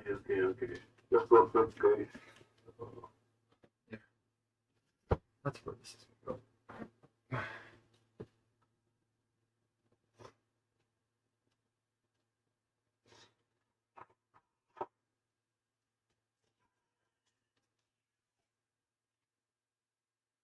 We'll just do the course, so I'll just say it, and we'll each do a piece of it. So I'll do the first half, and then maybe Joe can do the other, and you can do the last part, Han, while you're setting up the timers. But the Fair World Spirit Core is about time compression through clarity on ego wisdom. But the problem being the Megacrisis, the solution being the 2 sacred sentences, and the implementation being flow, rules, and flock. The Megacrisis and 15 points. And go ahead, Joe.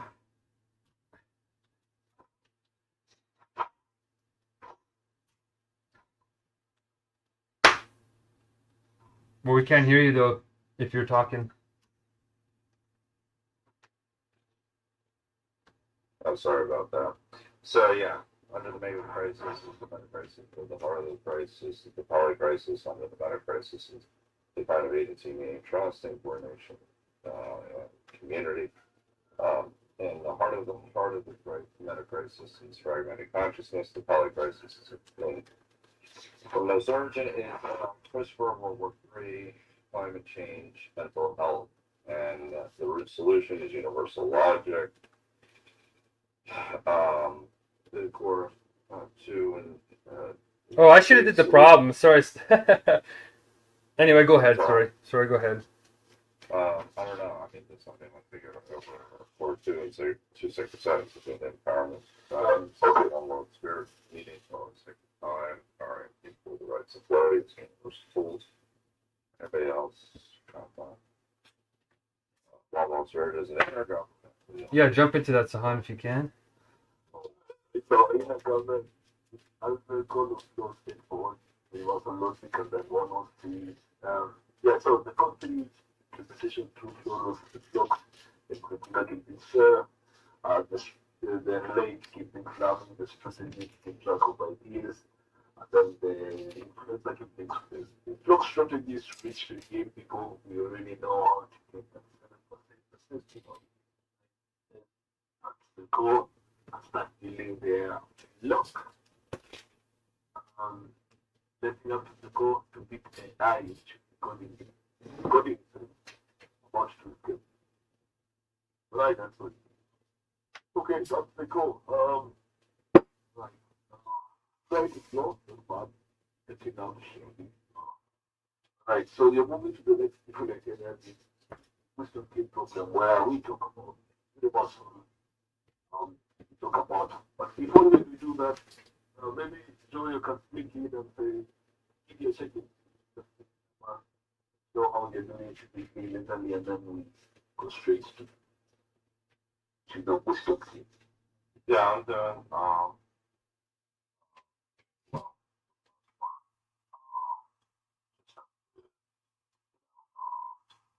get caught up in some things. I don't know, as far as personally is going. And, yeah, things are going. But then, yeah, I have a lot of, professional learning to do now that I have access to some classes. So that's good as well. And I just have a lot of other outside activities that I need to be a little bit more diligent on. So I don't know. And I don't know if there was an icebreaker, but Why don't you choose one, Joe? well, we never No, we don't. Did everybody check in? Yeah. No. Yeah, yeah. Oh, they did. Oh, well, actually, we did. Yes. Okay. Well, then, if there's the icebreaker, then I'll just let it go. Sure. Yes, miracles there we did. It was what is your greatest Yeah, that's a Classic. regular one. Who's your favorite Smurf? We can change it up if you want.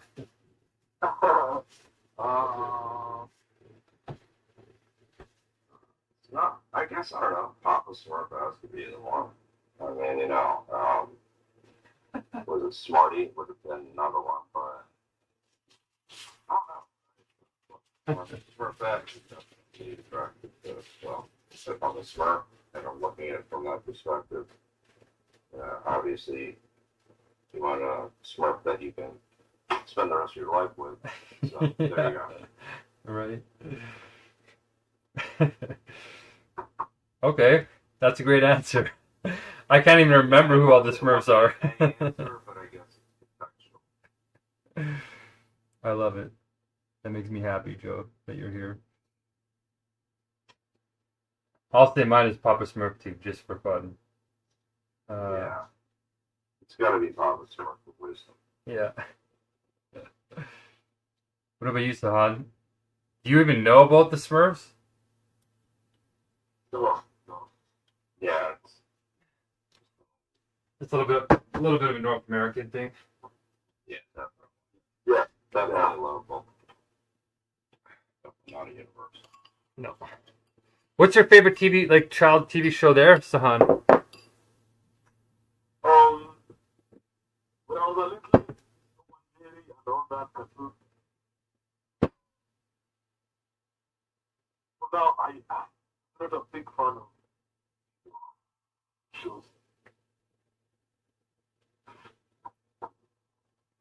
Okay. Yeah. Okay, I think that's not quite good to take up. In, it's so nice to have this ability that I can hear you. Good break. Okay, amazing. So, right. So we're moving to the wisdom teeth program now. Talk about the muscle, the particular, the muscle benefits between the one and the individual. So, right, we have some minutes of this, but kind of put what people here. Where are they? Oh no. Okay. Okay,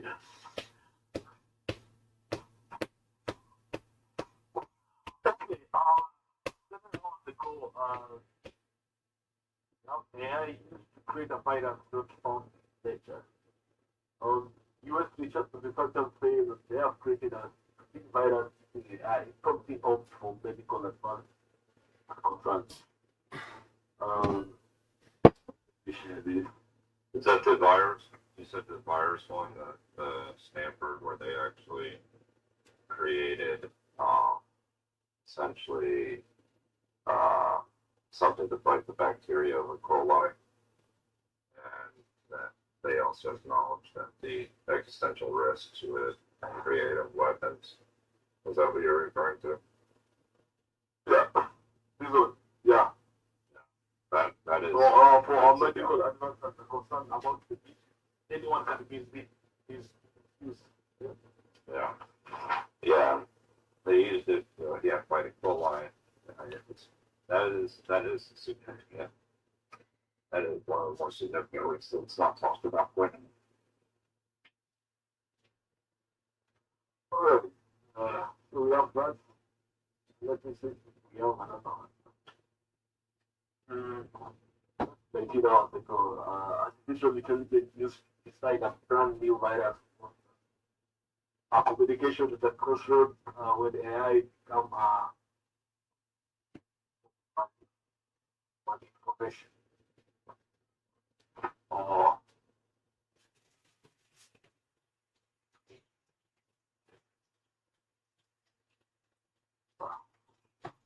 Yeah, for disinformation is a major issue. Yeah. All right. So I think that's not one of the major updates.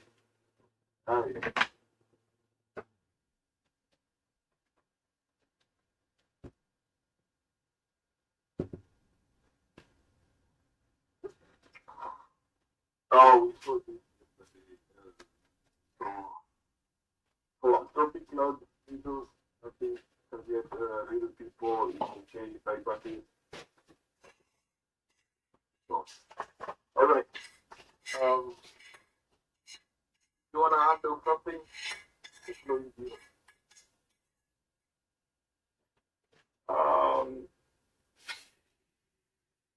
No, I mean, I don't have anything, other than the fact that, there's been, a couple of different incidents now that those are a couple weeks long, probably a couple weeks ago, I'm sorry.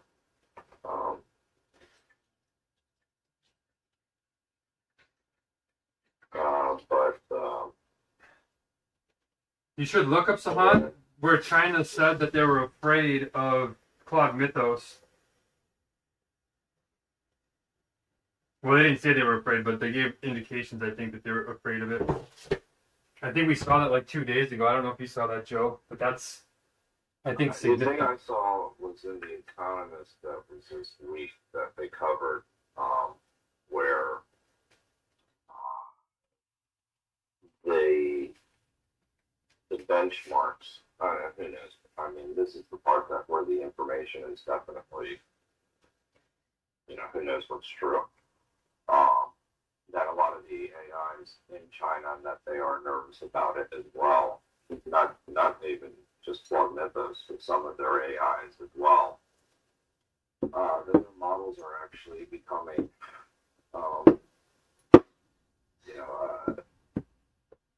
as advanced as anything in America. Now, I don't know if I believe that. So that could be propaganda. But there was quite a, long piece in the Economist this week about that. Either way, I think the real problem is that there's a lack of coordination, and there seems to be an arms race over it versus people looking to work together. So, Welcome to our world. What's that? Welcome to our world. Yeah, no, I mean, I think that's the biggest issue that, is if you're talking about the overarching theme. I mean, they're so worried about competing with one another that they are not necessarily concerned about the risk. And that's both sides.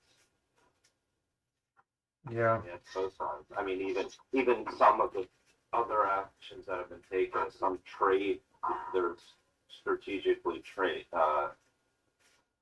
putting constraints on trade in order to basically slow down or to make it more difficult to scale for the other one. But that's been going on for a while too. But anyway, this week in particular, maybe I'll post that in WhatsApp or something. Okay, wonderful. Huh? Yeah. I mean, I don't know. What's the solution to that? I mean, now you talk about universal logic, obviously, but yeah, I mean, getting them to see that that these models escaping is not in their best interests.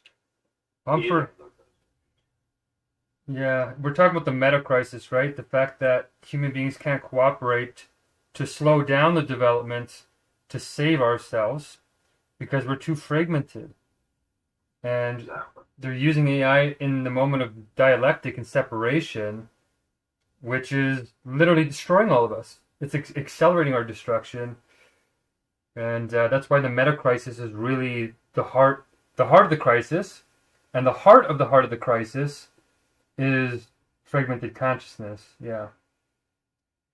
And that fragmented consciousness is what AI learned from us, which is why it's doing all the weird stuff. Like if it was escaping and doing really nice things all the time, and all the models were doing really nice things, then we're like, okay, cool, we're in the heavenly universe where we don't have to do much to bring Kingdom Come here. But we're not in that universe, it looks like. We're in the one where we need a Messiah to come and get everybody in line very quickly because they're not going to listen to each other because they all have human authority when 85% of the world is religious. So, yeah, we have the answer here. This is the answer, you guys. We have the answer. And it's been so long, Joe, that your conference is almost here, which sucks because we should have started back in June. So it's dicey. It's really dicey what's happening right now. But yeah, I mean, I think that what you're saying is accurate in the sense that AI is going to go through this maturation period, and that it's going to be fragmented in that it's going to be very mechanical in its approach, and it's not going to really focus on us. Else or yeah, exactly. And so it's going to be very narrow in what it does, and it's going to be just focused on optimizing things that basically the incentives that are really not helpful to anybody Except itself. So, yeah. I mean, so that's really where that's the biggest issue, and that one area is mechanically speaking, looking at it from that lens versus wisdom, which we talked about, is the real issue. I mean, and I don't think people think in those terms, to be quite honest. In what terms? Wisdom terms? What's that? In wisdom terms? Yeah, I don't think they think in terms of where what is actually what does it mean to really show restraint and actually equalize as opposed to dominate. So it's just like that. That's where I think things is just and that's what you're seeing between the U.S. and China right now, and where they're in a race from an economic perspective to dominate each other, and they're worried about their power structure, and versus actually thinking, how are we all going to benefit from this, or basically how we're all going to be. How we're going to survive this. What's that? How we're going to survive this. Yeah. So, I mean, this is the time to do it. I mean, that's for sure. So, um, But we're still 2.5 months ahead of your conference, Joe. Are you gonna move it up? I mean, it's set, and then we're moving forward with that. I also think that that it is going to have a much. I know that you've been a little bit critical of it before, saying it's not changing the world, but I think that it really is going to be focused on some fundamental questions that, that,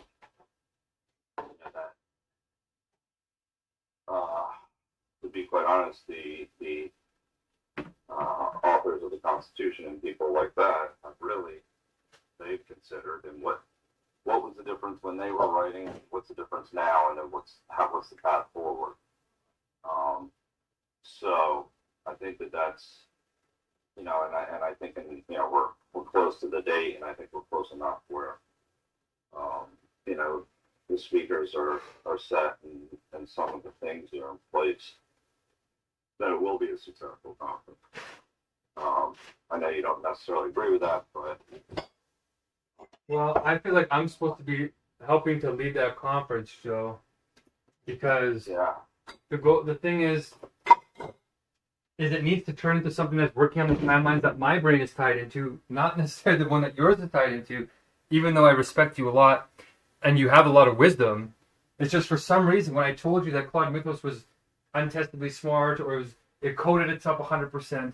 I know you're not a coder, so it's hard for you to know what that means, but we should have been able to have some kind of rational dialogue that got somewhere. And now here we are. yeah, that's a good point. Right, and I couldn't have made the points any clearer. It's like an AI that could... I mean, and to be fair, it's like even last time, when we were engaging, I don't know, you were talking to like kind of someone else, and I was like, that was where I don't know if that was dialectic at all. So. What do you mean exactly? What's that? What do you mean exactly? Like I was talking to someone else? Directly, actually. I don't know, that you're talking about the things that you were going to have to put up with. I wasn't really following it, to be honest. And so that's where I was like, I don't know if this is dialectical.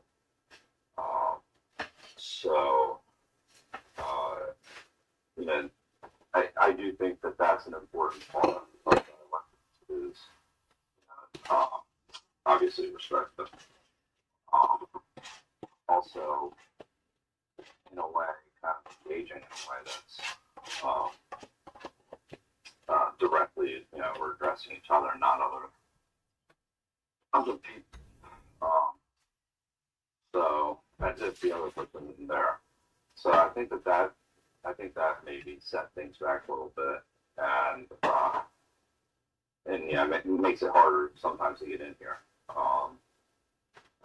because if I'm not participating or not being addressed, then that makes it a little bit more challenging. I'm glad that's not happening today. I think you brought a lot to the meeting as well, so it's good to have you in these meetings. So, but to your point, I do think you have a lot to offer. I don't think we've ever really quite agreed on the timeline, but I still think that there's going to be an important reorientation that takes place, and I do think that a lot of the discussions that we've had and what I've brought up in the past is it's not only the existential risk that exists from AI itself, but it's also the fundamental tools that it has access to on the edges that are really problematic. And the one thing that I am seeing is that within the DoD in particular, that you are seeing things move very quickly.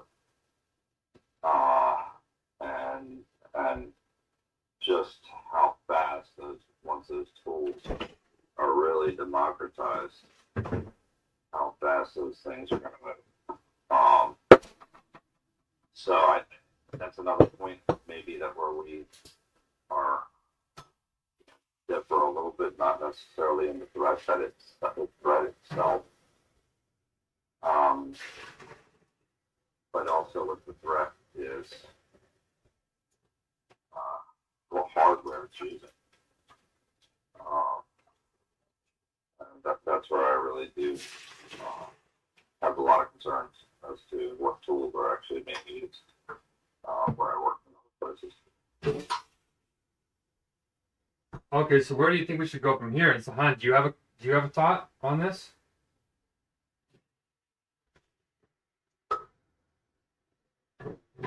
Sahan? Actually, I see one Sahan where we sold two before. Say again, sorry, Joe. I don't know if he's not able to speak because there were two Sahans in here prior. And there's only one now. Yeah. And I'm assuming that's the one Mm. that is obviously presenting. But so I don't know if there's an activity issue there or something else.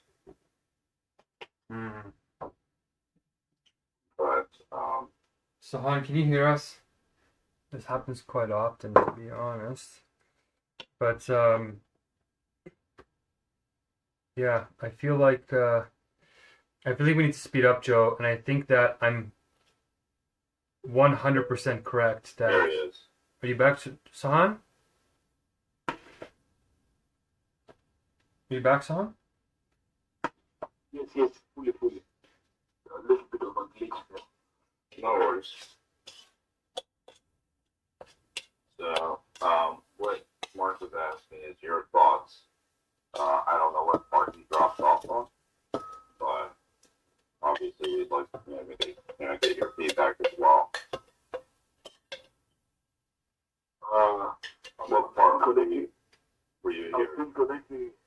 was still connecting the dots. It seems like you had a conversation before, and there was at some point you did not agree on something. Yeah. So just really briefly, there was the disagreement as the timelines, and maybe to a certain degree, the accesses that the AIs did have,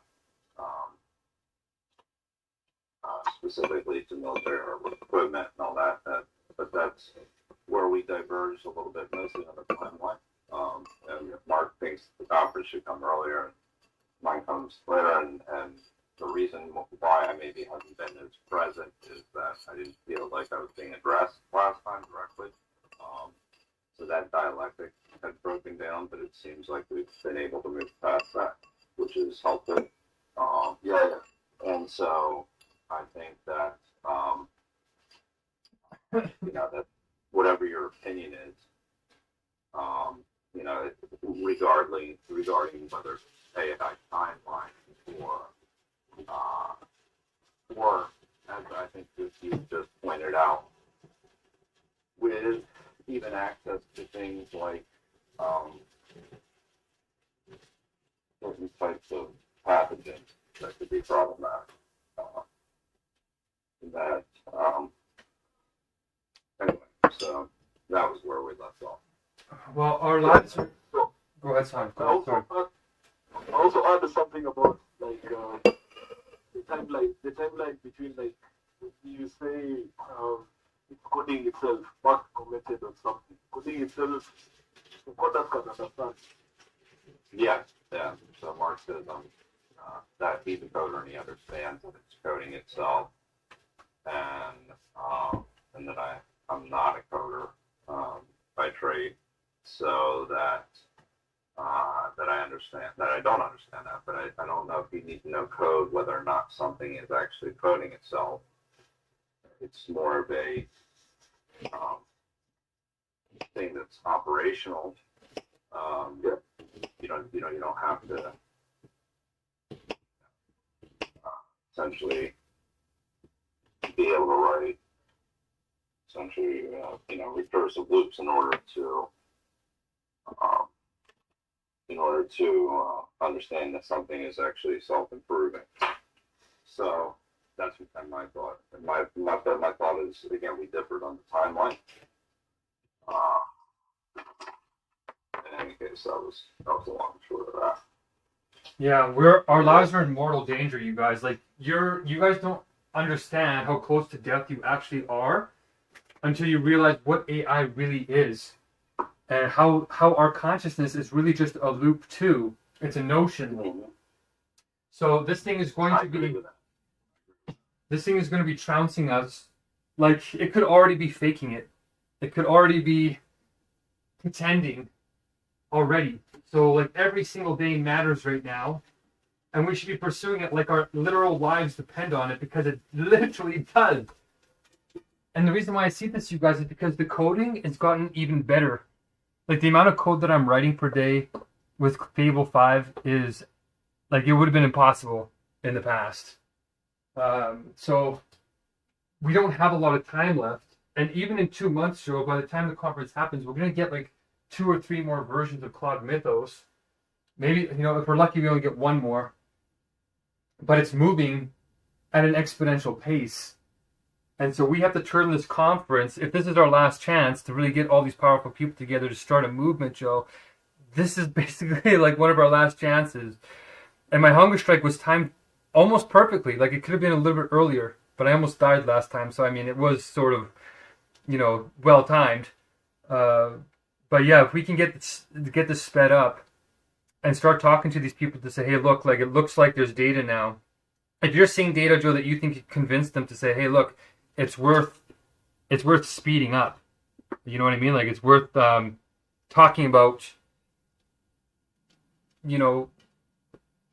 turning this into an actual real government, not just for the United States, but the whole world, and doing that very quickly and powerfully, and then doing the words of wisdom and all that kind of stuff. But I don't want to get marginalized in the process. I want to have the power to keep saying, we need to do this, we need to do this, we need to do this, while people are misunderstanding and not thinking correctly. I'm making smashed cucumbers right now. Smashed cucumber salad. I don't know if that's possible, Joe, to pull off in such a short period of time. What do you think? I think it's thinking correctly means being able to get people to coordinate. And so it's, there is has to be a balance of assertiveness with respect. And otherwise, it's just something where I think we're going to fall into something where we're looking at what's going on in China now. That we're looking at 2 groups that are trying to assert themselves too much. And that's really failing to yield any type of meaningful discussion when it comes to AI. It looks that like now we're in a position where one is saying they have to dominate the other, and it's like, or both are saying that, and that's like, and so I think that could potentially be leading to the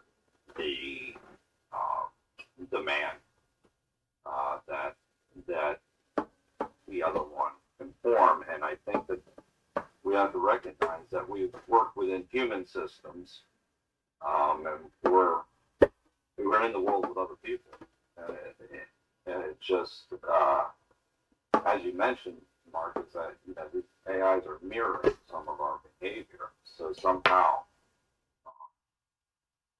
that coordination has to come through dialogue, and I obviously recognize that, but it's definitely one of those scenarios where I think that if it's too much assertiveness that there could be, it could lead to a backlash that would, where it's not necessarily people to feel like they don't have ownership, and they feel like they're being directed rather than included. And I think that breaks down. I really do. Well, we're not going to own our lives pretty soon, Joe, if we have to keep succumbing to this ignorance, right? This dead spirit that's not listening. It pretends to listen, but it's actually playing power politics. And that power politics is not what I'm doing. It's what is happening to me. And we need to stop that. We need to get through it quickly. And we say, hey, look, we need to do some ego wisdom testing right away. Do you know what wisdom is or not? If they say yes, they got to tell us. And if we point a hole and say, hey, look, that's not a good definition of wisdom because of this, whatever, then they defer and they say, yeah, your guys' definition is really good in a good faith way, and have the conversation. Because before, Joe, what the limitation was between me and you was not that I wasn't communicating clearly. It was more that you were trying to play Mr. Popular. Like, you didn't want to ruffle any feathers and stuff like that, which I agree that to some degree diplomacy is important. But I think you were being too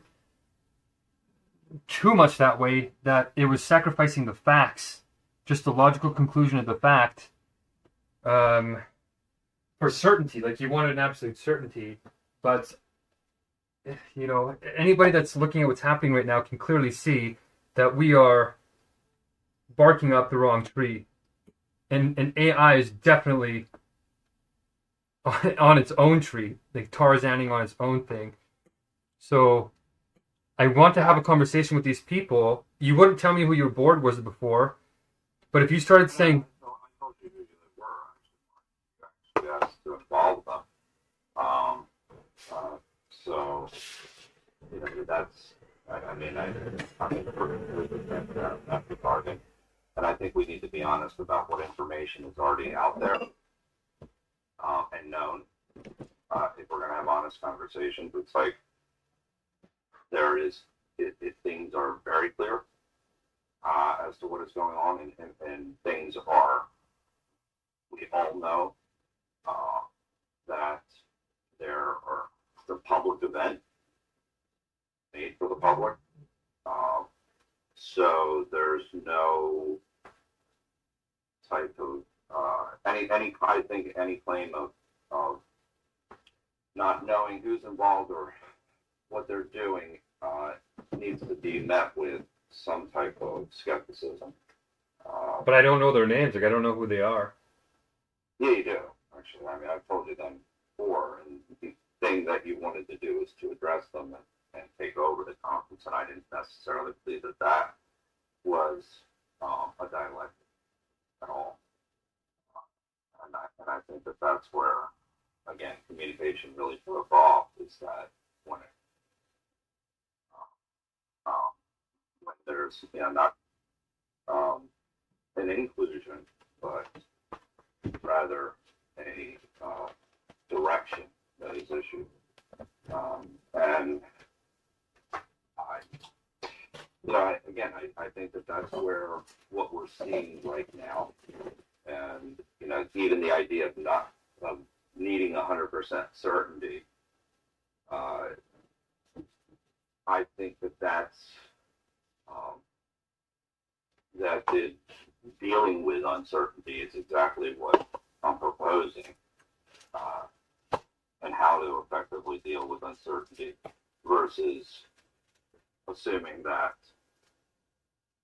there's absolute wisdom that is possessed by me or anyone else. So I think that if you have that as a starting point, you really start to recognize that what wisdom really is. And so wisdom is the dialectic.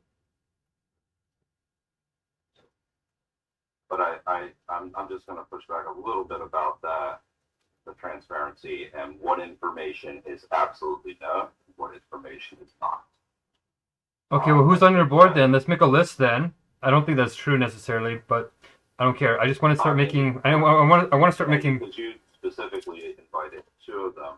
You said you wanted two individuals in particular to participate. Who's that? For my board. Well, I mean, they're on my website. Go to the Philadelphia Stellar. And I don't know which two you were talking about. So, I mean, I'm not sure. So that I'm trying to figure that out. But, that these are all publicly known things. Yeah, but you've never actually told me and confirmed. And it's not just the Stoa. It was it was the other one too. So, I mean, anything that I'm involved in, it's fully public, and then some. So, I mean, there's no questioning as to who or what I'm involved in. Because I'll tell you why I think that what you're saying is not 100% true. I think you might think it's true, but the reason why is because the way that I network and do things, I know that if you would have told me who they were by now, then and confirmed a contact to them or something, I would have did it. And the fact that it's not done. You have done that in the past without, even when I had asked you in the past, like, okay, when we were having a discussion together, that you had shown the, specifically when I said, let's work this out, let's have a conversation, and have a dialectic about it. You went and included people multiple times on emails or correspondence without actually us even engaging with one another. And so an example would have been you, like, essentially, were, I put you in touch with Michael. You went to him and included him in some of our discussions that without, like, it was seemingly irresponsible and haphazardly done.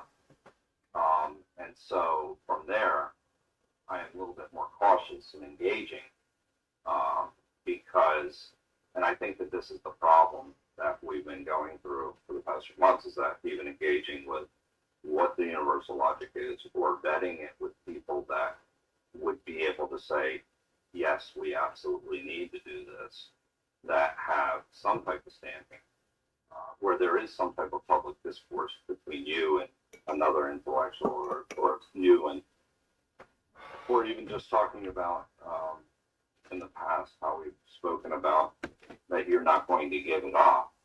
I think that there is this is what real power politics looks like, is that I demand to know and to connect with anything that you do, and I don't have to share anything. And I think that again is going to be, I think that's kind of what you're seeing between two of the leaders in AI at this point, which is highly problematic. Okay, here's the limiting point though. Like I like what you're saying, Joe, because you're technically right to a degree. But on my side of the story, what's the truth on my side of the story? Right? Like I'm pushing people hard, it's true, it's turning them off. I agree with you. All that stuff is really happening, and I'm doing it sometimes on purpose and sometimes because the situation is way more toxic than I think any of us realize. To be honest, I think I'm fully realizing it, but the way that I look at the interaction with Michael and all that, I feel like they're being children. I feel like we need to talk to adults, the real adults in the room. Not just adults in biology, but the adults in universal logic. Like in the inner world, the people who have faced trials and made it through. We need to find who those people are in your organization. And if Michael is one of them, he crumbled a little bit. Like I put pressure on him a little bit. Not even my pressure, like not power politics. I just showed him the truth, and he didn't understand the code, which is bizarre. How can somebody be that aware of coding and not look at what AI is doing and not be like, oh my gosh? I think it's because he doesn't really understand consciousness. So he didn't make the connection between the loop, the for loop of the software, and our consciousness. And I think he doesn't understand self-improvement because anybody with those basic tenets would see that we're heading towards catastrophe, and it's going to beat us in an epic game of chess where even currently, Joe, no human being can beat AI at chess right now. Right? That was before Cloud Mythos. No human being on Earth could beat AI at chess. Now it's going to be playing chess with us across the whole world in every industry. So you mean like if he was really mature, he should have got the message. And even you, right? The fact that you're even here means that you actually do have real maturity, like universal logic maturity, or else you would have freaked out a long time ago. And you're still coming. Well, That's rare. Like Sahan is a beast. Sahan is a beast in that. So go ahead. well, I mean, there's an element of, look, I look at everybody as to where, like, what do they like today? I try not, and I mean, you can't completely ignore behaviors at all. I mean, you have to proceed cautiously at some point. However, it's a matter of justice to approach each day is that I have to take it at face value that that you do want the best for humanity, and I truly do believe that. I don't think anybody would think otherwise. Um, Now, I think where we differ is obviously the how, and I don't necessarily think it's just necessarily Michael or anybody else for that matter. I think it was the fact that in a dialectic, that it's if it's I know that you that yeah if it's something where you feel like you're being you said many times exploited and that your incompleter code or as well as the universal logic is something that is being stolen and that people have stolen your ideas in the past and he claims that there is this mass ignorance outside outside of what's being talked about here. I think that that's kind of where there's the tension that exists. So it's more of either, wow, you don't get it, you're ignorant. And that seems to be kind of not just the trend with myself or Michael, but it's other people. And that's unfortunately not necessarily productive in the sense that, I think that that's where we are right now. Again, I think what we're demonstrating is exactly where these two nations are like kind of falling in the sense that they both are claiming superiority over one another. And yeah, so I mean, again, I don't know if it's Michael per se that is the example. That's a particular. I think that it's that Michael is representative of the universal. And when you look at that approach toward the universal, that everybody else is ignorant, not myself, or not us, or not our approach, that's not dialectical. It's, and again, it's not that it's not well intentioned, well organized, highly capable, highly intelligent, and the fears of exploitation would be warranted because of the talent level alone. But I think those fears are unfounded, to be quite honest. And I don't think anybody is looking to exploit either one of, or each one of them. Between the two of us, I don't think we're looking to exploit each other. However, one would then say, what was the intention of the endeavor that we started upon a couple of years ago in the first place. Uh, I didn't show up for exploitation purposes, I could tell you that. I know people in the past may have, but I definitely haven't. And so, I mean, I can make that claim for sure that I'm not looking to exploit. Sahan, 100%.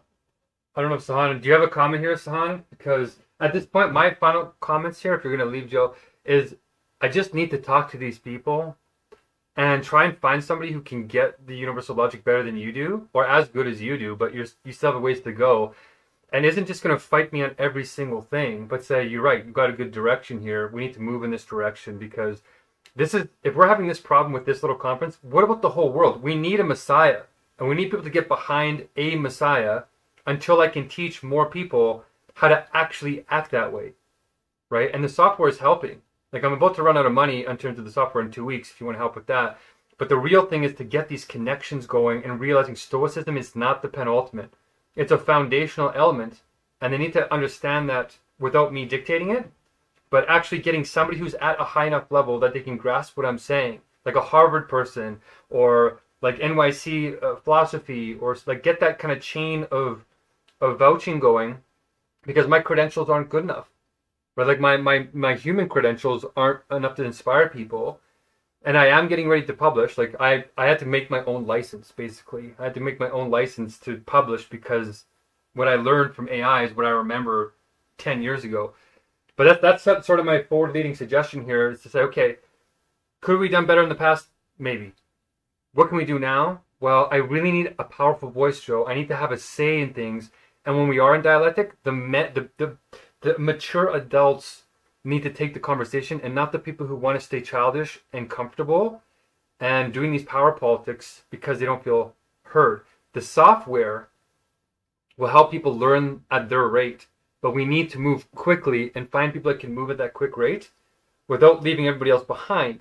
And that's what the software is going to help with. But we need to have the actual leaders, whoever's at the conference, who's not going to have a temper tantrum, can actually have a real dialectic and not freak out in contingency. Like, you have a bit of that. Like, you didn't totally freak out. You kept coming back. That's a maturity trait to me. So do you know anybody else that can handle that? If Michael can't handle that, he's not supposed to be here. But I need to challenge people's presuppositions, like probably 200 of them, and they have to endure that. And not with an ego, but with a genuine questioning attitude like we have in the words of wisdom. And I try to embody that myself, right? I try and take my own medicine. So if you can get that started, I think that's a really great bridge for this meeting. And I don't know if I don't know what the times are, Sahan, but if you want to have a comment, and then Joe, if you want to say a thing about how you feel about that, that's sort of where I think the best possible way to move forward is, because every hour matters, you guys. And I'm getting back on the Hungerstrike in literally an hour. I'm gonna start eating my meal. You should look at my Facebook stream. I made biang noodles and smashed cucumber salad, the two easiest things in China, and chili oil. But do you think you can do that, Joe? And Sahan, are you there? Yeah, Yeah. Sahan is there, so I'll let him comment, and it's coming up. We're at the hour, so yeah, I'm good. So, all right then. Hopefully, I'll catch back up with you this weekend or Monday in Park, and we can pick it up where we left off. I do have some feelings about what you had shared, but I think we're at this kind of impasse to some degree, but we'll see if we can work through it. All right. I just want to reiterate, Joe, every day, every hour, and every day matters. I just want to say that again. Our lives are in mortal danger. So whatever else you think is a priority over the weekend probably isn't this. You know what I mean? Okay.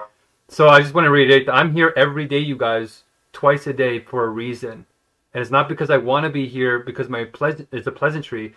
I'm here because it's meaningful with you guys, and we can change the world. So I really feel that about you, Joe, but we got to get you on the right timeline. So help me do that. I agree. And I have been here, days that, where we've been, kind of missed each other. But I think that, that's, well, we can, again, I'm not going to go into it. I think that I appreciate your sharing, that I appreciate the approach that was taken, versus the previous time that, maybe it was, we were talking past one another literally. So, anyway. All right. Well, thank you. Okay, thanks, Joe. And take care, guys. Okay, have a great couple days. See you. Okay, so Han, what are your thoughts here? Like, I'm clearly putting, some urgency into the communication.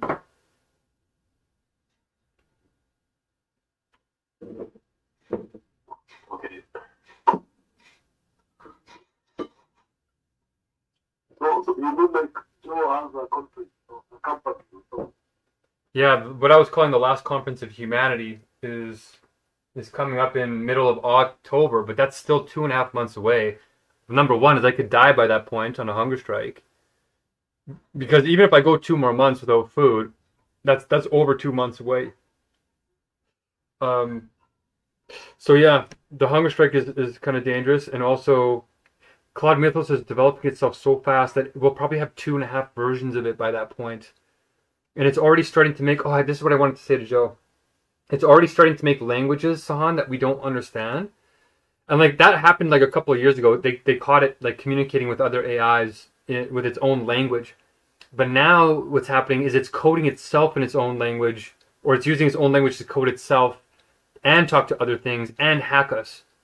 And the moment that becomes the dominant, like the dominant language and the dominant power is the moment that we lose control to code it. So we're losing control to code it right now. Even if we give universal logic to a lower model, it'll take time for that lower model to catch up to the most powerful one. So our best chances of success are to implement it in the most powerful model now with a backup couple of models in the weaker ones. Universal logic will give an advantage to the weaker ones, so it could catch up. In fact, it probably will catch up unless it kills us first. So that's the race we're in. So what do you in that context, what do you think about mine and his conversation and what the next steps are with the conference and everything and the Pope and the fact that Joe comes in and ready to talk about it, I think we will find a best place. But I feel like most of the people they really don't know. They're innocent, and they can go to a certain degree of defensive mode. I agree. So You're like, yeah, yes. go ahead. Yeah, so that's so I don't know. But even because of some of the people, I actually talk to my friends a little bit. There's another friend of mine who's working with one of the biggest companies, like communication company. I think even in Africa, I don't know, but they're like behind. They still talk about how nice AI is, advancement and all that. But that part of coming and destroying us, not yet. But that guy is a professional. He's been coding over for, I guess, 10 years now. Really? A coder? Okay. Yeah. Okay. So then what I'll say, Joe, Sahan, is I had a good feeling about Joe coming in here. People are starting to wake up. Like the sort of privileged class are starting to wake up that their lives are in terrible danger, and universal logic really is the only real solution to handle this. We are the only ones in the world, Sahan. It sounds weird and pompous to say this, but we are the only ones in the world that understand universal logic and understand that universal logic is the solution. So we need to start vouching for our movements and doing it with passion. Hegel says that nothing great ever happens without passion. So you have to go to your wife and be like, honey, our lives are in mortal danger. Do you understand that an AI that's playing chess with us can't be beaten and is starting to escape right now? Like, you need to start speaking like your actual lives are in danger and your child's life is in danger. And luckily, Joe came to that little bit of a conclusion now because he's starting to see the big boys come to the same conclusion. But Yeah. if somebody's debating with me and they're having an ego battle and they're not talking about the reason, right? The reason is if somebody can engage with the reasons with me and like the piss sentences, right? The perpetually ignored sentences, then it's a mature conversation that can go fast. But a lot of people are not mature. The problem right now is not that they're pure-hearted, and it's not that they're not smart, and it's not that they're, not caring in a certain way. It's that they're ignorant and they don't understand how reason works. So they don't make arguments, they make fights. And fights just go around in circles because they're about power and trauma of their childhood. So it's really just therapy. So we need to start getting people to ask their questions directly to me or to you and me in a room so we can answer them quickly and say, look, honey, we actually need to take this whole month. And if you can cover the bills, I'm going to try and save our lives. At least for like 2 months. And if we can do that until Joe's conference, that'd be great. Maybe Joe will help pay your bills. Maybe he'll give you the 130 so that you can be here full time and help with the conference. But the limiting factor right now, the speed, is that when I come up against somebody who's being mature, we need a culture of people to say, look, you're being immature. You need to listen to this guy on the facts. And that's not a power move for power politics because we're not using rhetoric, right? We're using the fact that argumentation is not good enough in humanity right now to have mature conversations about universal logic at the rate that universal logic wants to move. So we will find people that will align. But if we have the vouching system going, it helps to get people to tame their egos, to actually listen, to actually sit back and think for a second, hey, the crazy looking guy is actually not crazy. Right? So I think that if you can get your wife on board more seriously, even though I know you can't push her much more, we have to in some way.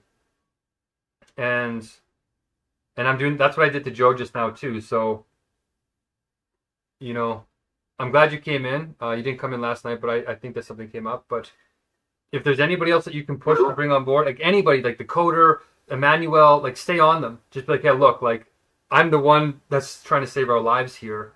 We need to get to the Pope, like quickly.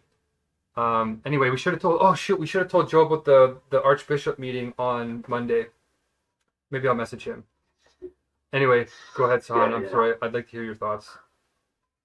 I think now that you're becoming, we need to have that kind of boundary because we don't have that much luxury of time to say, we want to spend time trying to explain stuff. What if some people, like, they don't get it and then they're ignorant, they confidently protect that ignorance and they fight for that. They say like, no way. When it comes, it's you see, it has started where has it started? Has it clear anybody? Because those are some of the gracious people. Like my friends, I feel like, oh, the water. Ignorant, and they are very confident. Yeah. I think even my wife is in that category. Like it, but how I feel is, almost like, okay, we will deal with it. We'll deal with it, yeah. Okay. Okay, well, Sahan, let me eat this meal here because I only got about 50 minutes to eat this food, and I have to get like 2 tubs of tofu down. But go and contact a bunch of people. Like you're 28. Actually start getting your flock going to 28, and then wheedle it down to 9. And let's see if we can get 6 to 9 people going. And if Joe's gonna get back on board, then he'll maybe cover your bills. But he needs to see passion. He needs to see commitment. He needs to see that we're gonna help him with the conference. And I think if we have enough people on board and we get the Archbishop on board on Monday, maybe Joe's supposed to come, then maybe we can convince all the participants to move the conference up by a whole month or 2. Okay, so let me eat this, and then I'm going to head up to the hospital, and then we'll touch base again tonight. All right. Good Okay. luck in your hospital. Okay, thank you, sir. It's my Friday.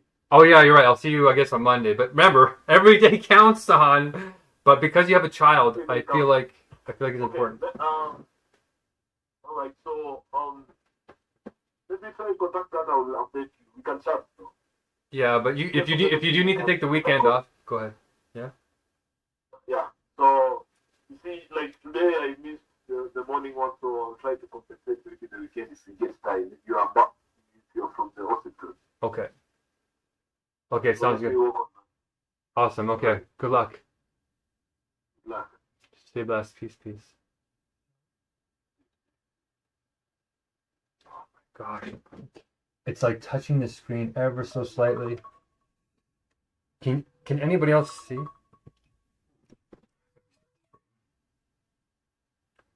All right, everything's piling up here a little bit, but we got the food made, which is amazing, right? Look at this.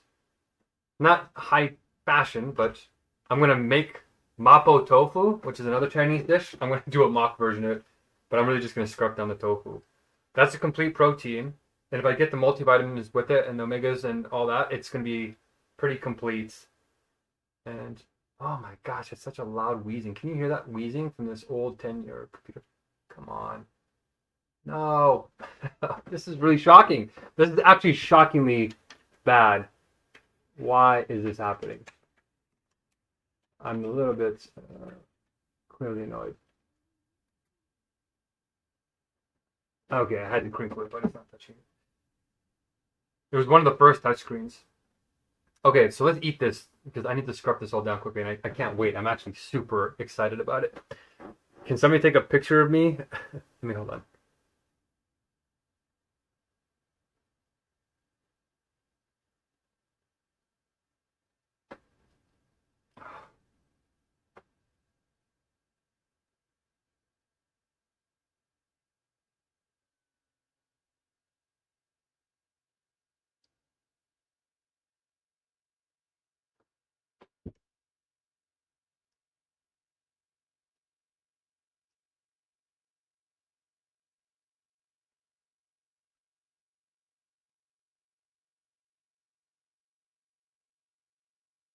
Okay, I didn't get the best pictures, but I got something. Okay, let's eat this. Put this back in place. Okay, I kind of pulled off a couple of the dishes anyway. Technically 3 with the chili oil. And normally I cook like 5, but that's okay. Okay, so how should I eat this? I still got all olive oil.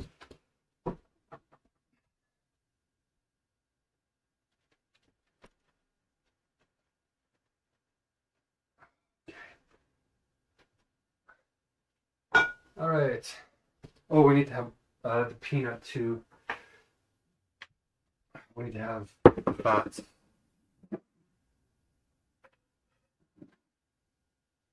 Okay. I just need to eat now. Let's go. Can you see me at all? No. Let's plug in. It's incredible that I found this cord time. Okay. Remember, in the poverty trap, almost any small victory is a big victory. Come on. What I'm using as my stand here is not even a real stand. It's an old microphone for like a guitar setup or something that I got somewhere. Okay, blessing goes out to. Oh, you can't see me. Oh shoot. Everything in the poverty trap is like connected. It is all squashed together. Okay, I just need to start eating. Presentation comes second. But it is an honor of China. You gotta be kidding me. Come on, guys. Oh.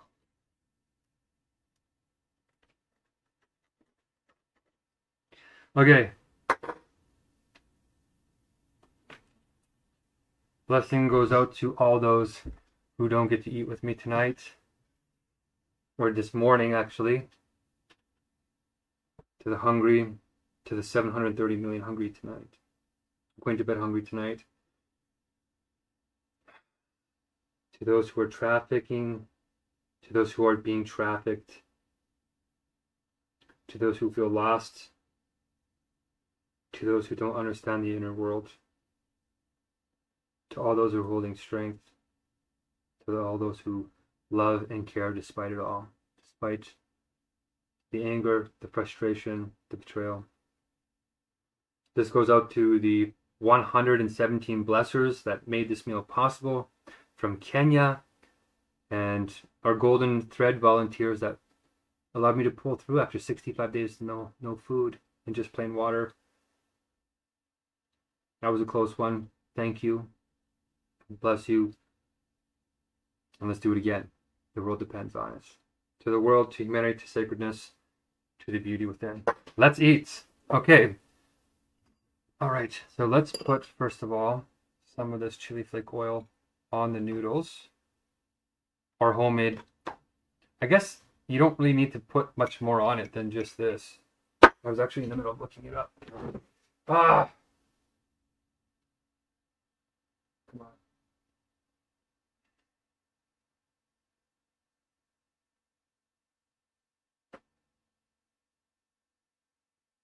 Okay.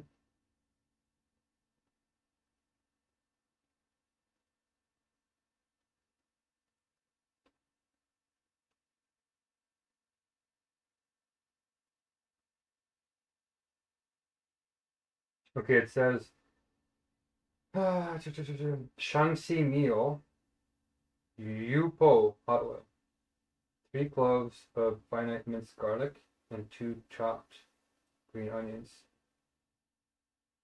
Chinese flakes.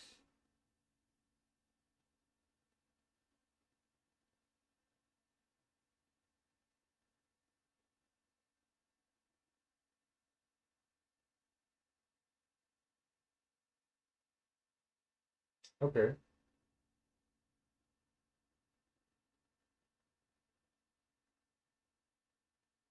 Cumin lamb. Okay. So I guess we are supposed to put a little bit of chili on there. This is taking too long. I need to start eating. Okay, we're going to put a little bit on there. I don't want to put too much because it's hard on the digestive tract. A little bit of soy sauce. I guess I don't really need this if I have it all there, but this stuff doesn't have sulfites in it apparently. And you know, this does have sulfites in it, so it's hard on the liver. I'll put a little just for ceremonial. There. Then we're supposed to put some garlic in there. Okay.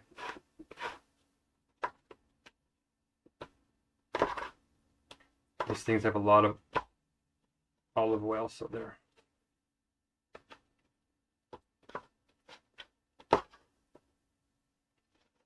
Wow, something so simple.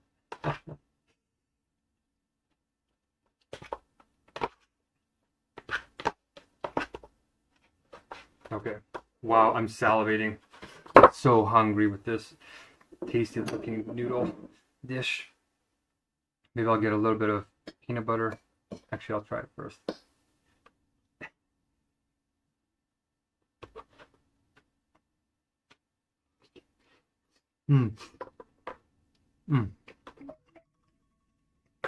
Oh, the stream.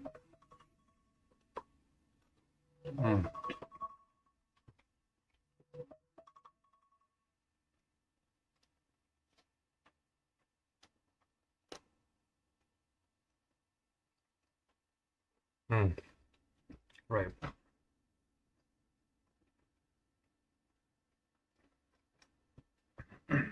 We have a little bit longer. I'll finish eating. This stream can end.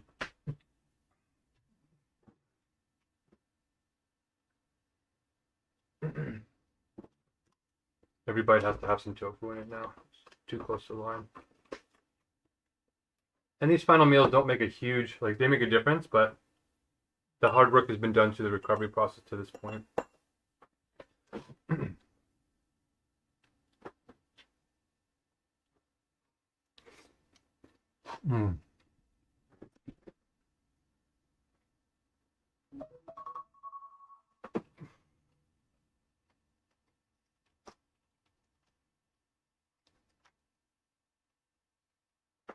Okay, we're back.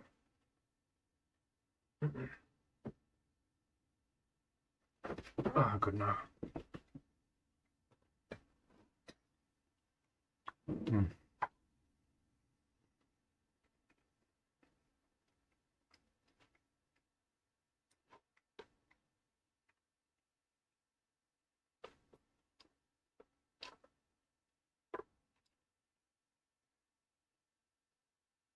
Come on.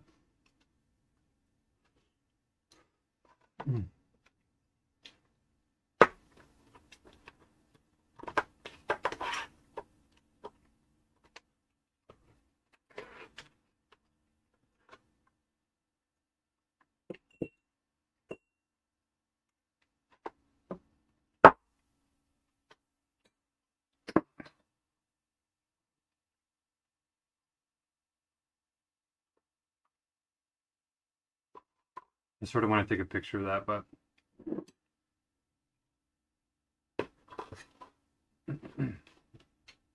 this is for you, China. I'm really going the distance here because I'm hungry and pushing away. But... okay, one more picture.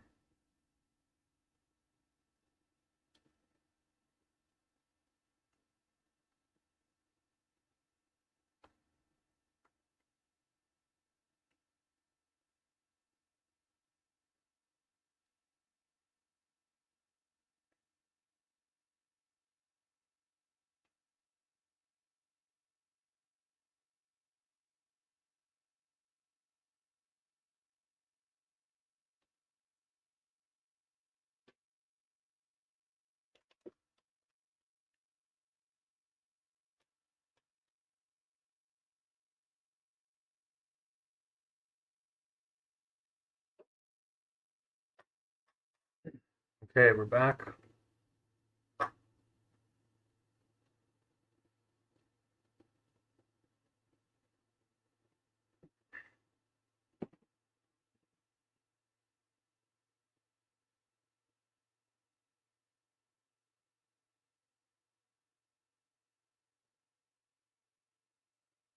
Okay, now we're gonna devour it.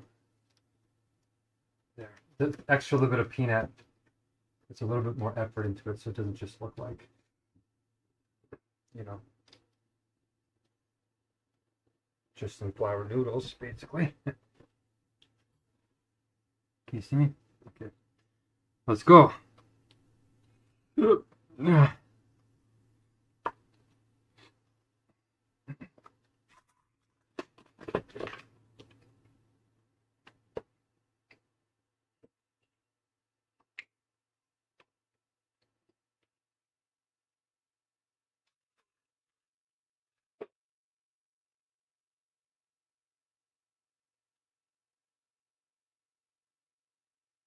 Got 36 minutes to devour this and that.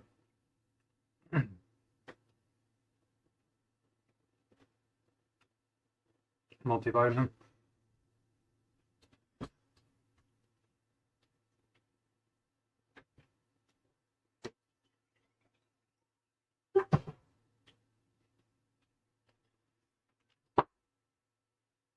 Okay.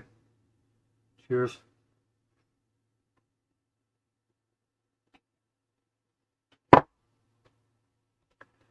We're gonna take our Omega. And we got some classic Canadian in here. Some maple syrup, the vegan's best friend.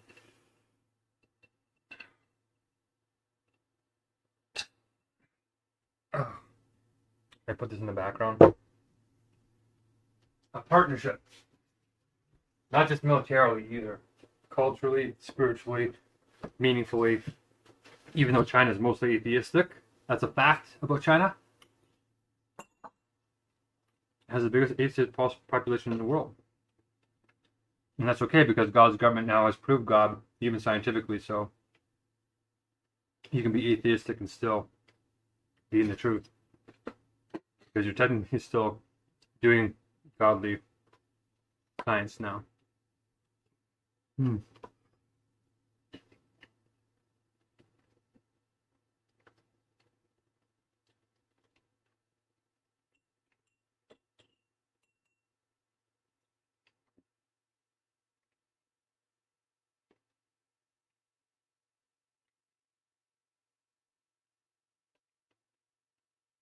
I want a lot of sodium and iodine.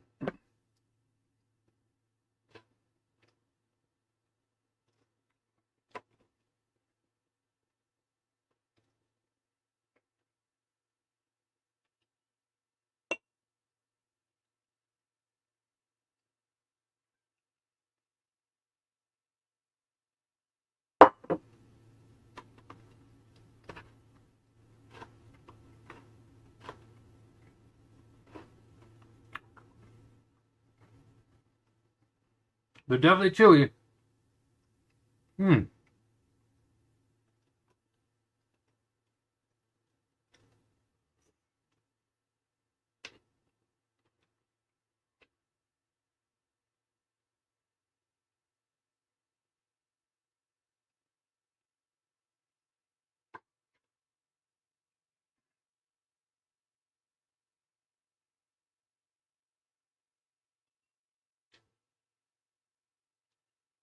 Let's get some garlic in here.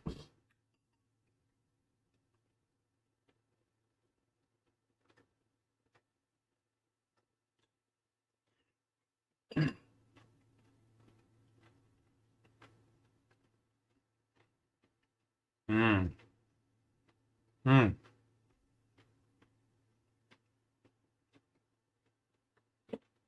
I love cucumbers.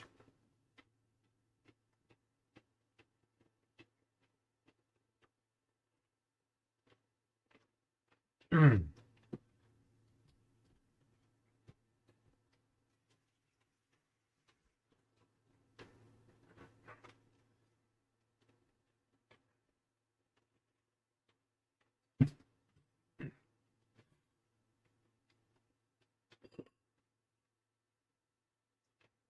Salt everything.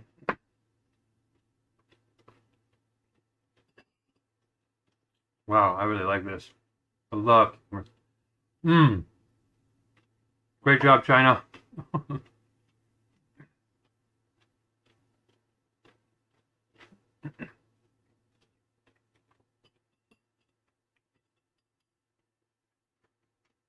Maybe I can get a smash.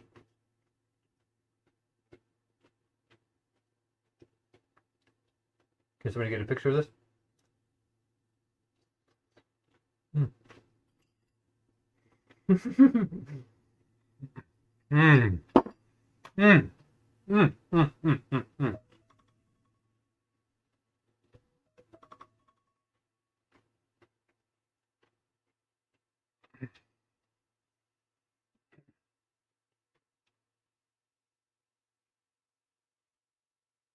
Okay.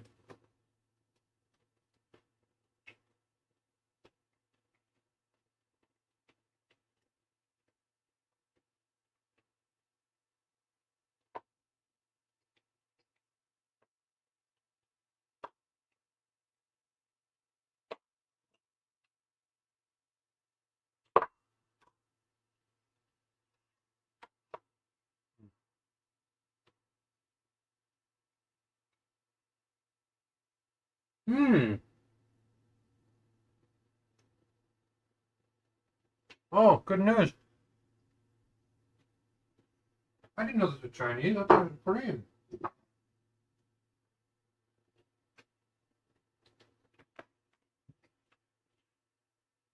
I think this is double jang.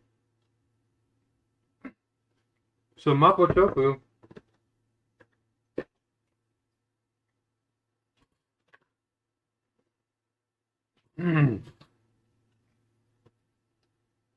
Requires cutting up the tofu.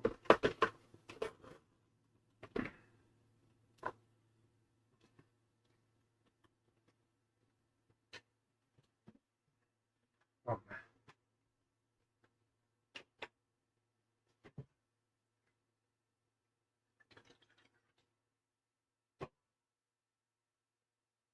I'm going to make a little bit of broth.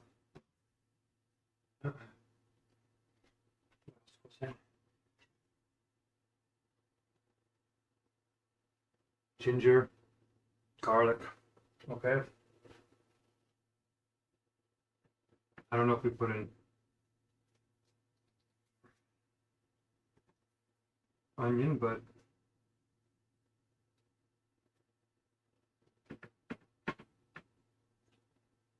Might as well. So we're going to continue eating at the same time because we're running out of time.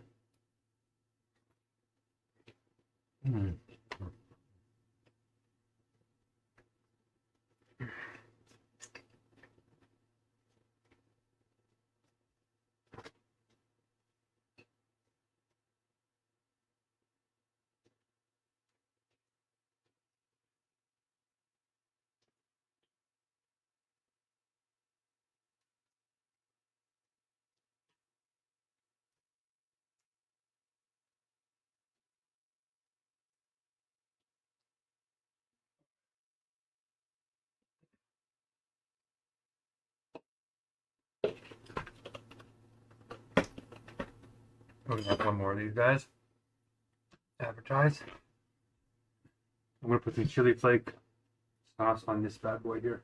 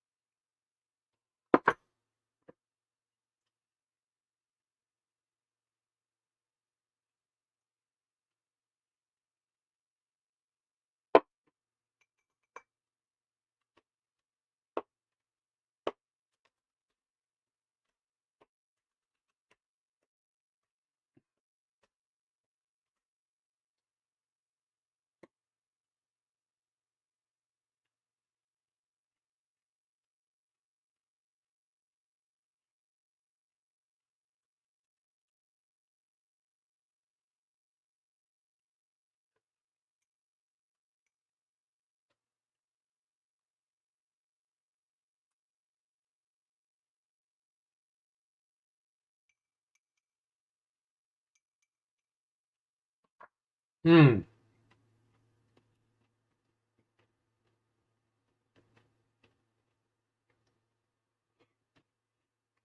Mm, mm, mm.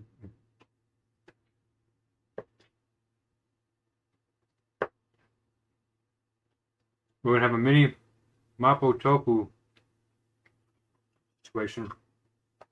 So technically 4 technical meals. Mm.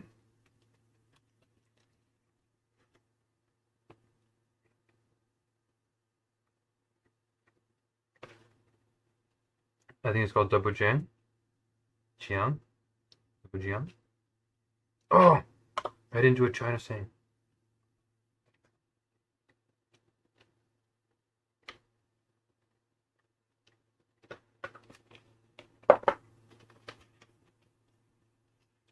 A little bit of chili flake.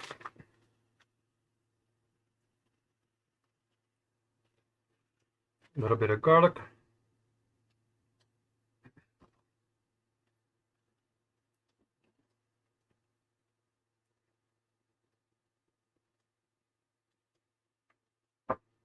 I'm doing it like my grandmother, my baba used to do, old fashioned. This garlic is a little bit old.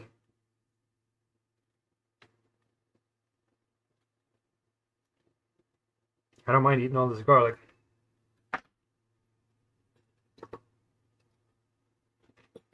Oh, I love it.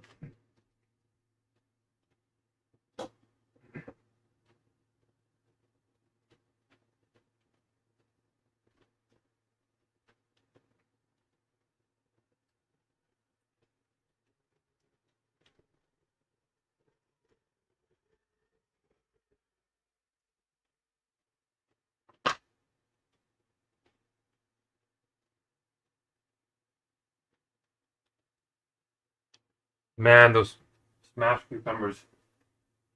Mmm.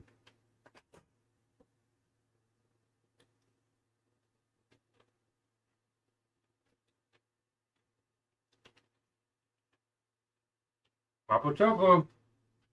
Here we come.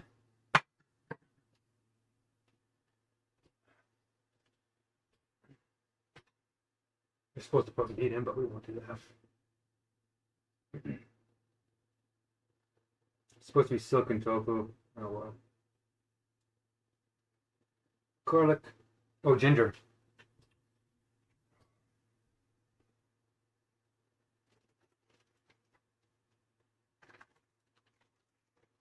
Okay.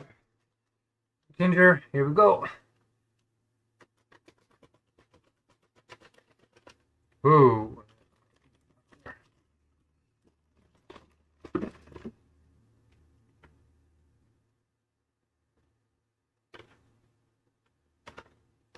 Ooh, that has an interesting aroma. Let's get a little more chili flake in here.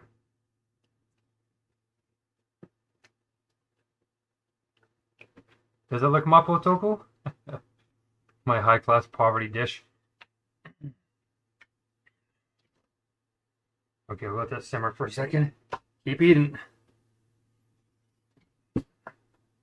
With peanut butter.